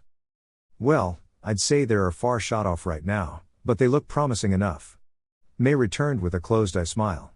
I expected nothing less from your team, Namikaze-san, she continued, eyeing up Naruto's reaction only to raise an eyebrow as he scratched the back of his head sheepishly. Well, there's only so much I can do with what's already there, each of them are unique in their own way. I can only nurture them and provide a bit of guidance. He muttered quietly. It was still rather strange to be praised for his students' accomplishments. However, May seemed delighted, patting him on the chest and laughing again. Oh, and modest too. If you weren't of a foreign village, I'd snatch you right up, she joked, although there seemed to be an underlying hint of something more there as she leaned forward to better look at the Hokage. Hokage Dono? The old man chuckled fondly, puffing on his pipe. I'm afraid the village needs a Mizukage Dono, terribly sorry. He replied, paying no mind as May sat back with a playful pout. Shame. They settled down again as the next teams arrived. Much to Naruto's amusement, it was Kurenai's squad up against a trio from Taki, which seemed to draw Shibaro's attention. However, that attention turned sour when it was apparent just how outclassed the group from Taki really were. Team 8 was surprisingly brutal, with Hinata taking the lead as she broke the other squad's ranks quickly enough. She simply injected herself amongst them, cutting off their tenketsu and scattering them to prevent further losses. The Kiba came into play, bouncing around the small amphitheater and making the most of the enclosed space with the Inuzuka's trademark Gatsuga. Him and his Ninken were twin whirlwinds of destruction, carving through the separated Taki Jinan before they could regroup. Finally Shino, in typical Aburame fashion, mopped up what was left and made sure they stayed down by draining away the rest of their chakra. Shibaro seemed rather irked by the poor showing from his team, but so far it only showed off Konoha in a good light. Well, Konoha certainly seems to have the upper hand in these exams, however I think that is about to change. May cut in with a smirk, staring knowingly down at the stadium floor as the next group were led on. Oh? And what makes you so certain, Mizukage Dono? The Hokage quipped as he blew out a small ring of smoke, sun-strained eyes peering down at the two new squads. If my age isn't catching up to me, one of those teams is under the care of my son, the latest generation of the Inoshikacho. Naruto looked down in interest and sure enough spotted Asuma's team take the floor, having to practically drag on one of their teammates in the typical Nara fashion. However, what interested him more was the figure he recognized on the opposing team bearing the insignia of Kirigakure. He began to understand why May bore such a confident air. Because, Hokage Dono, that is the first Jinan squad from Kirigakure to ever grace the Chunin exams, and naturally, I only chose the best. She shot back with a smirk firmly pasted on her delicately arranged features. Naruto felt a little sorry for Asuma. Facing up against a young shinobi like Haku in their first round was not going to end well, especially if the boy had only improved since their last meeting in Nami. His thoughts were only proven correct as the match developed, much to the Mizukage's obvious pleasure. Admittedly, the Konoha trio did put up a good showing. They display foresight, tactics and some good on-the-fly planning on Shikamaru's part. It was to be expected from such well-worn and battle-tested tactics utilizing their clan's abilities to their fullest. However, it became painfully obvious that such tactics were very much used to capturing single targets, which they did a few times. However, the Kirigakure Jinan showed remarkable aptitude for springing these traps only to dismantle them a moment later. Haku's speed far surpassed any other Jinans in this exam save perhaps Sasuke's, and that was more on Naruto's pride as a teacher more than anything else. He simply proved to be uncatchable despite Shikamaru's best-placed plans. Naruto at least thought Asuma could take solace in the fact it was teaching the Konoha Jinan a valuable lesson. Sometimes you could face power that simply surpassed anything you could plan for on such short notice. And maybe if it was just Haku they might have been able to scratch out the victor. They very nearly caught him too with a clever trick involving the faint shadows cast by the waterfall. However, Haku was not their only problem. The Mizukage did not lie when she said Kiri had brought their best. The other male member of the team, by all rights a rather nervous-looking boy with light blue hair, proved to be just as much of a problem. It was evident why even without him doing anything, the sharpened shark-like teeth and enormous blade he carried gave that much away. A swordsman in training? Naruto inquired, looking around at the auburn-haired woman to his right. He was unsure of how to actually address her. Mizukage-sama would show deference, Dono would imply they were equals, which could not be Ru unless he was a Kage and Mei. He was not calling her Mei. Ah yes, Chojuro, a remarkable young boy, one of the most skilled wielders of Haramkare Kiri has seen in generations. The woman stated proudly, and it showed. Supposedly one of the harder weapons of the mist to wield due to its unpredictable nature and enormous chakra drain, and Chojuro was swinging it around with only minor strain. The last member of the team, a rather heavily bundled kunoichi, was not so obvious with her skill, instead hanging at the rear of her squad, usually behind the protective arc of Chojuro's blade. She didn't seem to be doing all that much to a casual observer, but based on the confused expressions Team 10 occasionally donned, as well as the glazed look that sometimes overcame Shikamaru's eye when he was about to bring a meticulous plan together, she was a rather skilled genjutsu user. She seemed to be the linchpin of whatever subtle tactics the Kiri team used, disorienting the other team at the opportune moments for Chojuro to make an opening for Haku to attack with his blinding speed. It was rudimentary, but lethally effective. It was one of the longer matches, mostly due to Shikamaru stringing things along as much as he could until finally driving himself to exhaustion, but eventually Asuma's team were mopped up. The redhead wished he could have seen the smoker's reaction to having his team so heavily outclassed, but then, he supposed he would have to wait and see how his own team fared. What followed was a painfully mediocre showing between a team from Taki and a team from Kusagakure. The leader of the village and the Hokage chatted amicably throughout as the Taki team narrowly took the win by the skin of their teeth, nearly poisoning themselves in the process, but it otherwise passed without fanfare, leading back into a far more interesting match, at least to the Namikaze. He watched with great interest, and not just because he had a bet riding on this match, as his team stepped up in front of Kurenai's, the two familiar trios sizing each other up.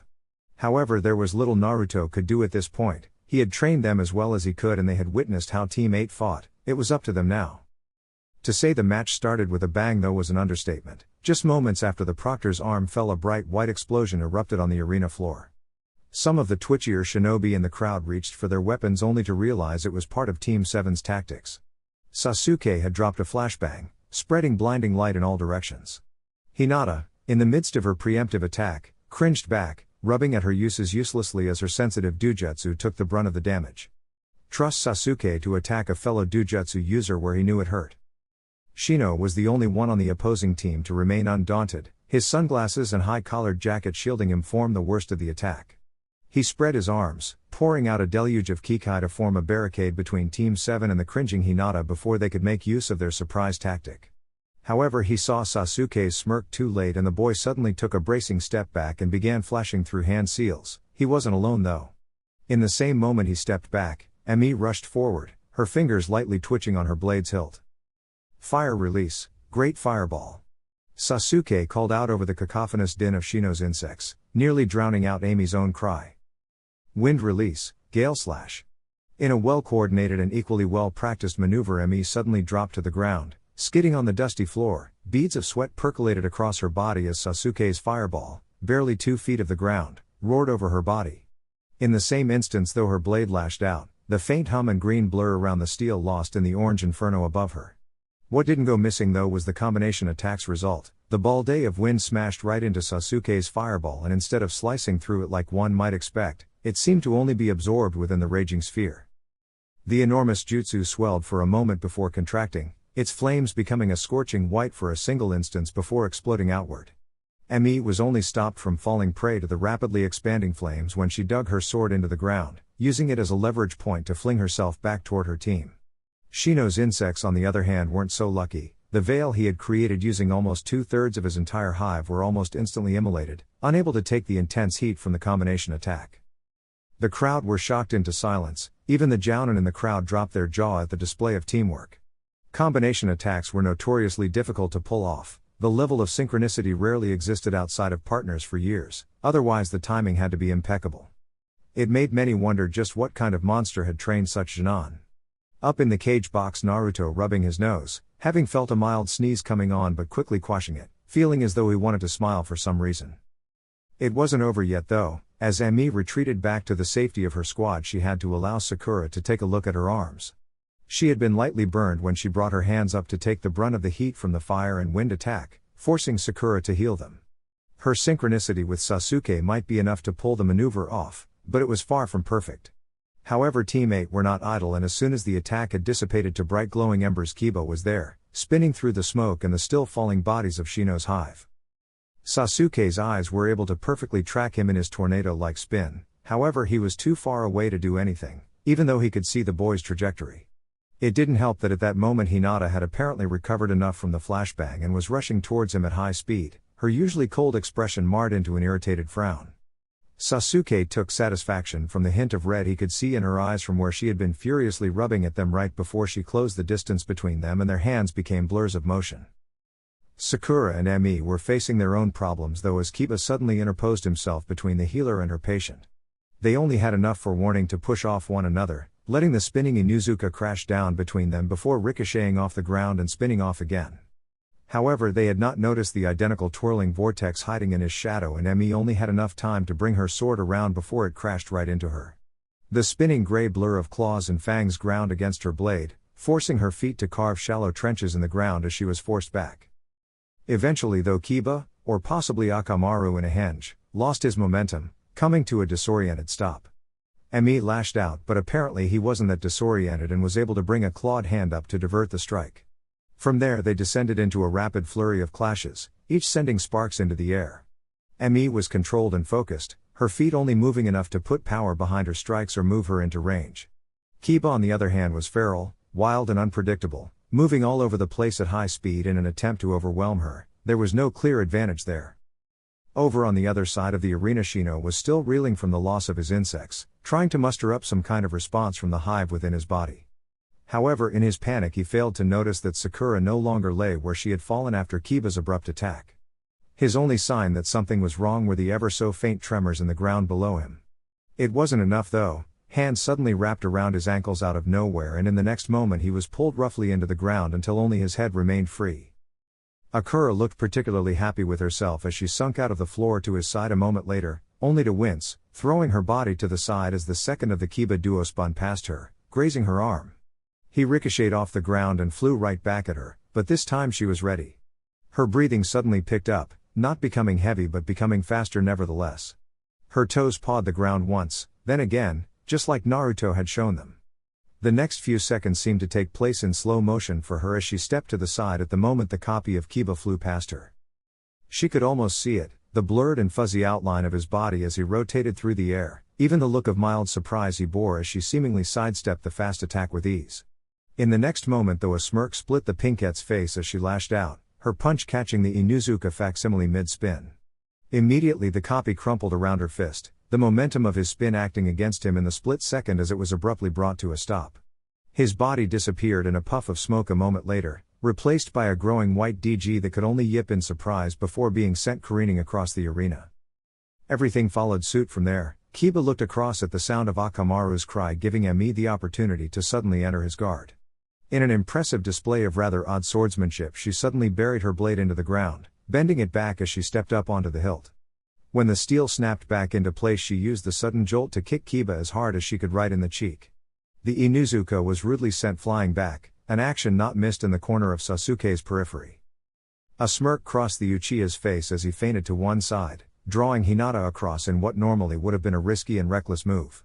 Luckily for him, the heiress took the bait, being drawn in by the chance to finally finish their previously stalemated taijutsu bout. In her focus, she missed her own teammate crashing into her back until the last moment. It was enough to put her off balance, and a brutally efficient flurry of punches and kicks later, she was lying beaten on the ground by Sasuke's feet. Then, silence.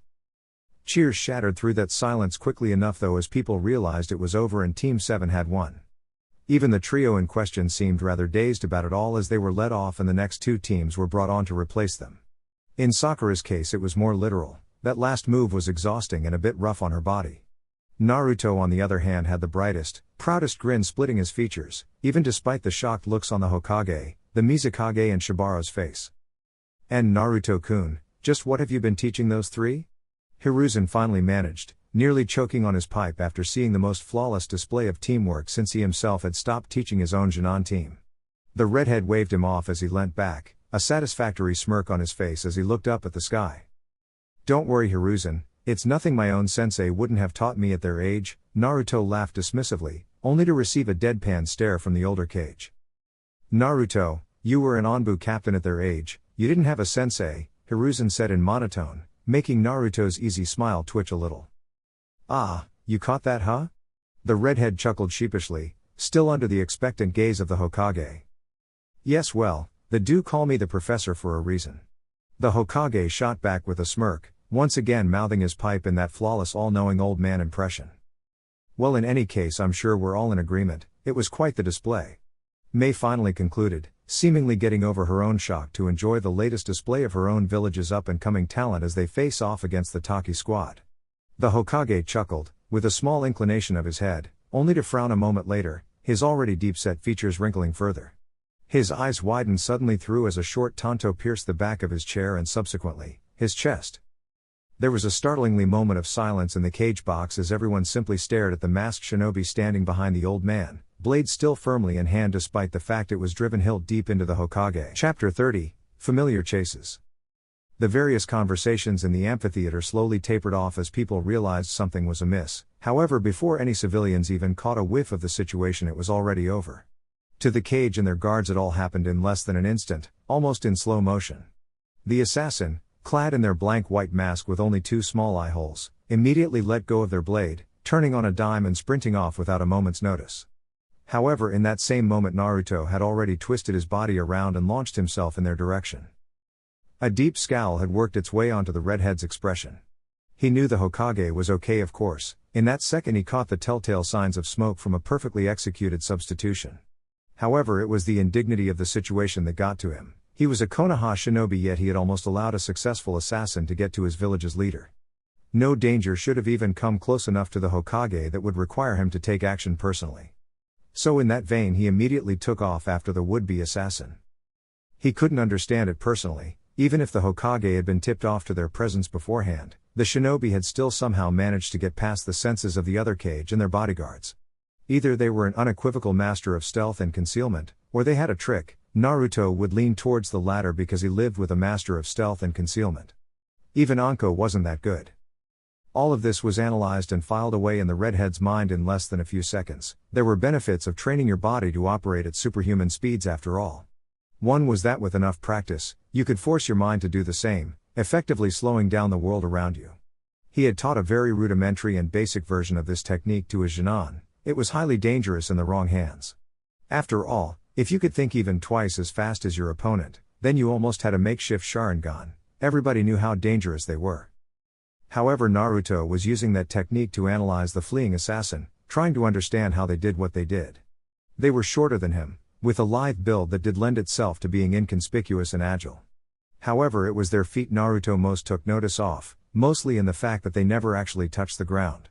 Whatever they were doing, it was obviously a well-worn skill because they were executing it perfectly, no wasted chakra to give them away. He could see it as they bounded off a storefront, their shadow never quite touched the soles of their sandals. Whatever it was also seemed to be giving them a great boost in speed, every step was more like a leap. They weren't faster than Naruto, but apparently, as they made an inconceivable turn that had them twisting their body through a window barely large enough for their body, they didn't have to be. Obviously this person knew Takigakure's layout like the back of their hand, a fact that had Naruto's eyes narrow as he instead took to the rooftop. In that brief moment though, when both were in the air and the assassin's body was twisted and arched, he managed to catch the ever so slight bulge on their chest. A woman then. She was an agile thing, he would certainly give her that. It took him a few seconds to locate her again, but when she came twisting out of another window down the street the chase was on again. He could swear it was like she was flying, gliding off objects so effortlessly without ever once touching them and using the street's naturally confined design to its fullest. A wind technique then, the redhead could recognize the signs. Under different circumstance Naruto would have quite enjoyed talking with this person. They were obviously a master with the element, and as Naruto's primary affinity he imagined they would have a great deal to discuss. However, right now his analytical, sped-up mind was simply trying to crack the jutsu so that he could beat it and catch up to this woman. However, it wasn't even really the problem. No, that came from the fact she would turn down a street, usually via an improbable and rapid change in direction, and simply vanish. It forced Naruto into the air using the Hiraishin to track her down again. Problem was that she seemed to be moving in no discernible direction or pattern. The closest he actually came to catching her was when he launched a kunai ahead of her to try and cut her off. Unfortunately for him, it seemed to be at the exact moment she bounced off a wall. Soundlessly he would add, and with no prior warning whatsoever. Instead of falling ahead of her, it instead nicked her in the leg. Naruto tried to flash to the weapon, but apparently the assassin had predicted this, twisting her body midair to reflexively kick the kunai further down the street. By the time the redhead had regained his bearings and made after her, she had already vanished into a nearby building. This time, she did not re-emerge. The namikaze made a valiant effort of scouring the nearby streets, but short of simply ripping the buildings down, which he did admittedly consider, he had to admit he lost her. Returning to the arena, feeling thoroughly humiliated that somebody had actually managed to outrun him, Naruto only bade a quick greeting to the other cage before immediately making for Hiruzen, who was being fussed over by an all too apologetic Raito. For the last time, Raito-kun, I am fine. If every youngster with a sword was able to get to me, I assure you I would have never made it this far. The old Hokage placated. From the way the conversation looked, it would almost seem like Raito was the one who had been targeted. He certainly looked to be in enough hysterics. But Hokage-sama. The younger Jounin tried to continue, however Sarutobi was having none of it. He caught Naruto out the corner of his periphery and immediately turned to the redhead, blanking Raito from further apologizing. Ah, Naruto, that was a rather speedy reaction, my lad. I expected nothing less. Did you manage to catch the perpetrator? The older shinobi asked curiously. For a man who had just been targeted for assassination, he didn't seem all that perturbed. If anything, he seemed more irritated by his own bodyguard's placations than the thought of nearly dying. However, the simple words only served to make Naruto feel even worse, causing him to look like a dog with its tail between its legs. Ah, Hokage-sama, Naruto tried to begin, only to receive a sigh from the Hokage as the man placed his pipe back in his mouth. Not you too, Naruto. I've already told Raito that it wasn't my first assassination attempt, and by all means it likely will not be my last. It is a wrinkle that comes with our line of work, ni? He smiled congenially, carefully lighting up his pipe and taking a few drags before blowing them out almost casually. Now, any word on that hitman? Naruto struggled with himself for a few moments, warring with his own sense of failure and the Hokage's easy dismissal of the situation. Finally, loyalty won out and he nodded curtly. A few things. Firstly, it would be hit woman. He corrected, only to have Hiruzen raise his eyebrow and smirk. Oh, it has been a while since they sent a kunoichi after me, seems I still have it after all. Hiruzen interjected amusedly, causing Naruto's eye to twitch at the calm nonchalance the Hokage was displaying. Secondly, Naruto carried on as if he hadn't heard anything. I believe she managed to sneak up on us by using a rather strange wind technique that allowed her to literally step off the air. It both made her footsteps silent and allowed her to cover large distances with minimal movement. Both men knew what this meant. It may not have simply been a case of the assassin sneaking up on them, but simply appearing within their ranks too quickly to react to. If Naruto had to equate it to anything, it would be like him suddenly appearing via the Hiraishin, no warning. A dangerous technique indeed then. We should be wary for a repeat performance. The older shinobi mused quietly, only to blink as Naruto brandished his mildly bloodied kunai. Maybe not in the immediate future. I was able to catch her in the leg before she vanished into a building, Naruto stated quickly, unable to completely remove the slightly smug tone in his voice. Arrogance does not lend itself to you, Naruto. The Hokage quickly pointed out, tapping out his pipe casually as his son's strained eyes crinkled in amusement. However, he felt the change in atmosphere the moment Naruto began to frown. However, Hokage-sama, based on the assassin's knowledge of Taki's layout, I can only assume the Jounin was silenced by Hiruzen raising his hand, an indecipherable mask appearing over his weathered features. Did you discern any aesthetic traits beyond the assassin's gender, Naruto? The redhead paused at the question before quickly shaking his head. The interloper had concealed her entire body, hair included. Did they display any techniques or jutsu known to a specific village or clan? Again, another head shake. The assassin had been as subtle and sparing as possible in her escape. Hiruzen just smiled then, lightly patting the redhead on the back as he refilled his pipe once more. Then, my boy, we best not be going around with accusations based on nothing more than circumstantial evidence. Hiruzen's smile widened, but it was obviously put on. The wink was real though. Wars have been started for less, ni? Naruto frowned at the man's casual dismissal of the evidence. However, before he could get a word in edgewise, Shibaro walked over. The two village leaders immediately began to converse, with the Shibaro's customary questioning of the old man's well-being and musings on the assassin's identity first and foremost. The sight made Naruto scowl, but he kept it to himself. He was sure the assassin had to have been from Takigakure. One did not simply know the layout of a village to that degree without living there for months or years. Not only that, but if the assassin were from a different village, they would have first had to find a way into the hidden village before sneaking through Taki's entire defense. No mean feat. And yet the Hokage was casually conversing with the man who may very well have ordered his execution as if they were old drinking buddies. Was this how politics worked? Surprisingly, the exams actually continued from that point, the entire assassination apparently being swept under the rug.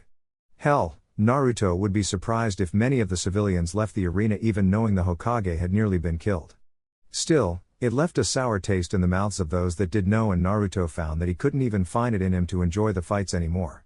Up in the cage stand there was no light banter or playful, criticizing remarks, just a tense silence as the remaining battles unfolded.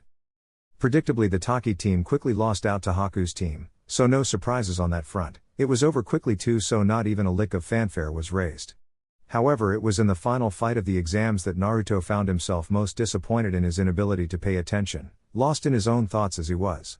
From what he would later recall, it was a rather tough and close fight, not as drawn out as the conflict between Team 10 and the Kiri squad, but lengthy as far as shinobi fights went. His team admittedly did their best, but in the end a close victory for Kiri was scraped out. Mei had not been lying when she had said she chose only the best. All of the team's members were essentially a solid Chunin already, and Naruto had to commend his team from lasting as long as they had. True to form, they had immediately gone after the genjutsu user of the Kiri team, knowing from personal experience how dangerous they could be in drawn-out fights. They had even hidden their intentions with an all-out assault on Haku, only to divert at the last moment. However, the teamwork between Haku and Chojuro turned out to be excellent. Between the Yuki's speed and the swordsman's raw power, Team 7 were simply outmatched. They also knew how valuable their support member was and defended her accordingly.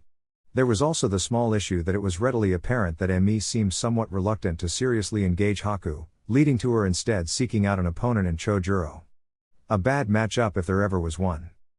Emi was a dependable and competent kenjutsu user in her own right, but trying to compare that to the raw talent and skills the swordsman of the mist, even in training, could display? There was no contest. There was a reason Kirigakura was mostly famous for that particular squad. Their training was intense and brutal, but it certainly paid off. When Emi fell, the rest of Team 7 was not too far behind. They had managed to take out the support member, but a joint assault from Haku and Chojuro turned out to be too much for Sakura and Sasuke. Despite the loss, Naruto did distinctly remember the feelings of pride he felt for all three of his team. While they did not win, each one easily showed the necessary skill and forethought required of a Chunin. There was also the helpful fact that he had won the little wager between the three Jounin sensei, but that only heightened the good feeling. He told them as much when their match was finally over. They were tired and a little beat up, but they still found their sensei's words uplifting, although Sasuke seemed all too contemplative after the fact. Naruto could see the familiar glint of determination he used to see in Shisui's eyes after coming out of a close spar with Itachi. It was readily apparent though that Taki really did want the foreign shinobi out of their village, though as not half an hour after the exams were over the teams from Konoha were ushered towards the exit of the village. Team 7 were the last to be let out though, and in the brief time they were waiting for the others to be evacuated, they received a visitor in the form of an energetic green blur. "Heyo Naruto," Fu exclaimed brightly, landing on Naruto's back with a chipper grin on her face. She seemed remarkable better and less thoughtful than Naruto had seen her last. The Jounin of the squad simply looked between the mint-haired Jounin and their sensei before sighing and shaking their head, scratching it up to another quirk of their red-headed teacher.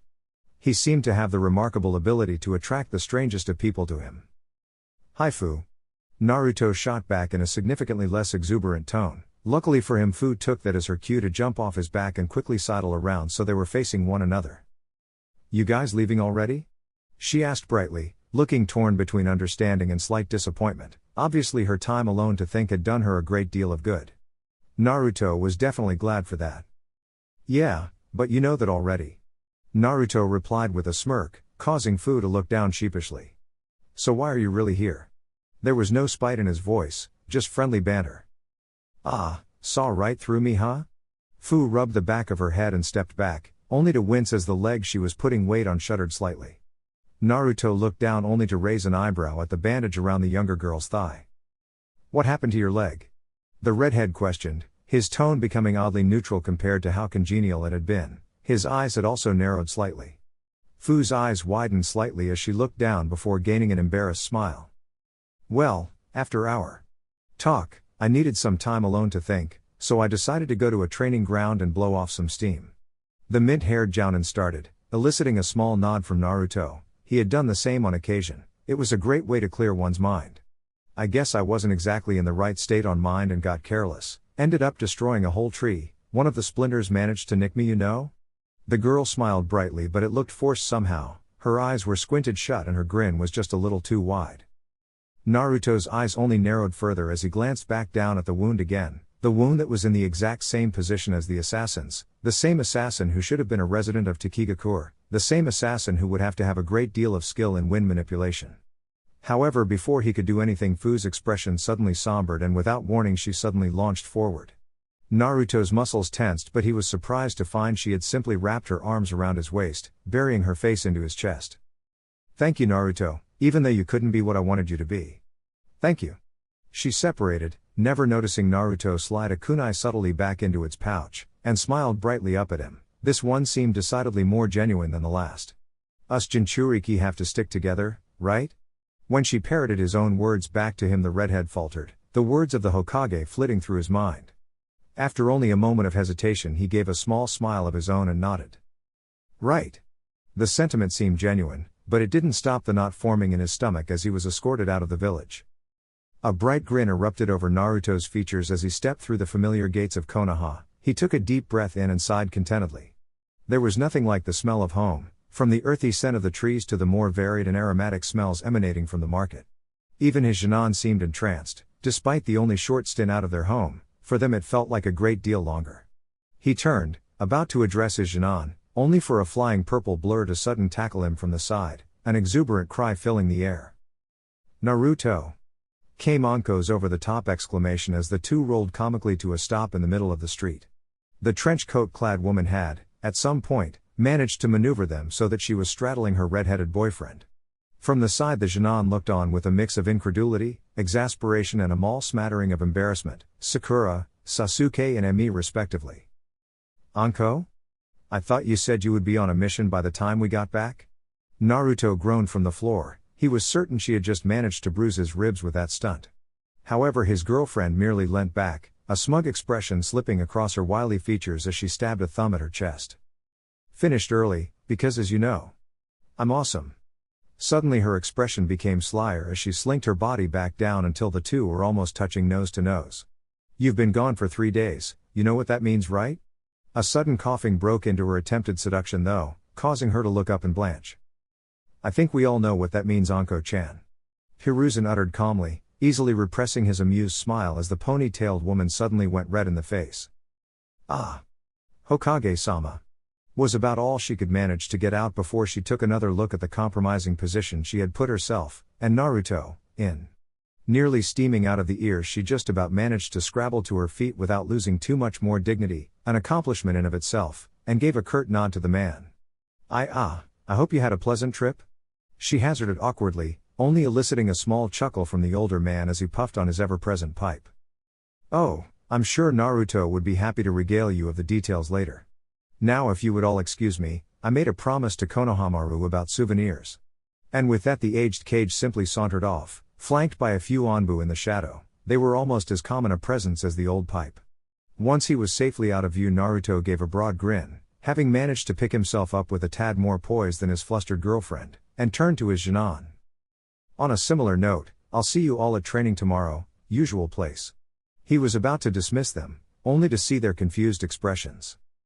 "But sensei," Emi started bemusedly, "the Chunin exams?" She was only met by an upturned eyebrow though.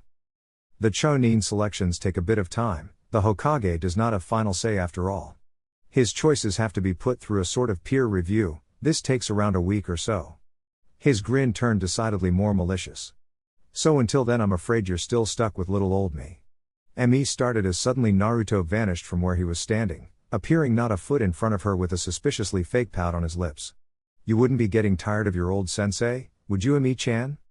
To the side, Sasuke muttered something unintelligible under his breath that only caused Naruto to smirk. "Just because you might become Chunin." "No, even if you become Chunin, I'll always be your sensei." The redhead shot back, walking over and quickly ruffling the boy's hair before he could react. "Sasu-chan." The boy simply gave him an evil look. "I'll make you stop calling me that." He growled back, his Sharingan flashing for a moment to increase the poison in his glare. Naruto remained unaffected, a broad grin splitting his cheeks. "You're welcome to try, Sasu-chan, you're welcome to try." He shot back mirthfully. At that the genin turned to leave, but not before Sasuke decided to get the last word in. "Count on it, Tomato-sensei." The dark-haired Uchiha called back, dashing off not a moment after. A tick mark appeared on the redhead's temple for a moment, but by the time he turned around his Jinan were gone, leaving him to stand there and grumble about ungrateful brats under his breath. Ah, Naruto-san. I mean, Naruto. Kurenai suddenly piped up, causing Anko to look over with intrigue as well, a sly look twisting her face. Ah, Nai-chan. The Violette called out with her previous exuberance, and not a moment later the Genjutsu user was subjected to the same treatment as Naruto not even 5 minutes earlier. They rolled to a stop somewhere near Asuma's feet, causing them both to look up at the bearded Jounin slightly red-faced. The Hokage's son merely smirked, chewing slightly on the cigarette in his mouth. Don't mind me, please carry on. The grizzled former guardian chuckled, admiring the view unfolding beneath him. It was sometime around that point that Kurenai realized the impromptu roll around had caused her dress to slip slightly from her shoulders. She immediately scrabbled to her feet, bright red from her virulent blush, and corrected herself immediately. Anko got up with a lot less fanfare, her hair now even messier than usual, and she didn't even try to fix it. Deciding that Kurenai likely wasn't going to continue, Asuma instead spoke up in her place. I think Kurenai was trying to tell you that we were going to head to the Dangoya to talk for a bit, Naruto. You know, discuss the exams, talk a bit about our teams. The man chuckled, the cigarette switching sides in his mouth. Unless of course the Hokage-to-be can no longer mingle with us common rabble, he said it jokingly, but it still caused Naruto to growl slightly, at least until a retaliatory smirk appeared on his own features. Not common rabble, no, just people who couldn't even get their team past the first round of the tournament. The redhead shot right back, remembering Team 10's rather drawn-out defeat at the hands of the Kiri team. It nearly caused Asuma to choke on his cigarette, rather ironically considering it wasn't even lit. Oi, he cried indignantly, only to get a rough ed on the back from the very same redhead. So Dangoya? Sounds good, Anko, you coming? The aforementioned Violette looked around, having previously been drinking in Kurenai's embarrassment like some kind of emotional vampire. Huh, what? Oh, yeah, sure. She muttered distractedly before quickly returning her attention to the now better clothed and less flustered Kurenai, a look of disappointment briefly passing over her face. Sounds good. A new voice entered the fray as Genma suddenly dropped from a nearby roof, chewing on his usual senbon. All the assembled Jounin looked at the bandana-clad Jounin blankly for a moment. What? He shrugged, taking the senbon out for a moment to spin it between his fingers. I was passing by and heard you guys talking, I could go for some dengo too. At that everyone just chuckled. Well, if that's the case we might as well just invite along everyone. Naruto replied, his smirk dropping as soon as he saw Genma's face sober considerably. Well, you know that might not be possible at all, what with Yugao and all. Genma answered, causing everybody to stare at him in confusion for a moment until he looked up, just as puzzled. What? You guys don't know? Naruto took a step forward, his face serious all of a sudden. Don't know what? Training Ground 3 was oddly quiet, usually at least the distant sound of sparring, or even jutsu practice could be heard from the surrounding areas. However, today there was nothing, just the wind making its solemn pass through the trees, carrying the occasional browning leaf along for the journey. For Yugao it only seemed to heighten her solitude at that moment as she sat there, legs crossed, staring at the shimmering black monument as thought at any moment it would begin to speak. She had been coming here a lot lately, most would say it was for the peace, or just for the time to think. In reality even Yugao didn't know, the rational part of her mind told her that simply sitting here staring at a carved name wouldn't do anything. The cynical part of her mind told her that Hayate would be annoyed with her right now, whittling away her time in front of an old, sentimental rock. The shinobi part of her mind told her that right now she should be training, not allowing her skills to rust and dull like an ill-kept blade. However, it wasn't her mind tying her to this place, it was her burdened heart, the same part of her that wished the monument would speak to her. You know, there's a little girl who just came home from Taki, excited and likely hoping to see her big sister. Yugao didn't flinch when Naruto's voice suddenly appeared in her ear. She had been his subordinate for years, all of their squad were used to his sudden and abrupt appearances. In fact, she supposed a small part of her had almost expected him. He was the harsh but compassionate captain once again, scolding her for taking too long with her break, or sneaking off to sea. What do you want, Naruto Taiku? She didn't turn around or look up when he walked over, his barely noticeable footsteps making the softest of crunches against the grass. Me did amazingly in the exams, you know, you would have been incredibly proud of her. All Naruto got for his trouble was a non-committal grunt though as Yugao shuffled her position slightly. She was forced to move again as Naruto suddenly sat down next to her, making her very aware of the two swords he was carrying and now placed on his lap. You know, I feel like I've already had this conversation with you. What happened? Yu Gao grunted again, averting her eyes from the two painfully familiar blades resting in the redhead's lap. Did you break into my apartment, Taiku? She didn't sound so annoyed with the act itself more than the fact he was successful. It was a matter of pride for a shinobi that their homes were protected and safe even when they were not there. Please Yu Gao, you live with Anko for a number of years and most security measures become child's play, don't change the subject. Naruto retorted quickly, his features set and lacking the usual amusement that practically defined him with his friends. The long-haired Onbu leant forward, her head falling as she muttered something unintelligible. Come again? This time Yu Gao looked up, however reluctantly, revealing her bloodshot and very red eyes. I went on a mission. She finally murmured in a tone that was actually understandable. Naruto raised a brow slightly. That's good. He started cautiously, only to be suddenly rounded on by the woman as she glared at him furiously. The redhead could now see the full extent of the damage. Yu Gao did not look good. Aside from her bloodshot eyes, she was paler than he remembered seeing her and her face slightly more gaunt. Is it? I nearly got a teammate killed, Taiku. Taken aback slightly, Naruto could only stare at the mildly hysterical woman for a moment before releasing the breath he was holding. Tell me what happened. And after a long moment of hesitation, she did. She told him all about how she had finally mustered up the courage to take on an op with her squad. She had made sure it was routine, rookie stuff to get her back in the swing of things. Of all the luck though, they had actually managed to run across a team from another village, which didn't matter. Of course their goal was in direct opposition to her team's and conflict inevitably broke out. She had been doing fine, the other team were obviously not veterans and there were no notably dangerous members in their ranks. However, there was one with a sword, instincts kicking, and Yu Gao had immediately moved to challenge him when she spotted the enemy charging at one of her squad mates.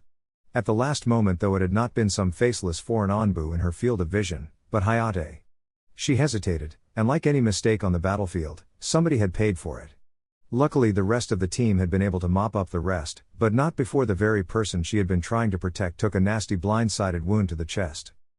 He's recovering in the hospital now, the medic nin say he should be fine with recuperation, but what if he hadn't? At some point in her initially anger-fueled rant, Yu Gao had broken down and tears were now freely streaming down the contours of her thin face. What if, because of my damn hesitation, somebody had died? Her head fell, her voice becoming somber and resigned. What if it happens again, Taiku? There was a rather obvious silence after that, but instead of an answer, Yu Gao instead felt something being pressed into her hand. She nearly started when she realized it was the hilt of a sword, her sword.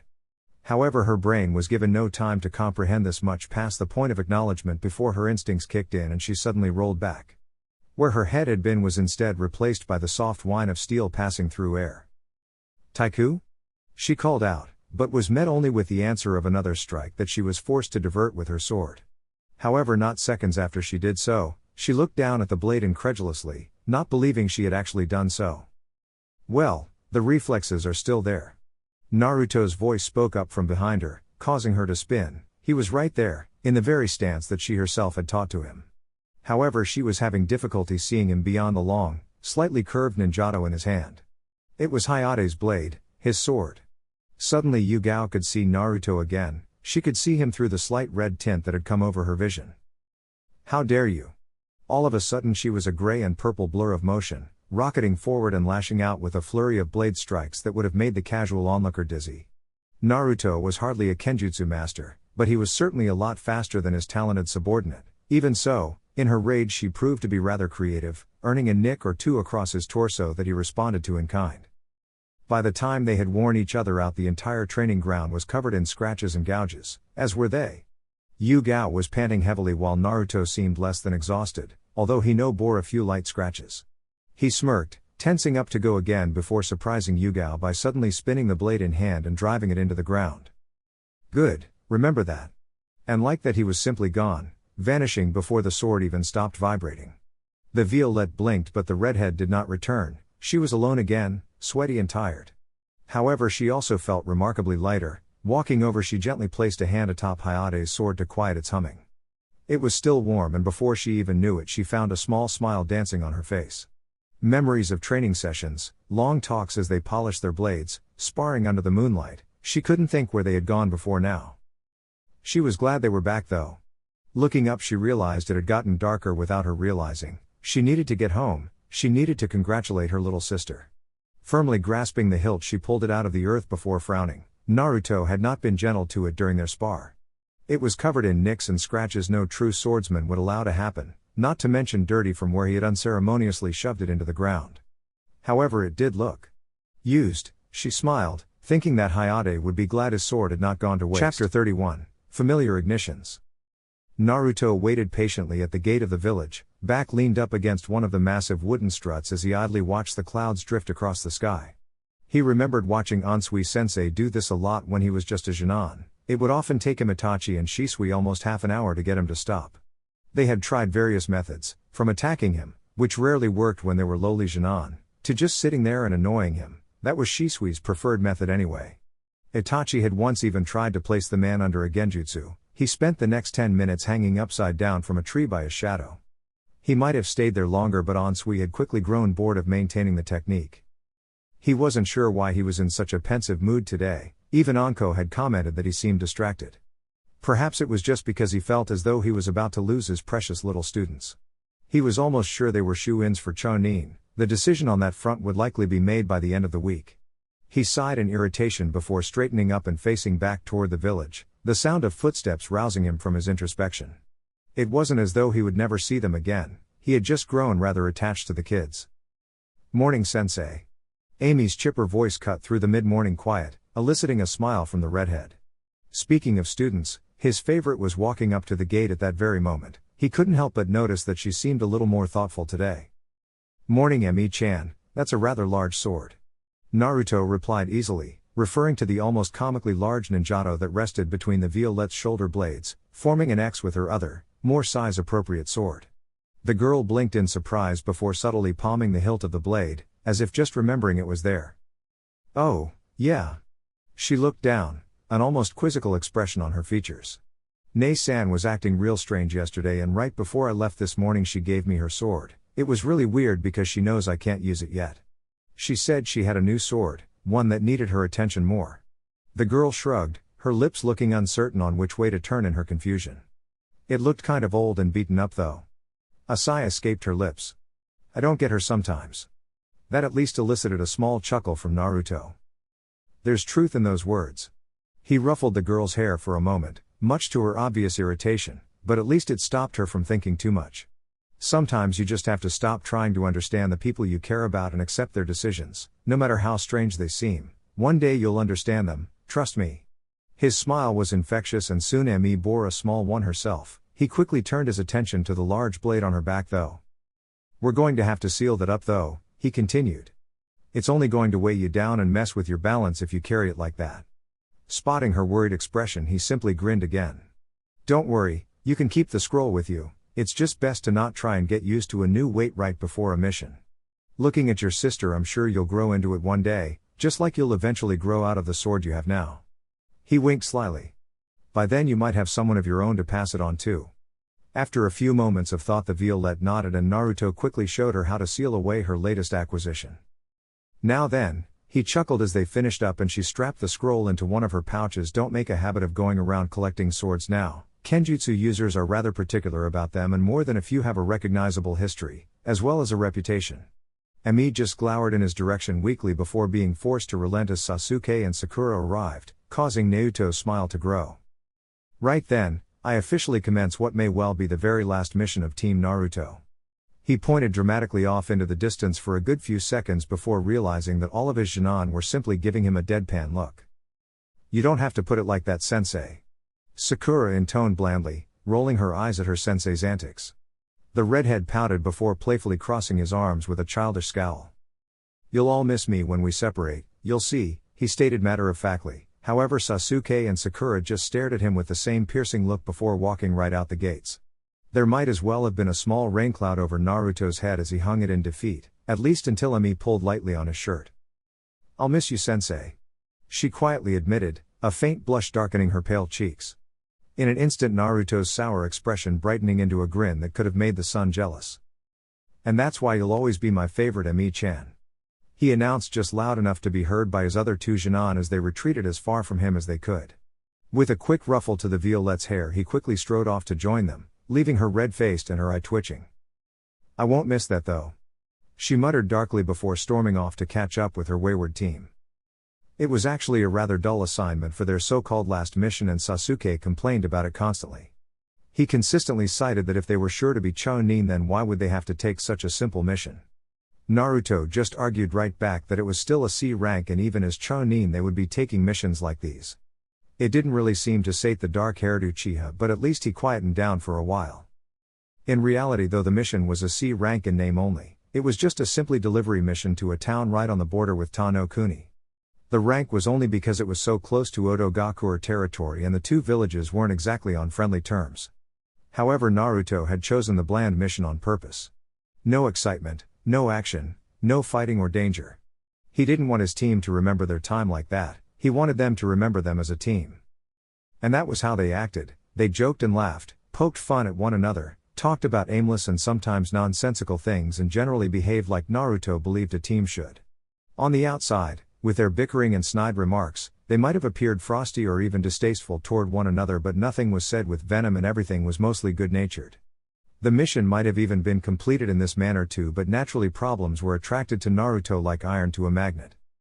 And you should have seen how shocked the Hokage was, his pipe nearly fell out of his mouth. Naruto chuckled as he finished regaling one of the many stories from his youth, more specifically one of the pranks that Shisui had talked him and somehow Itachi into pulling. His Jinan laughed along with him, Emi actually wiping a tear from her eye as Sasuke determinedly fought down a smile. Naruto was rather proud of the young Uchiha. He remembered when his stories that involved Itachi used to make the boy scowl and generally darken in mood. However, months later, and Sasuke seemed to have slightly let up on the warped view in his mind that Itachi had always been some scheming, evil murderer. It seemed to lighten the boy's step to know that Itachi had at one point just been a normal kid like him. However, Naruto couldn't help but notice the confusion this also brought to the boy. Like him, Sasuke was now questioning what he knew about the older Uchiha. The redhead could only hope that, like him, the numbers just wouldn't add up.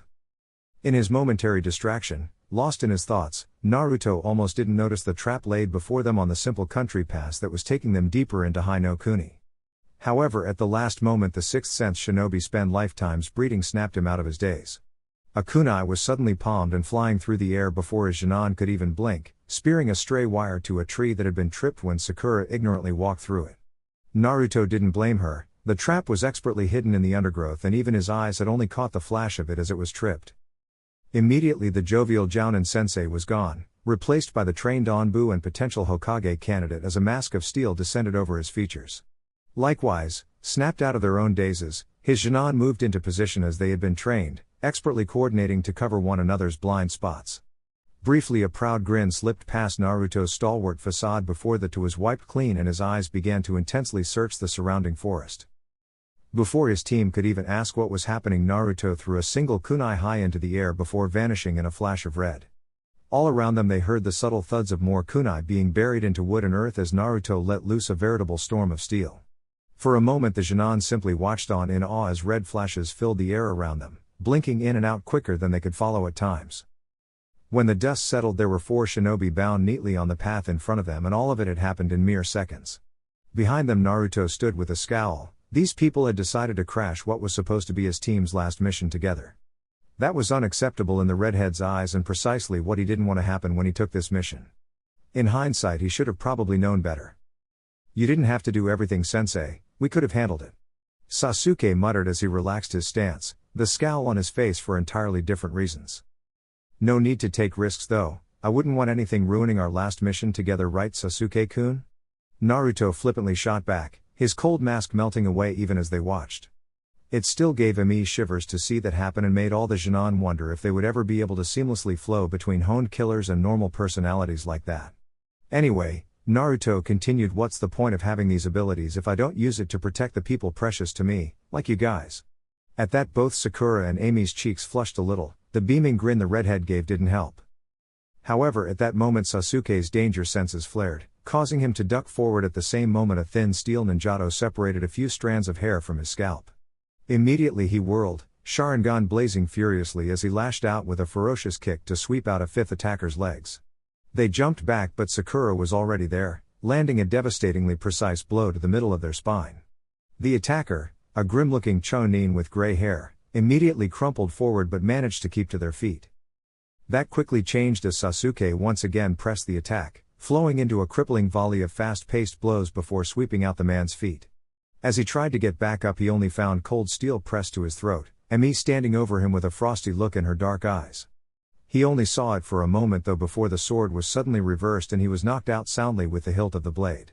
Immediately Emi whirled on Naruto, the cold look vanishing into one of annoyance as she unconsciously did the very same thing she had just been wondering about moments before. "What gives, sensei?" "You missed one," she shouted, her voice catching a little in her irritation. However, she didn't expect the sly grin she got from the redhead. Sometimes the best way to protect someone is to make sure they can protect themselves. It may be Outlast mission, but I'm not going soft on you guys. Naruto responded easily, causing Amy's next sentence to die on her tongue and her mouth to open and close like a dry fish. Finally, she just clenched her fists in her hair before exhaling loudly in exasperation. "Everything is training, remember, it was one of the first things I taught you." The redhead carried on. "So what was the lesson today?" Sasuke grunted, his own irritation masked behind his usual apathetic look. "That Takigakure Chonin always operate in groups of 5. Naruto shot back, his attention turning back to said tied-up shinobi that were now glancing fearfully at the team that had so effortlessly taken them down. "Takigakure?" Sakura questioned slowly, her eyebrows knitting together for a moment. "But why would they attack us? Konoha and Taki are allies, aren't they?" At that, a rather vicious grin took over Naruto's face, one his team had only seen when he was about to enter what they called interrogator mode. "That's a good question, Sakura." His gaze flickered to the bound group, making them flinch briefly as they swore. The redhead's eyes flashed crimson for a second. "Maybe outguests would be so kind as to answer us." The Chonin quickly got over their momentary fright though, individual looks of indignation and spite appearing on their faces. "We're not telling you anything, you major village trash." The Chonin that spoke did so with such spite in his voice it was as though he was spitting the words at them in disgust. However, he seemed a bit nervous when Naruto simply continued to grin, stepping closer so that the Chonin could even make out the way his canines were just a little longer and sharper than the average person's. "Oh, I'm sure you won't tell us much," he chuckled, but it was hollow and lacked any kind of mirth. Ibiki on the other hand. "Well, he's all too persuasive, I'm afraid." Despite their best attempts to hide their fear, one of the Chonin gulped quietly at that.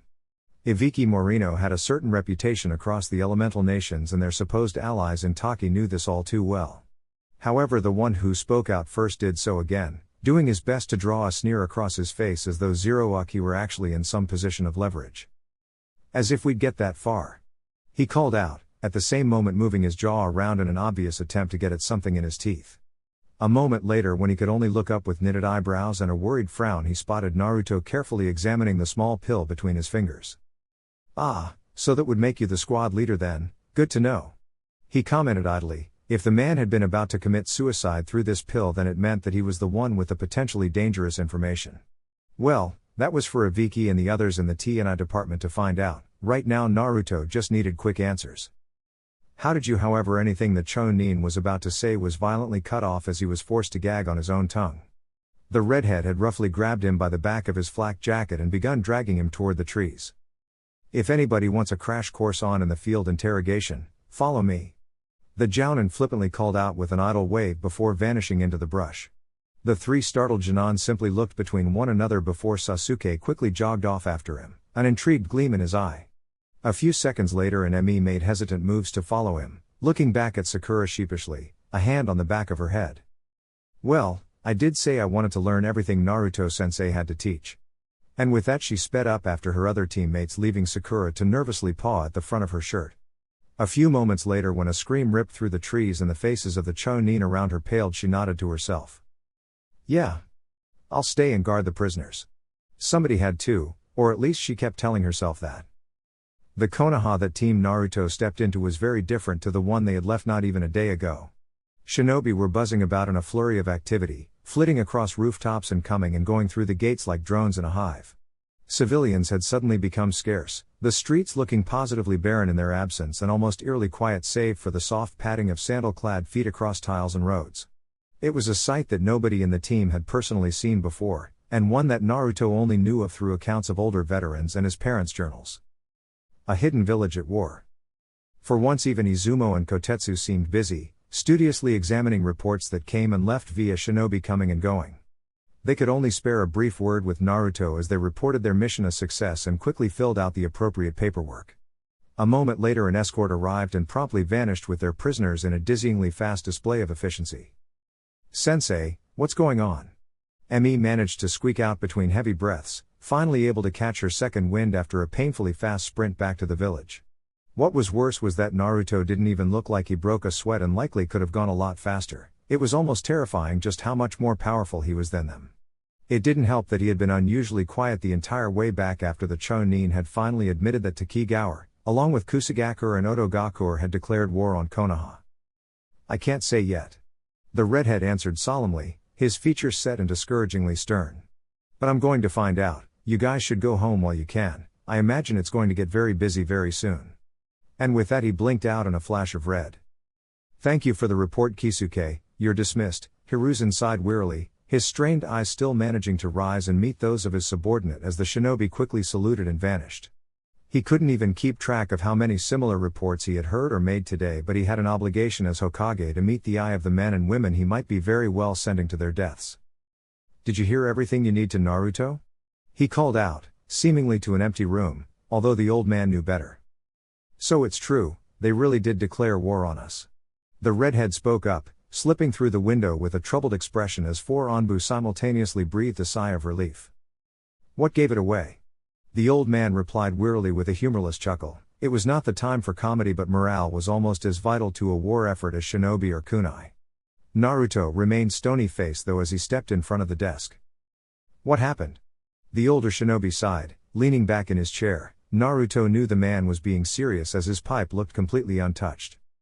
"We still can't really be sure. I didn't get any word of this before shinobi started returning home with reports of being attacked, especially along caravan routes.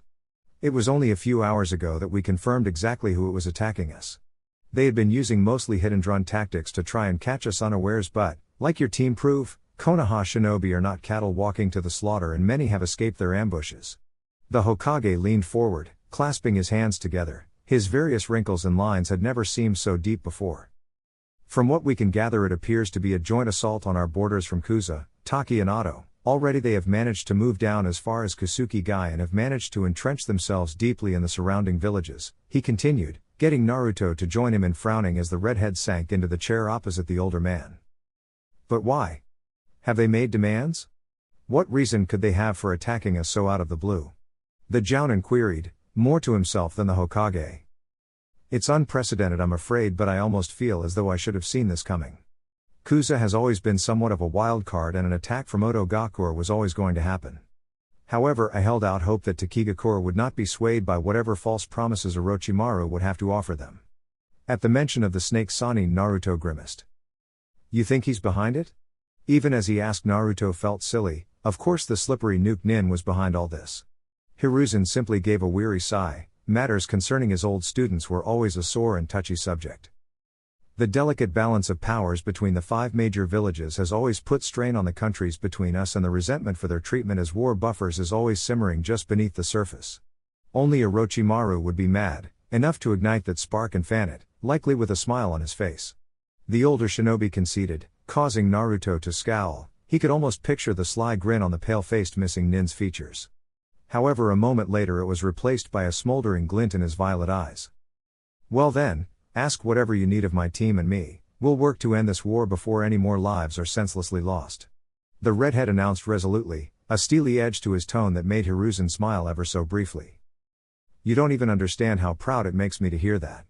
Soon enough though the smile once again dissolved, replaced by a more professional look. "However, in light of these recent developments, I'm afraid I am pushing up your team's promotions. As of now all 3 are Chunin." Naruto's eyes widened at that. He knew his team would likely be promoted, but in light of the war he thought he would have at least some time to ease them into the new situation. However, before he could say anything, Hiruzen raised a hand. "I'm afraid, Naruto, that you are too valuable a shinobi to be tied down to the type of missions fresh Chunin will receive. It is a hard decision to separate a team just as war breaks out, but I have to use every resource available to me in the best way I can." Expecting protest, he was surprised then to find Naruto simply staring at him with a determined glint dancing behind his eyes. "You aren't contesting me. The redhead seemed to consider it for a moment before shaking his head. Hiruzen hadn't seen such a resolute face since Minato left on the mission that would earn him the nickname the Yellow Flash. It was almost terrifying to see that reflected in his son, considering the potential lurking in that lithe frame. I understand. You are my Hokage, you can use me as you see fit. Naruto stood up then, the fire in his eyes never dimming for a moment as he turned to the exit.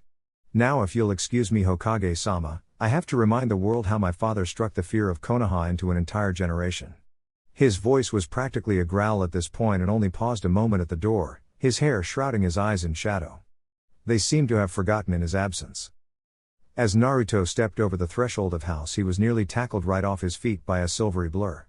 He managed to catch the little bundle of energy though, swinging her around much to her excited cries. In that singular moment, with Haya held in his arms and the familiar scent of Dengo hanging in the air, Naruto felt his earlier frustration melt away. To many people, home was simply where they lived, but for Naruto, home meant the one place where the outside world would never touch him. It was just him, and his family. Kami helped the person that tried to take his home from him. Naru Niazan, Haya exclaimed brightly, her stormy eyes glistening with an unusual amount of excitement. People are running everywhere really fast, but Nichan won't let me run with them. Naruto simply blinked at the younger girl for a moment.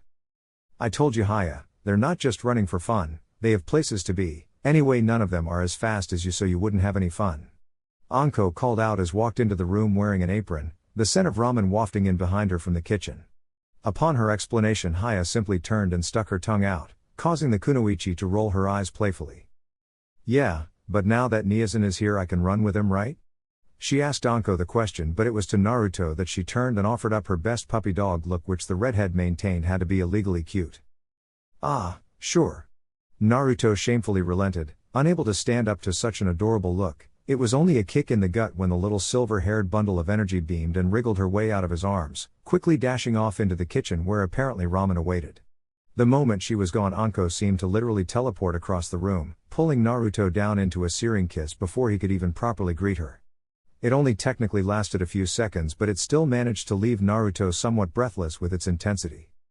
Wow, hello to you too. He was fairly certain there was an all-too goofy grin plastered on his features then. What's the occasion? He asked dreamily, eyes not quite focused as he tried to capture that feeling for a little longer. It turned out he didn't have to, as Anko leaned forward to plant another quick peck on his lips. Does there need to be? She shot back slyly, slinking back and putting on her best innocent expression. Well, I'd like to know if there is, so I can make it happen again. Naruto admitted with that same goofy grin, only to sober as he saw Anko's expression become just a little more pensive. Well, I was just thinking about what's going on all of a sudden and how you're sure to be right out there on the front lines, and however the Violette was cut off by a finger pressed against her lips as Naruto leant in so their faces were very close. Don't even talk like that, I mean come on. He leant back up and plastered what many knew to be a signature cocky grin across his features. It's me we're talking about, he chuckled as he struck a particularly goofy pose, almost like Jiraiya might during one of his lame introductions, and even Anko had to suppress a few giggles. Anyway, what's all this worry that I'm getting? Am I not allowed to be worried about you going out and doing the same? It's not like you're not a kunoichi. As he spoke, he slipped around the shorter woman, sliding his arms around her waist and nestling his chin on her shoulder. Oh? So now I need to be worried for because you're the big bad bloody Flash and I'm just Anko Mitarashi? She questioned only semi-seriously, her eyebrow cocked expectantly. Almost instantly Naruto froze before quickly releasing her and backing off, wiping his hands in the air as he did so as if to remove some invisible dust. Nuh-uh, I'm not touching that one again. To emphasize his point, he pivoted on one foot dramatically, crossing his arms and letting out a childish huff. This time it was Anko who slunk up behind him to envelop his chest with her arms. Aw, not one itty-bitty argument about how powerful we are, Mr. Hokage candidate? She whispered in her best sultry tone, which just so happened to be incredibly good. Naruto simply shook his head again, letting out another melodramatic huff, although it seemed a bit strained and his legs nearly buckled as Anko purposefully rubbed her ample chest across his back. Nope. Came his clear and directed response, and after a moment or two of silence both grinned at the same moment, with Anko releasing a playful sigh. Well, that's no fun. However, before Naruto could respond, Haya's chipper voice echoed in from the kitchen. Onisen, one-ichan. The ramen's getting cold. She called, shattering the carefully constructed tension the couple had been building. Both let out a small chuckle at the same moment as the Violette turned to reply. "Well, we can't have that," she shouted boisterously, earning a faint giggle from the doorway. However, as she moved to actually enter the kitchen, she felt a strong grip around her wrist, confusion evident on her face. She turned back to her red-headed boyfriend. "You know, with the war and everything, I will probably be gone quite a bit. It probably won't be easy," Naruto muttered, his brow creased and his usually vibrant eyes quite dulled. However, Anko's features merely softened as she took a step into him, letting him briefly envelop her with a proper hug. "We're shinobi, it isn't supposed to be easy, but that's why we make it work. Anyway, it's not like you have to go right now. You have time for ramen, right?" she answered, earning a bright grin from the taller shinobi as both moved into the kitchen, still embracing like they never wanted to be separated. "Of course, there's always time for ramen."